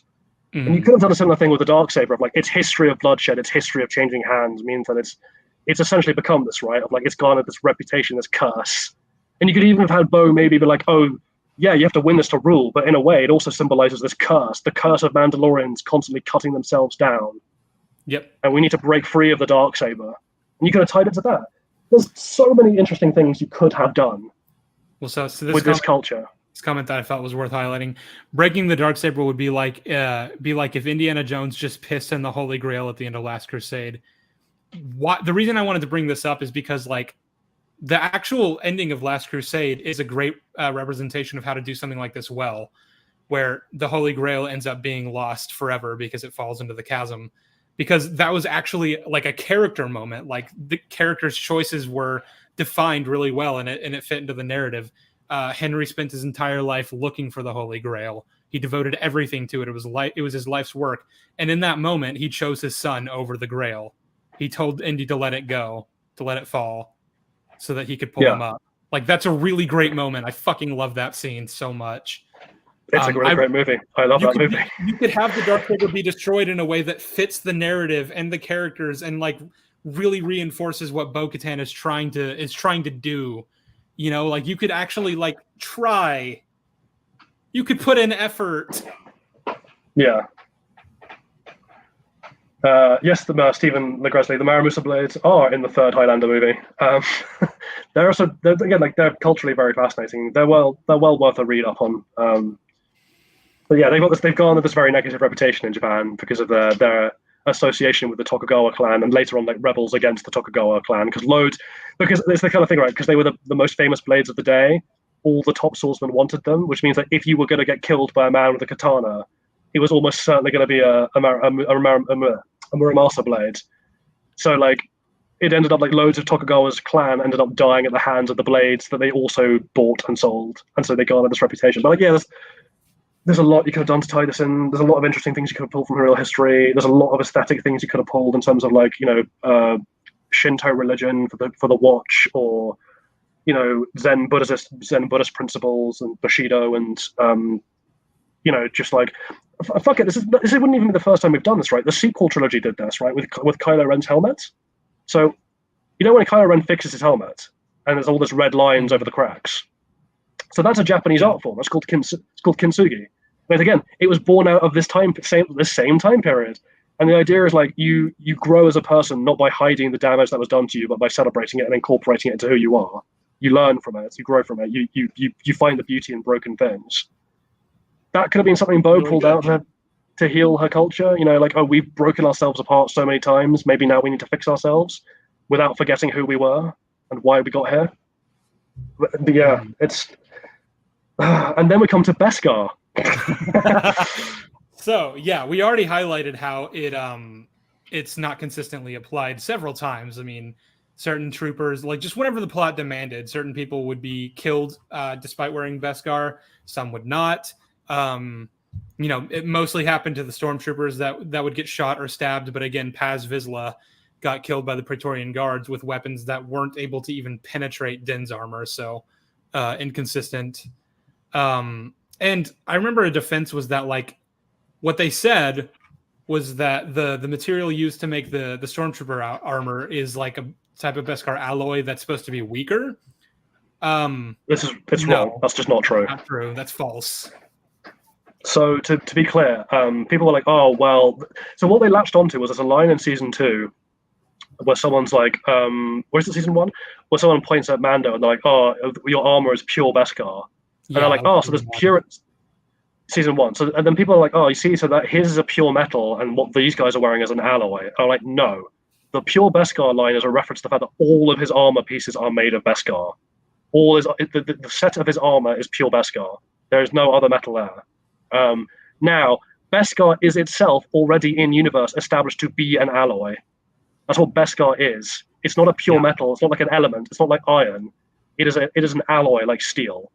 So the armor that these troopers are wearing and the armor that the Mandalorians are wearing is the same thing. It's the same alloy, which is Beskar. They are wearing the same material, and there's no reason why it should be acting so inconsistently, other than that's the plot, other than demands of the writers. Yeah, because it's plot armor. Yeah, it is literal plot armor. The thing is, it was already like bad when it was just invulnerable because it just broke the stakes of fights. That was already bad enough. But now that like there's two things that developed. One is that like it went from being this extremely scarce, rare thing that only Mando had to being a thing that all Mandalorians had, and then like this thing that could be mass mined and created for anyone who held the planet, which is bizarre. And that's the problem number one. And problem number two is like it went from being invulnerable to being selectively invulnerable to the whims of the writers. And in that sense, it is literal plot armor. Mm-hmm. But just as a concept, I don't know, decking your hero out in armor that can't be shot, can't be stabbed by a lightsaber, like what are the stakes? What is this? And it's like, so why did we introduce this in the first place? I don't think Beskar as a term was ever a thing until the Mandalorian. Like I know that in the Clone Wars and in Rebels, they referred to it as Mandalorian armor, and I think retroactively now we're meant to say that is Beskar. But before at the time, I thought it was armor. It was the design they were referring to. Like it's a Mandalorian design of armor. Now it's retroactively been made into the metal, which is annoying. Yeah.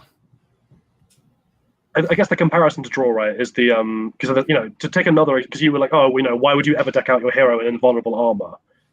But I'm like, well, we can use another movie, like Lord of the Rings has this. So in Lord of the Rings, we have Mithril, and Mithril, like Frodo Baggins gets given a Mithril vest, and Mithril is so tough that even a troll slamming you with a spear won't break through it. This armor is basically invulnerable, short of being hit by Sauron or something. Now, the difference, there are several salient differences. One is that the Lord of the Rings goes to great pains to be like, Mithril is unbelievably rare. Like, it's the point where the vest that Frodo is wearing, which is like child size for a normal sized species, is worth an entire kingdom's worth of gold. Like, literally, it's worth an entire kingdom. It was given to Bilbo as his 1/13th share of Smaug's treasure. It's hugely valuable. And it's so unbelievably rare that almost no one ever has one. Like he is literally the only bastard who we even hear of having one. And even then, it's just the vest. Like he doesn't have a full suit of armor. He can still be stabbed and killed. In fact, he is stabbed in the story before he gets the vest, and he's horribly injured even when he has it because he's vulnerable in other areas, and also because armor doesn't protect you from falling from great heights and things. Mm-hmm. Well, also but just instead, like the force of being hit like by something with super strength, like say a dark trooper slamming his fist into Mando's helmet a bunch of times, like that would still hurt because that's just how momentum works. Yeah, because transitive properties still hold in Lord of the Rings, even though they don't in the joke like momentum just doesn't exist in the Mandoverse. Mm-hmm. I guess that's the point. Like, you can have armors that are like extremely hard to penetrate in your world if you want to, but you have to set limits, right? Because otherwise, if they're just widely available and anyone can have them, you break the stakes of your story very badly. Like imagine we'd had Lord of the Rings where like all the Gondorian troops had invulnerable suits of armor. Like how much that would have screwed with that the siege of Minas Tirith. Yeah. Like, well, they can't be killed. Yeah, like, I feel nothing. I feel no urgency because these guys are all going to be fine. Yeah. Like even like again, given how Beskar works in this universe, even the ones that the Witch King picks up and drops 700 feet onto roofs, if there's the Mandoverse, they just get back up. Yeah. And Beskar should never have been introduced, is my point. And if it was going to be introduced, it had to be like this extraordinarily rare thing that only Mando had. And then even then you would need to introduce some ways in which he was still vulnerable, like transitive properties and heat and gas. Well, You know, just ways based on the way yeah. that his armor works, like there have to be weak spots that just can't be covered, right? So like those have to be targeted by the people that are shooting at him. Just having they have so many sequences like this, especially in season 2. Having him just run across like hallways and get shot at, and all the bullets just bounce off. It's like, what am I supposed to make of that? Yeah, it's like there's no danger. He's never in any danger really, because nothing can hurt him when he's wearing a suit of armor. Not even things that should, regardless of the armor. And again, in on this top of finale, when he's breaking free of his bonds and fighting off the troopers that are taking him to the debriefing room, it's like, okay, so we're all wearing the exact same amount of armor, like of the same material. We're all just as invulnerable. Oh no, he just shot them both. Okay, fine. Yeah, I also like I said, even if you had to introduce, you didn't have to, but even if you had to introduce the invulnerable armor, you can use that to make world building. Like we mentioned it earlier with the fighting, right? Of like the Mandalorians as a culture maybe should have martial arts that are specifically trained to fight people in these kinds of armor because they would have had to, and that tells you something about the culture and about the characters. Yeah, like it can it lend tactical intelligence to your character. Yeah, but no. Beskar's shit, essentially, is what we're getting at here. Yeah, it's awful. It should never have been introduced, at least not in the way that it was. Well, again, you could have made it like incredibly rare. But then if you were going to do that, then giving the Mandalorian a full body armored suit that's all Beskar would have been ridiculous. Like if it's that, if it's as rare as you just described Mithril to be, to give him an entire like full-size body armor of Beskar would be insane. Well, again, to draw a comparison to like Game of Thrones, right? But like the books, not the show. Okay. Valyrian steel, obviously in both the show and the books, like Valyrian steel is unbelievably rare, and you can't make any more of it because Valyria is no longer around. So so it's like there's 200 swords left on the continent, and that's it. There are no others. You can't make more of it, and only one guy in the whole world can even reforge it into new stuff. In the books, Euron Greyjoy, like the biggest piece of Valyrian steel is ice, right? The giant broadsword that Ned has, and that's like super valuable as a result. Now, in the books, Euron Greyjoy then turns up, and he has a suit of armor, a full suit of armor that he claims is made of Valyrian steel, and indeed it does seem to be. And this is presented as like shocking. Like the fact that he has this suit of armor is unbelievable for several reasons. Like one, because like God, that makes him OP. Two, because like to get it, he would have had to go to the ruins of Valyria, which no sane human has ever returned from. Thus giving character development to Euron and the kind of person he is, and reinforcing his badass status and his like witch doctor magic status. And like also the nature of Valyrian steel itself is like very highly connected thematically to blood and madness, so it reinforces all those themes. And again, it's super rare. He's literally the only one who has one, and no one's even heard of such a thing before. So wait, in the books that his suit of armor is actually made of Valyrian steel? Yeah, he has a full suit of armor that's made of Valyrian steel. Okay. That he got from going to the ruins of Valyria and finding it. Yeah. But it's presented as like it's the magnitude of that is not lost on the books. Like they go to great lengths to explain how that is actually like really, really special, and why it's like, why he gets to have it and stuff like that, and how it fits into the world in a way that like doesn't make the entire plot meaningless. You would think that there would be so many like bandits and looters and people that are just constantly attacking him trying to get that. Oh yeah, because it's worth like a mountain of gold. Well, at least it was until this season established that fucking everyone has it. So there's two. Okay, so we've got 4 things left on to cover. 2 are quite big topics, so let's do the 2 small ones first. Okay. The squandering of the Imperial remnants, because we've already kind of done this, but like, what the hell was Gideon? What was his plan? What are the Shadow Council doing? What the fuck is going on? Oh, I'm sure we're gonna get more of that in the Ahsoka series. I already said, like, I'm so tired of the Empire, dude. I'm so fucking tired of it. Yeah, I'm just tired of Star Wars at this point. That's what it is, right? It's like I'm so sick of it. I'm not tired of Star Wars when it's good. I've already watched Andor 3 fucking times, and that's kind of my point, right? Like I have to mentally separate like real Star Wars from Disney Star Wars, because Disney Star Wars, I can't. It's the worst As I'd hesitate to even call it bad or worse, because that implies that like it exists somewhere on this quality scale. It's almost like superhumanly shit. It doesn't deserve to be in the same room as everything else that tries to call itself art, no matter how bad those things are. At least they're trying. This belongs in its own separate little mental asylum. We talk about like, Marvel superhero fatigue and like Star Wars fatigue, and it's like, not if it's good. I could literally watch 10 seasons of anything Tony Gilroy writes in the Star Wars universe, and I'd be a happy camper. Yeah, just give them the time and the money, and like and make sure they have the ideas, but like they could do it. Yeah, so that's the Imperial Remnants, and then the last small thing is the Squandering of the New Republic. That's a small thing to you, because I feel like that's a huge thing. Well, I get, because there's one big thing I want to address, right? Because obviously we've already waxed lyrical in the other two streams about like how it doesn't make any sense that the New Republic is this shit, and the fact that it's this apathetic and this cruel and this vindictive and this stupid is just incredibly world-breaking and annoying to watch. But there's a specific defense that I want to address, and that is the people who have said. In fact, I might even just like, because I addressed it to you in my phone, right? On Discord, right? In a quite a concise way. So just give me a second to bring that up. Sure.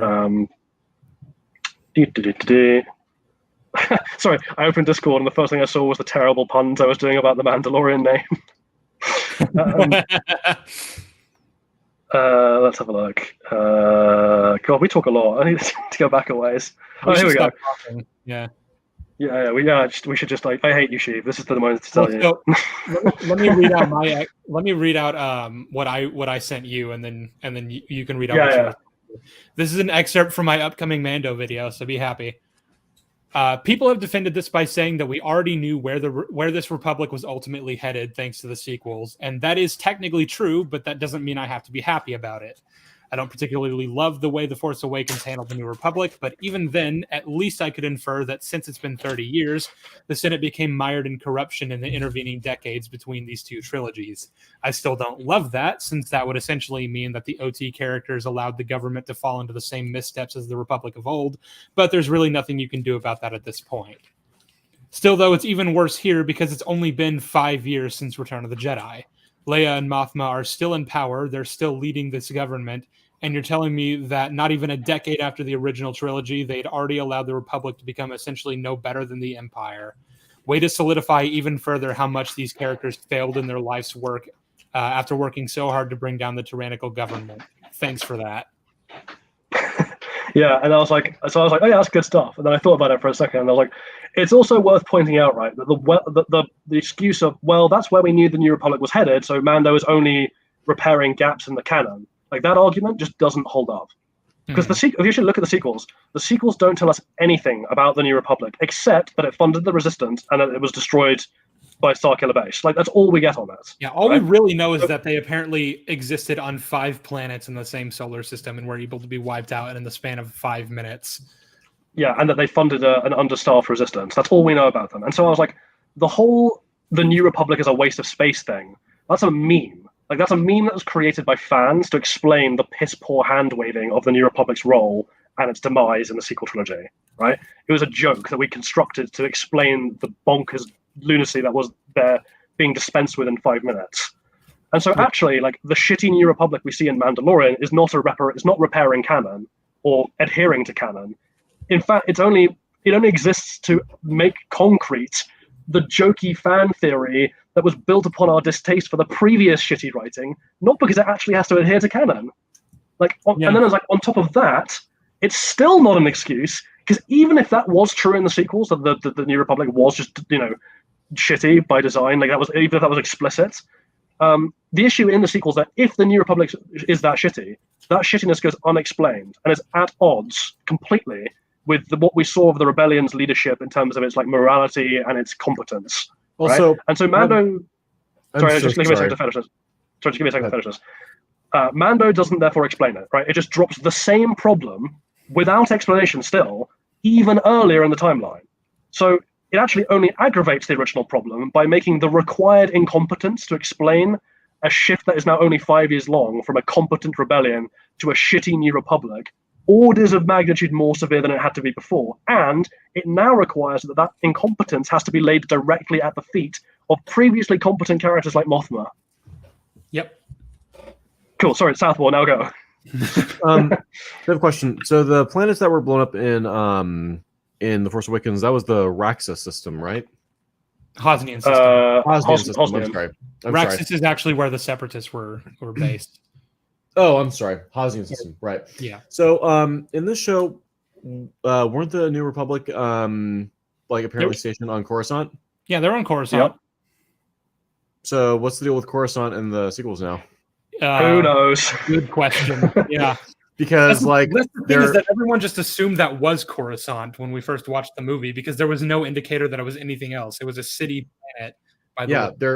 They're unambiguously on Coruscant here though because that's where they are in the Pershing episode, and then the lady that portrays Pershing, that's also in the amnesty program, is in the episode with that really like episode 5, is it?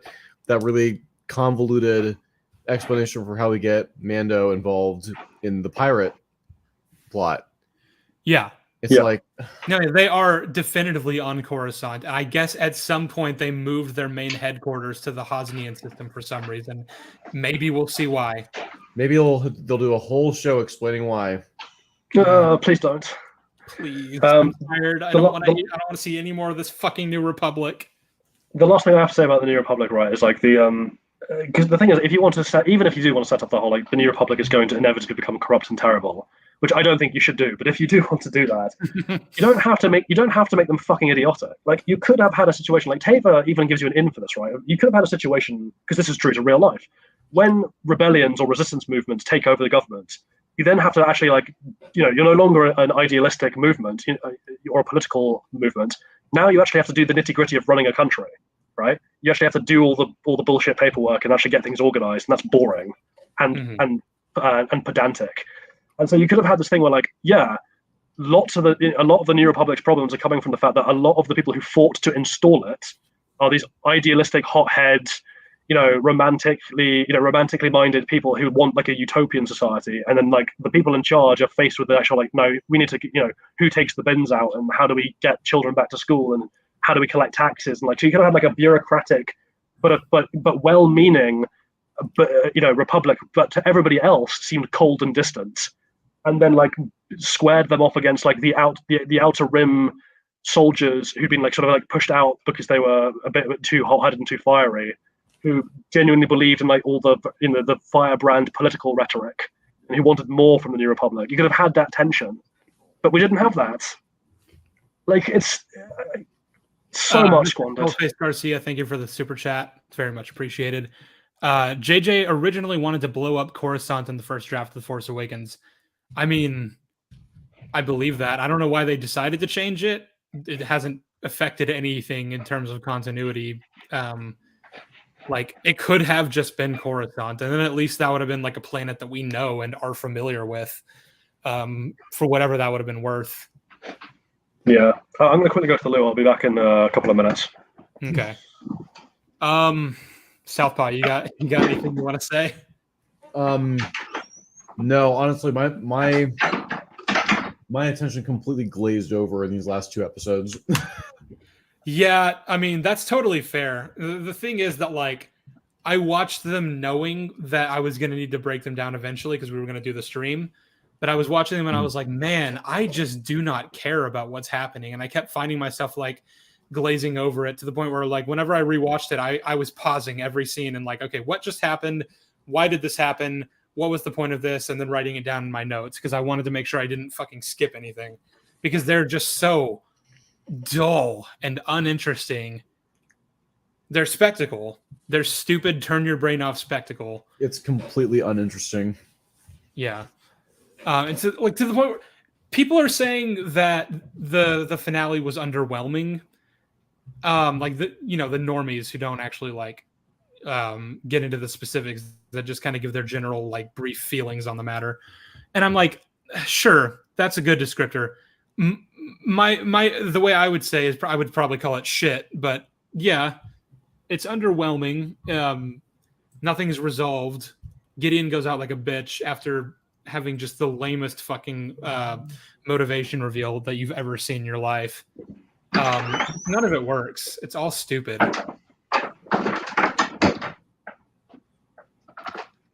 Jolly, are you back? I am indeed back. Yes. Cool. We were basically just talking about how dull the finale was and how even the normies have found it underwhelming. Yeah, anticlimactic as all hell. Yeah. Well, Really.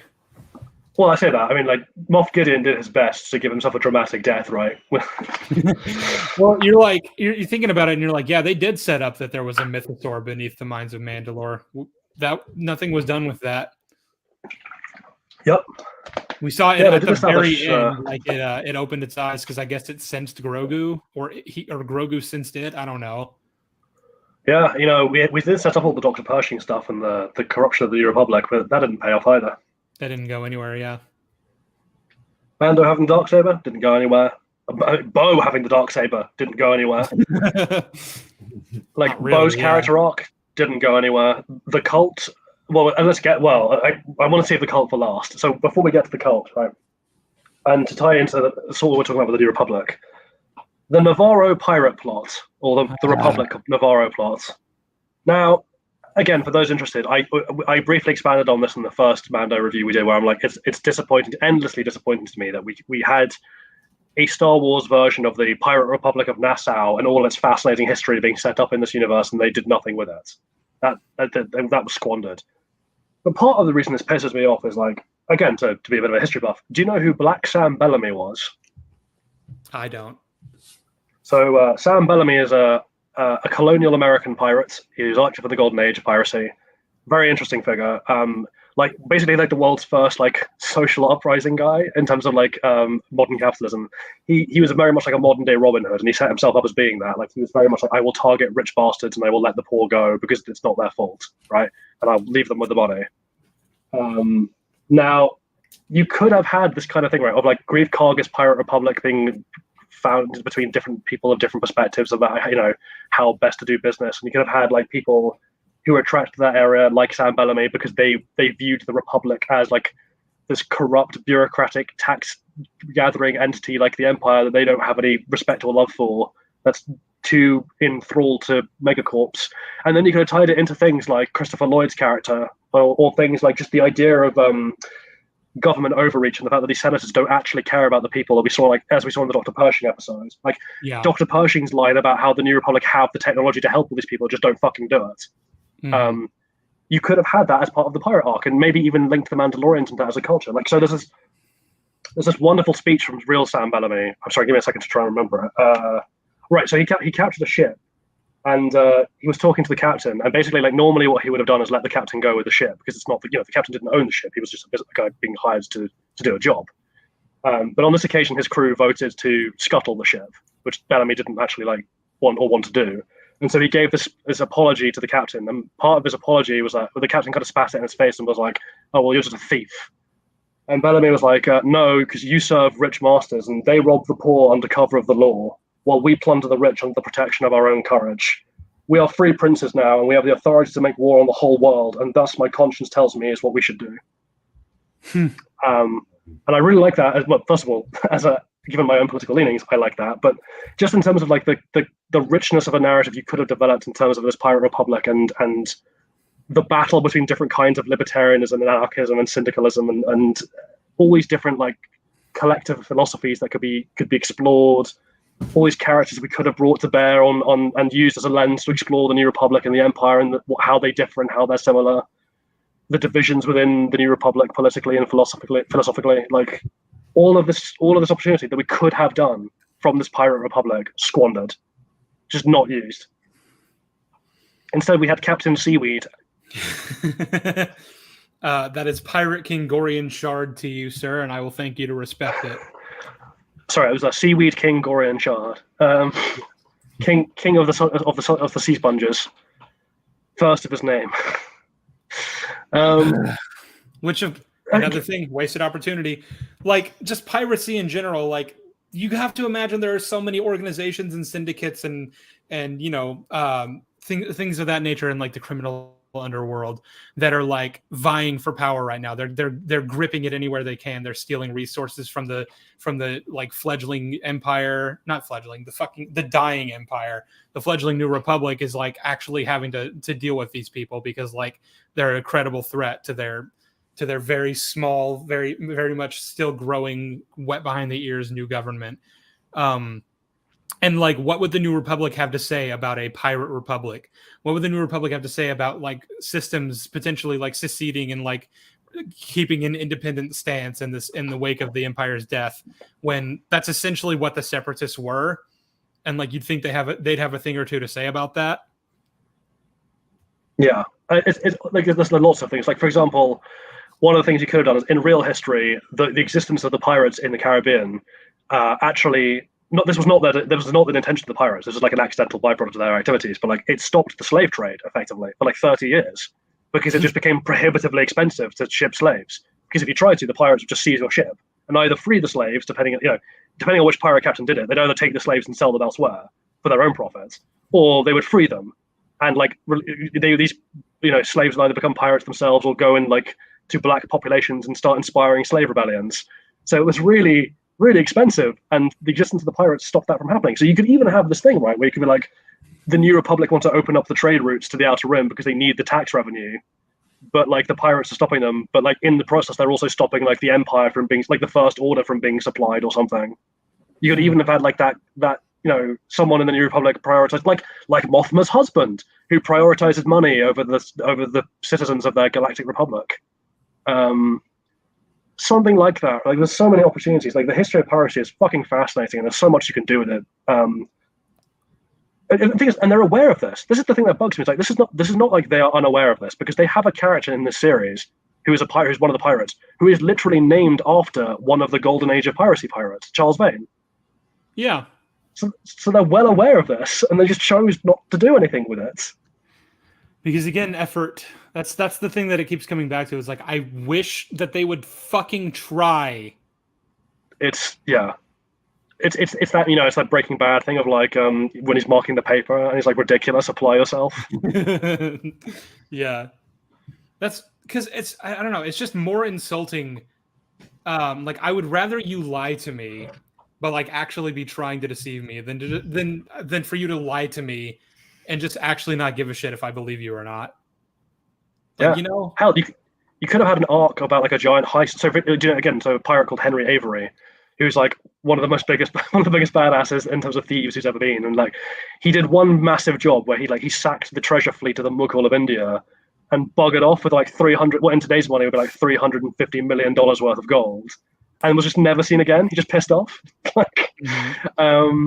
And we could do like this, but one of the myths around him was that he went and founded like the fictional pirate city of Libertalia in Madagascar, which is like this free utopian, no slaves, no masters, like everyone is going to be treated equally and in a racially progressive manner for the time. Like, didn't exist, sadly, but like that was the kind of like ideology that these pirates inspired. Like the American Revolution, the French Revolution, the Haitian Rebellion. These were all inspired by pirate philosophies, at least to some degree. I want to highlight this. Sheev, they are trying. I keep saying they're putting all their effort into making this as bad and offensive as possible. Correct. The reason I highlighted that was because originally when I read it, I thought they were actually defending it and saying that they are trying, which would have been really sad. But also, I know for a fact they're not trying because I've seen Jon Favreau make good movies. Well, I've seen Jon Favreau's interviews about The Mandalorian, where it's very clear he doesn't care. Yeah, he doesn't give a shit. This is the thing, right? Of like the ultimate criticism, the ultimate reason we do these shows, even though we hate them, like in terms of reviewing them, is that we're trying to encourage a kind of mass awakening to what Disney are actually doing to art and not just Disney, right? But all these large platforms are doing to art as a field, and that is they are stripping it away of any kind of sense of humanity and just turning it into this mushy, sanitized baby food product that they can ram down your throat. And in the process, they're doing immeasurable harm, both to people's minds, like the minds of people watching it, but also like to what we are allowing as the standards of art in a regular society, and also just like many artists who have great ideas and wonderful stories that could do so much good in the world or inspire so many people or just bring joy. Something as simple as just bring joy to lots of people will never get the opportunity because these bastards have cornered the industry and only produce slop. And we're now literally getting to the point where like these guys, like the Russo brothers, going like, oh, we're going to have AI writers soon. Isn't that great? No. Fuck that. Fuck that to hell. Fuck you. No, absolutely fuck that. Like, I work with AI. I'm a proponent of AI. I like AI when it's used correctly, but that's the same issue. Like when it's used correctly, Yeah. just using AI to replace workers because you don't want to pay them and you want to spit out nonsense forever, free of charge, and just keep as much money to yourself as possible because that's all you care about. It's so unbelievably distasteful to me. Money. What you joke, but literally that is what it ultimately comes down to. Ultimately, all of my rage against Disney is just because they are destroying a huge part of what it means to be human and a huge part of the human experience because they just don't give a fuck about anything other than money. And they already have mountains of it. That's the annoying thing. They already have more money than they can spend in their lifetime, but they just want more for no reason.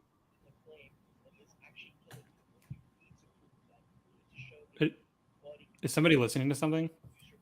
No, I'm not. Oh, shit. I'm sorry. Was that coming through my mic? It was going through. We heard you. We've bored Southpaw. He's tuned out. He's now watching Shazam: Fear of the Gods. No, I was listening to a clip of a guy trying to argue that in Spider-Man 3, Sandman wasn't. You can't prove that Sandman was killing anyone because you didn't see any bodies. Oh, they did the "show me the bodies" argument. Really? Yes. No. Well, wait, do you not realize that this is actually the origin of the "show me the bodies" argument? I did not realize that. This is yeah. Do they write for Disney by any chance? I can here. Give me 1 second. I can download this real quick. No, hang on. So let's just try and finish the stream break because we've still got a little bit to talk about in terms of the cult. But before I get to the cult, there's a joke I want to just put out there, which is like, like what happened to so and so? Are they alive? Are they safe? It's like, is she safe? Is she all right? It's like, what happened to Corky Kreese? Is he safe? Is he all right? Yeah, I've never this, seen him interact with Bo-Katan, but you'd imagine they'd have a lot to say to each other considering their relationship. They have interacted briefly, right, when they broke Satine out of prison. Oh, that's right. That's right. Okay. But I guess the interesting thing there is like Corky's existence means there has to be a third Kreese sibling we've never met. Either that or he was Obi-Wan's son, and she told him that she was his aunt because she didn't want him to know the truth. I don't know. Well, I guess either way that would be really interesting, right? Like either Corky is a Corky Kenobi, or what a shitty name, but like or Satine and Bo have either a sister or a brother that we've not met yet, which you think would be really interesting. But yeah, I've always thought about that. I'm like, you'd think that a third sibling would be relevant information that we'd have learned by now. But then again, this show they don't doesn't talk about Satine, so like the third sibling could be fucking Darth Maul for all we know, and like they wouldn't even bring that up. All right, and now let's get to the. Did I ever say that I was going to do a She-Hulk review? I think I've expressly said that I won't be doing that, like ever, because fuck that show. Yeah, I don't remember you ever saying that. I don't think I ever promised a She-Hulk video. It's never happened. Where's the She-Hulk video? You promised it, goddammit. Where is it? No. I want my money back. I don't want to watch She-Hulk again. You're out, Sheev. You can't make me. I did like record myself and my roommate reacting to episodes 4 and 5 of She-Hulk, but that's really all the She-Hulk coverage I've done. Someone theorized the Armorer would be the third sister. I'm like, dude, we're at this point now. Like, honestly, I'm kind of just like waiting for the moment where she pulls off the helmet and it turns out that she's Barriss Offee or something. God. Like, I'm so tired of this. Just please, just fucking try. Do effort. Something. Before I lose my will to live completely. I've seen better drafts from like first year students than this bullshit. Mm-hmm.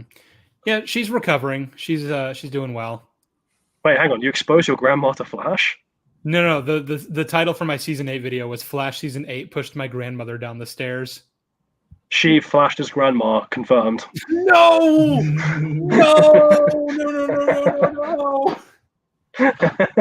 He's on the record. He admits it. He's under oath. Well, he admits it.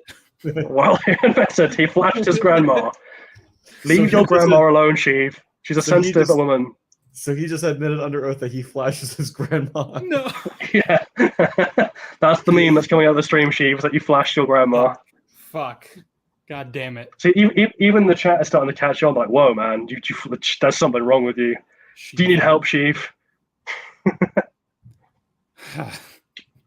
All right, so let's do the last one because it's the most painful. The cult. The cult. Fuck the cult. Fuck the cult. I have an So, entire Sheev, segment in my video dedicated to those fucking pieces of yeah, shit. Southpaw, I don't know if you have a similar experience, but Sheev and I both come from very religious backgrounds. And so we have our fair share of experience when it comes to religious trauma. And I am profoundly unhappy about the way the cult has been dealt with in this series. Yeah. Well, I come from a religious family. I can't say that that I have a similar degree of religious trauma as you guys. But I'm just I was the one guy in my family that came out of this whole experience an atheist. So there's that. Yeah. Yeah, it's just fire away. Hey, SK's in the chat. Oh, hey man, how you doing? Why do you care about Kenobi leaving Vader? Did he kill anyone? Show me the bodies. Show me the bodies. So can you imagine if that was the other way?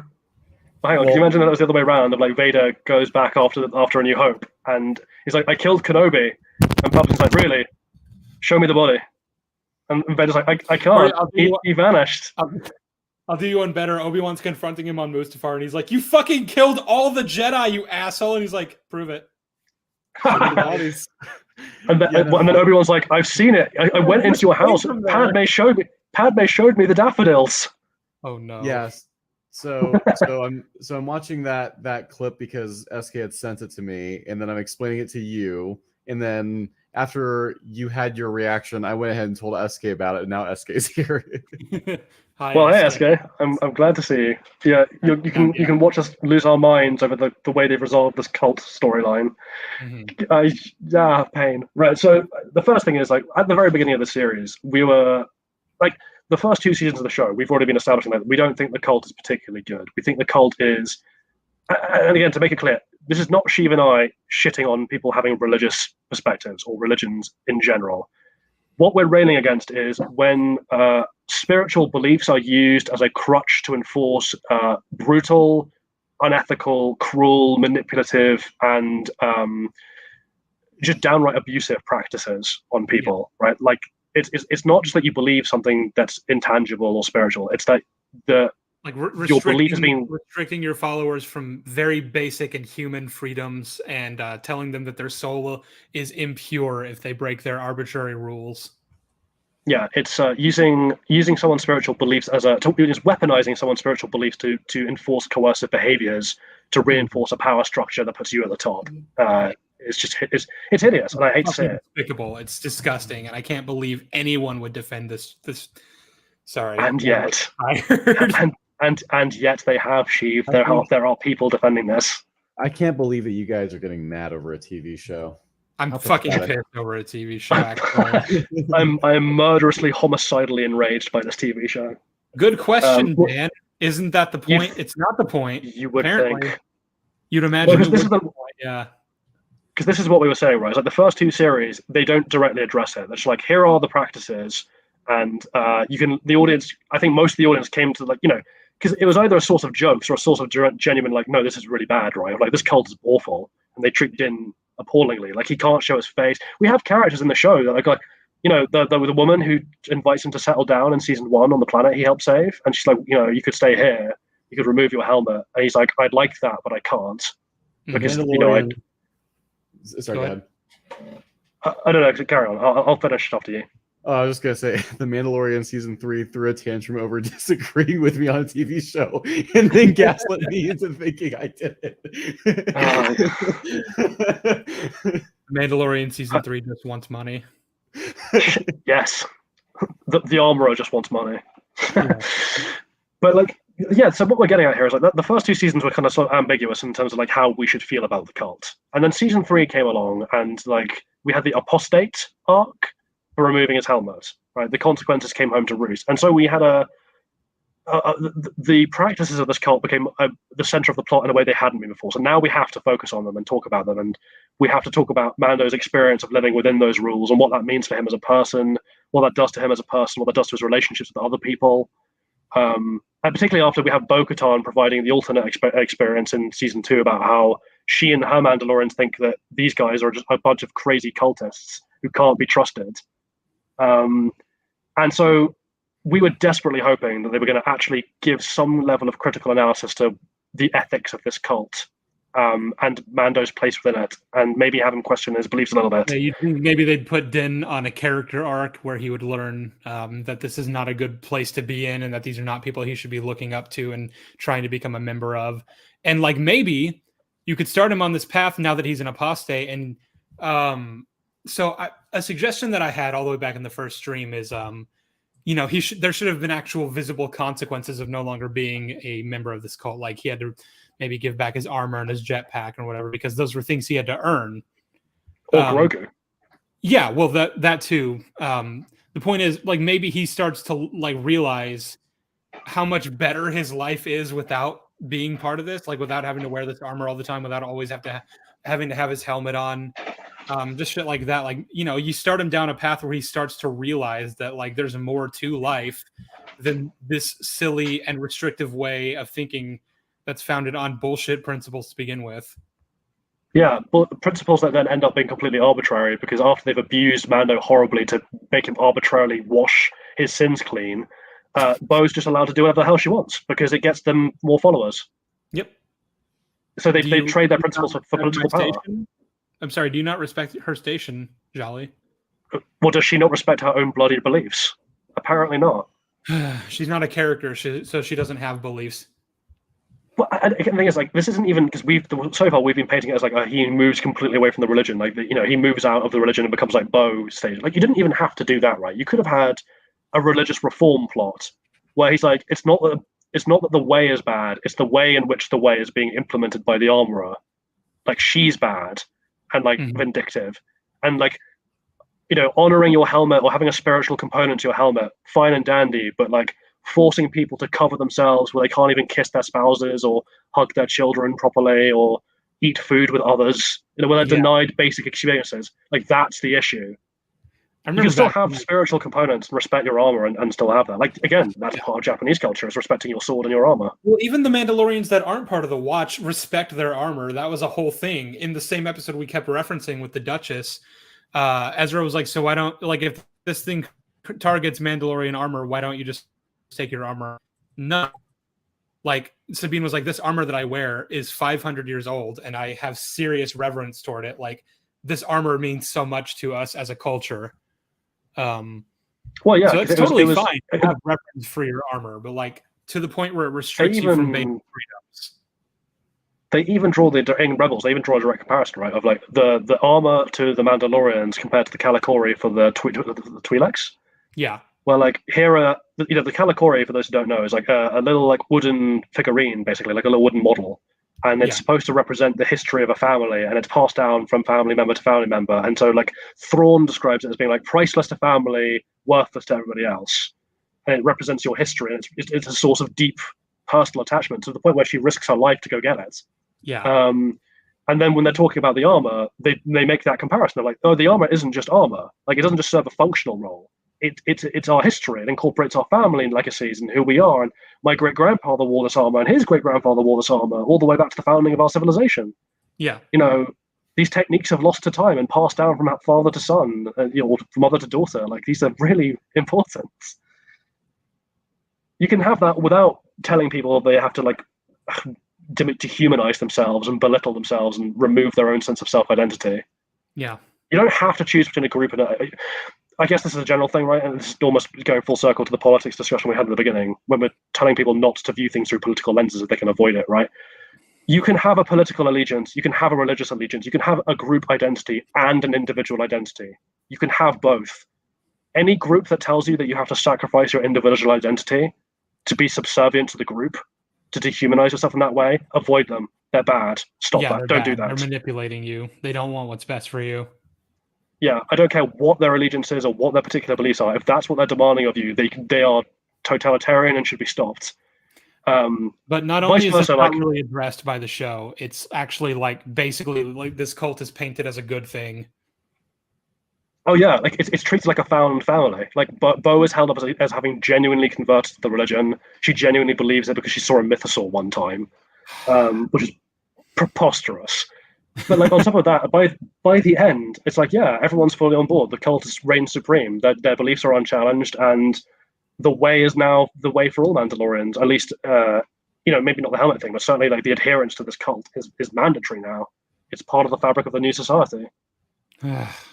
Which again, like you think about the religious subplot in Game of Thrones, like how that was conveyed to be a bad thing. Well, again, because that's the thing, right? A group identity, like subsuming yourself to a group identity is bad, but vice versa, having no sense of allegiance to others and only being out for yourself and putting your own personal identity as above everybody else's at all times and the only important thing, that's equally reprehensible. Yeah. And that's something that Game of Thrones played off quite well. Of like, you have these, the cult that the High Sparrow was doing was ultimately no different than like the Tyrells were, of like an allegiance to a group identity where everyone's individual lives and wants and beliefs are sacrificed on the altar of family. Like the Lannisters were that as well. And look how that came back to bite them. Meanwhile, the Starks, they're proud of their group identity, they're proud of their heritage, but they also treat their individual members like individuals and with love and respect. And they're the family that wins out in the end. Mm-hmm. Like, and those families that are just comprised of just individuals, like the Boltons and the Freys, they go down the shitter as well, because all the individuals turn on each other. Mm-hmm. Yeah.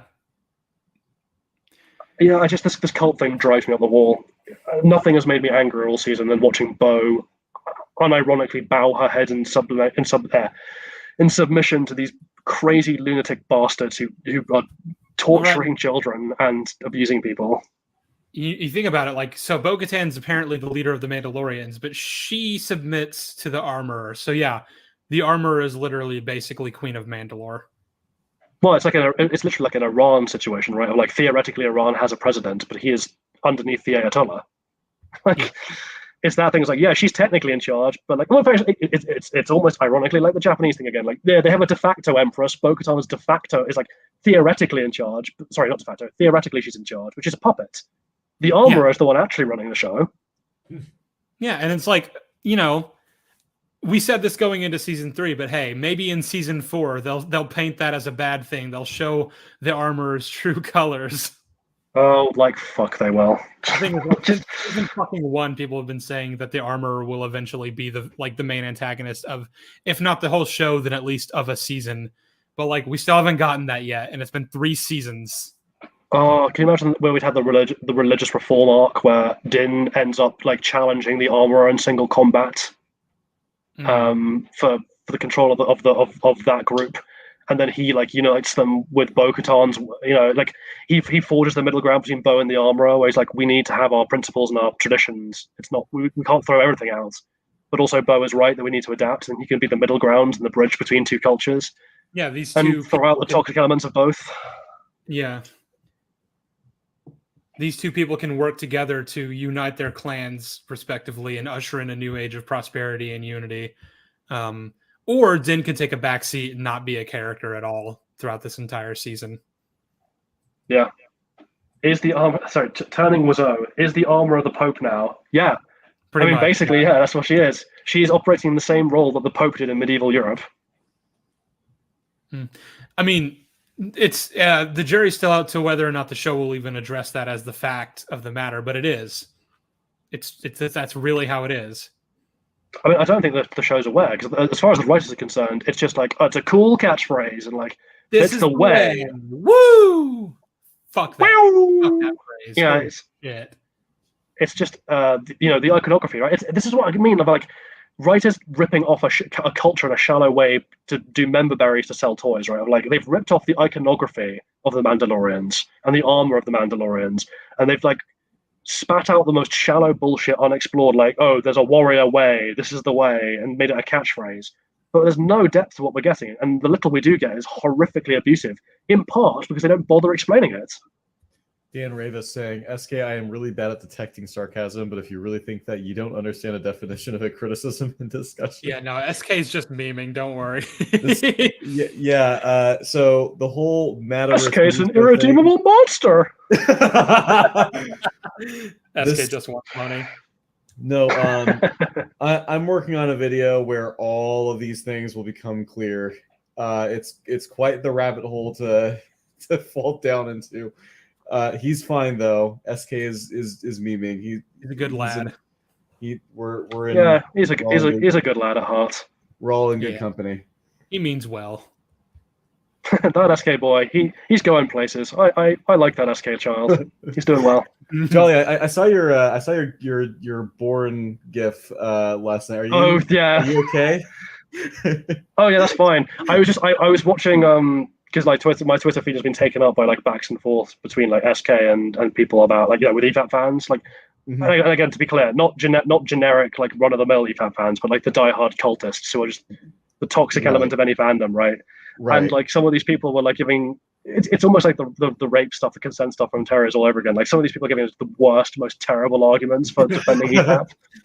And so I posted it just reminded me of like I posted that bit from the Bourne movies where like the other assassin confronts him on the roof. And Bourne parrots the line he got in the first movie where he's like, do you even know why you're doing this? Like, look at us. Look at what they make you give.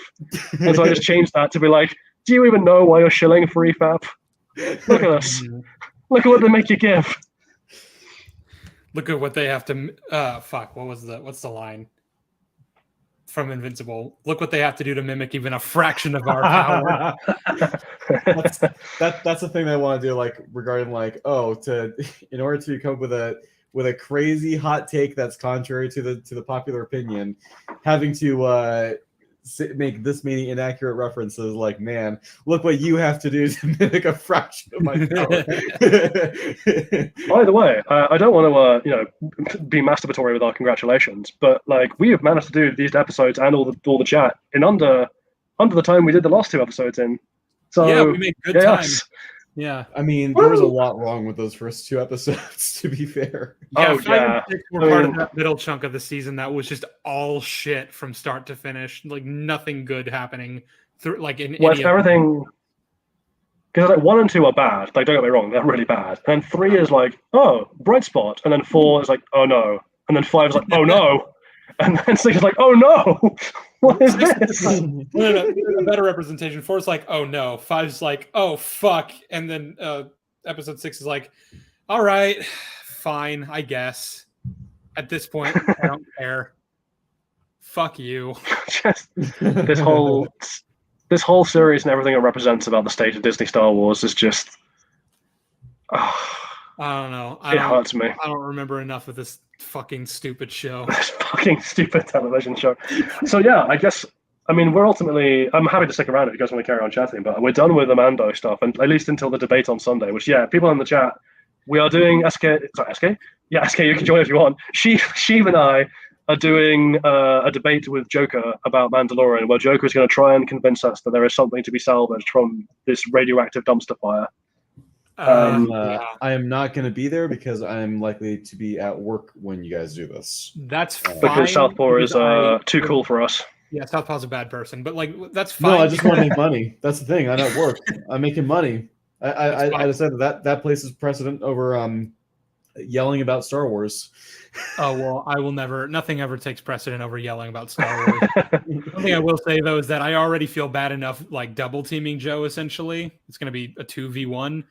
So the tone of this is hopefully the tone, because we say debate, right? But like this is not going to be a we're right, you're wrong situation. This is I am, and I think I speak for Sheev here as well. We are genuinely very interested to know what Joe thinks, and we're going to just try and have a friendly conversation about it. Because it's entirely possible that we're wrong. Maybe we've missed things. Maybe Joker can point things out that we've done wrong or thought wrong or construed in bad faith. That's entirely possible. And even if it hasn't, even if we are right, like it's not about that. It's about having a good time talking about a show and maybe coming to a shared conclusion about what could be done to improve it, which is all that critics should really be doing, honestly. Yeah, it's all about point scoring. We've kind of noticed. So SK, his video on Spider-Verse was almost like sort of a thing that I followed as like what not to do while making my video on Spider-Man 2. We've fuck you, SK. We have fuck you, SK. We have seen a pretty solid model for like how not to talk about TV shows with people. That's all I'm going to say. Yeah, but except for Poe Dameron, we will carry on encouraging you to go kill yourself because we've now committed ourselves to this meme. It is the only option that I beg of you that you go and end your life before I have to see you any further. And I John, don't you care if you can't clip that believe out of that. context. Bad faith. Bad Who is- faith. I can't wait for that to be clipped out of context. Who is Poe Dameron? Poe Dameron? Poe Dameron is is that a serious question? No, I'm sorry. Was there like a troll by that name that was? Oh No. no. Well, so when we were discussing The Force Awakens, we were talking about how we laid it all out in the opening scene on Jakku, and we were like, the only like good way out of this for Poe is literally to kill himself. Yeah, like that was honestly his best option in terms of like not suffering and completing the mission. Yeah, not letting BB-8 or the plans or the map to Luke Skywalker fall into the First Order's hands. Yeah, He kills himself. Yeah, because otherwise, like I'm a big Oscar Isaac fan to the point where like even though I don't like Moon Knight, I really like his acting in that, and I really like the episode where they explore his childhood and his trauma because I think that's fantastic. It's a shame that this is the thing, right? Like you hire actors like Oscar Isaac or Mark Hamill or John Boyega or I mean even Daisy Ridley, right? Because she can put in a good performance when she's being properly directed and she's being given good material to work with. You have these very talented actors who are very likable that you could be doing so much with, and it's just utterly squandered. Like no wonder these people like as fans. I mean, we talk about it already, but like Pedro Pascal is the main character of this show. He's a great actor. He's so charismatic and like effortlessly charming. Every single role he's in, I instantly fall in love with his character. But this plank of wood, this monotone, stoic plank of wood that he's playing, I have no investment in because they're not letting him do his thing. I mean, he's not even in the suit, is he? No, that's the thing. Most of the time, he's not even on screen. He was off like the entire season doing Last of Us. There's just to refer to the actors as well and how they're treated. There's like 3 examples I want to bring up. Right, there's I can't remember her name, but the actress who does the Armorer. There's a nice little clip that did the rounds. Yeah, there's a clip of her going to like a fan, like a fan conference, and she's in like full costume and like walking around like saying hello to people, and they don't know it's her. And it's just genuinely very sweet and endearing. And I know a lot of actors do that, but like it's very sweet and endearing. And similarly, like Katie Sackhoff, the person doing Bo, every interview I've ever seen of her, she comes across like she's so bloody charming and lovely. And like the fact that she's given bugger all to do with that charm as Bo-Katan is a bloody crime. Like we were talking about how Bo-Katan is like an uncharismatic, borderline pathetic, limp piece of wet sock in this show. And then you compare it to the actress, and the actress is this incredibly charming, charismatic, bubbly person who could easily like they'd walk into a room and they'd be leading that room in 5 minutes. Like they're very cool. Yeah. Pretty much everything I've seen her in live action has been shit, and I feel really bad for her. Like Flash season 4, she was Amunet. She's like one of the worst characters on the show. She deserves better. And the other thing is like Tamura Morrison, because obviously we saw his comments recently. Yeah. That breaks my heart.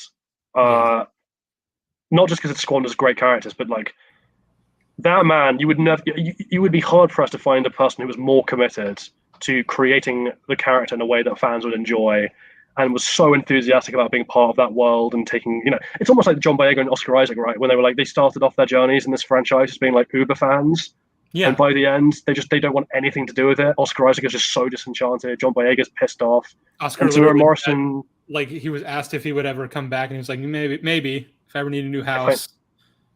Yeah, and it's like Mark Hamill is just worn out by it, and like you get things like Tamura Morrison is just treated like garbage. I don't get it. I just don't understand the level of disrespect that this industry has for both its actors, for any decent writers, and for the fans in general. It's the contempt. The sheer contempt, like in which like people are complaining about the product being served to them, and all they get back is like "shut up and eat your poo." It'll never cease to annoy me. What Morrison said essentially. Oh fuck! I highlighted the wrong comment. Where'd it go? Oh, here it is. What he said essentially was just that like the Mandalorian basically just came in and stole his show, which that's exactly what happened. And then he was expecting to be like allowed to be in Mando season 3, and he just wasn't. Well, it's like suck it up and deal with it. he strongly implied that they were like, oh, they told me that I would be called upon for that. That was my recompense for him invading my show. And then I was sat in New Zealand, and they just didn't even phone me. They didn't even bother letting me know what was going on. And that's on top of the comments and the interviews he had when he was doing Book of Boba Fett, where it's like, look, I didn't want Boba Fett to be this idiot. I wanted him to like be stoic and have the helmet on. Like I didn't want to constantly have my helmet off. Like got in the shape of his life to do this role. Like he lost so much weight so he could do it properly and give the fans the respect they deserved and deliver the story that everyone wanted and deserved. And yeah, the clip that always goes through my head whenever he talks now is like there's a little behind the scenes clip from when they were filming Attack of the Clones. I think it's that fight with Obi-Wan on Kamino, where they've got the rain machines on and he's in the Django armor and he's got this like colorful rainbow umbrella. Yeah. And he's like doing a little jokey tap dance. And I'm like, it's just a little thing of an actor having a good time on a set where he feels respected.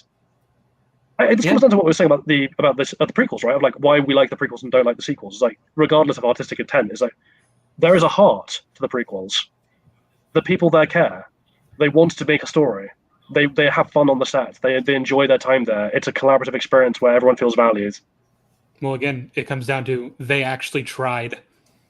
Yeah, they actually bothered to give a fuck. A small thing in this world, but an increasingly rare one.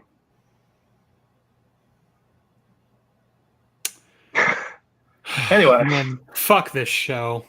Yeah, we got the debate on Sunday. That'll close it out, and then at some point, probably not next week, because I imagine Sheev wants a break. But at some point, Sheev and I are gonna go over the Menu, which is a movie that actually does we get to actually try and tell a story. Something good. It's gonna be great. It's fantastic. It's wonderful. Yeah, I'm tired of talking about The Mandalorian. I'm gonna finish that fucking video. I'm gonna have that debate with Joe, and then I'm done. I'm done. Hang on, SK's comment. The prequels established super speeds that are irredeemable. Now, SK, coming from a Sonic the Hedgehog fan, this bothers me. The Jedi also have super durability, so consider that. Yeah, that's true. They also have. Well, I mean, nothing has super durability like Beskar has super durability. So. Well, I remember now we know not understanding the super speed scene. I did not understand what happened as a kid. I thought it was an editing mistake. They like teleported or like jumped really high or something. I just couldn't tell. Now we know that Gideon's armor is the most super durable. Yeah, he has peak durability. No one is more durable than Moff Gideon. Or you mean Moff Gideon's clone? He didn't have a mustache, remember? Super durability. But the Darksaber doesn't. It didn't take long until we got a literal unironic whataboutism argument from the Jolly Cache. Yep, that's me. I highlight these comments way after they're being read out, but it's fine. Run from it, hide from it. The whataboutism will find you all the same. I'm gonna go ahead and wrap this up here because we've finally fucking finished covering it. Yeah. In good time as well. Full comprehensive breakdown of The Mandalorian Season 3 over the course of 3 5-hour streams. Yeah, we've done an EFAP. We've done a long man bad. Yeah. I used to think like because it took EFAP like 3 streams to break down Arcane, and I was like, what could you possibly have that much to talk about? I'm amazed. I'm amazed they did it in only 3. Like I could have been there for weeks talking about Arcane. Yeah. Arcane's really good. Well, thank you very much, Takeoff Domino, and thank you to everyone who's watched and who is watching currently and has watched the previous streams. I've had a great time on them. Thank you very much, Sheev, for inviting me on. I've had a wonderful time, and I'm always very grateful to be invited onto these streams. I hope everyone watching has also had a good time.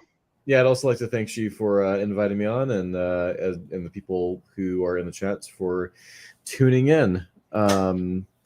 I'd like to thank you guys for coming on, because otherwise it's just be me talking to my audience, and I've done streams like that, and they're not nearly this epic and cool and rad. You really need a person to like be bouncing off of, you know? It helps. It helps a lot. Yeah, like when Bo-Katan bounced off of Axe Woves. All right, well, we'll say goodbye, everyone. But thank you so much for joining us through this epic, torturous journey. Goodbye. Bye, guys. Love you. Bye. Woo!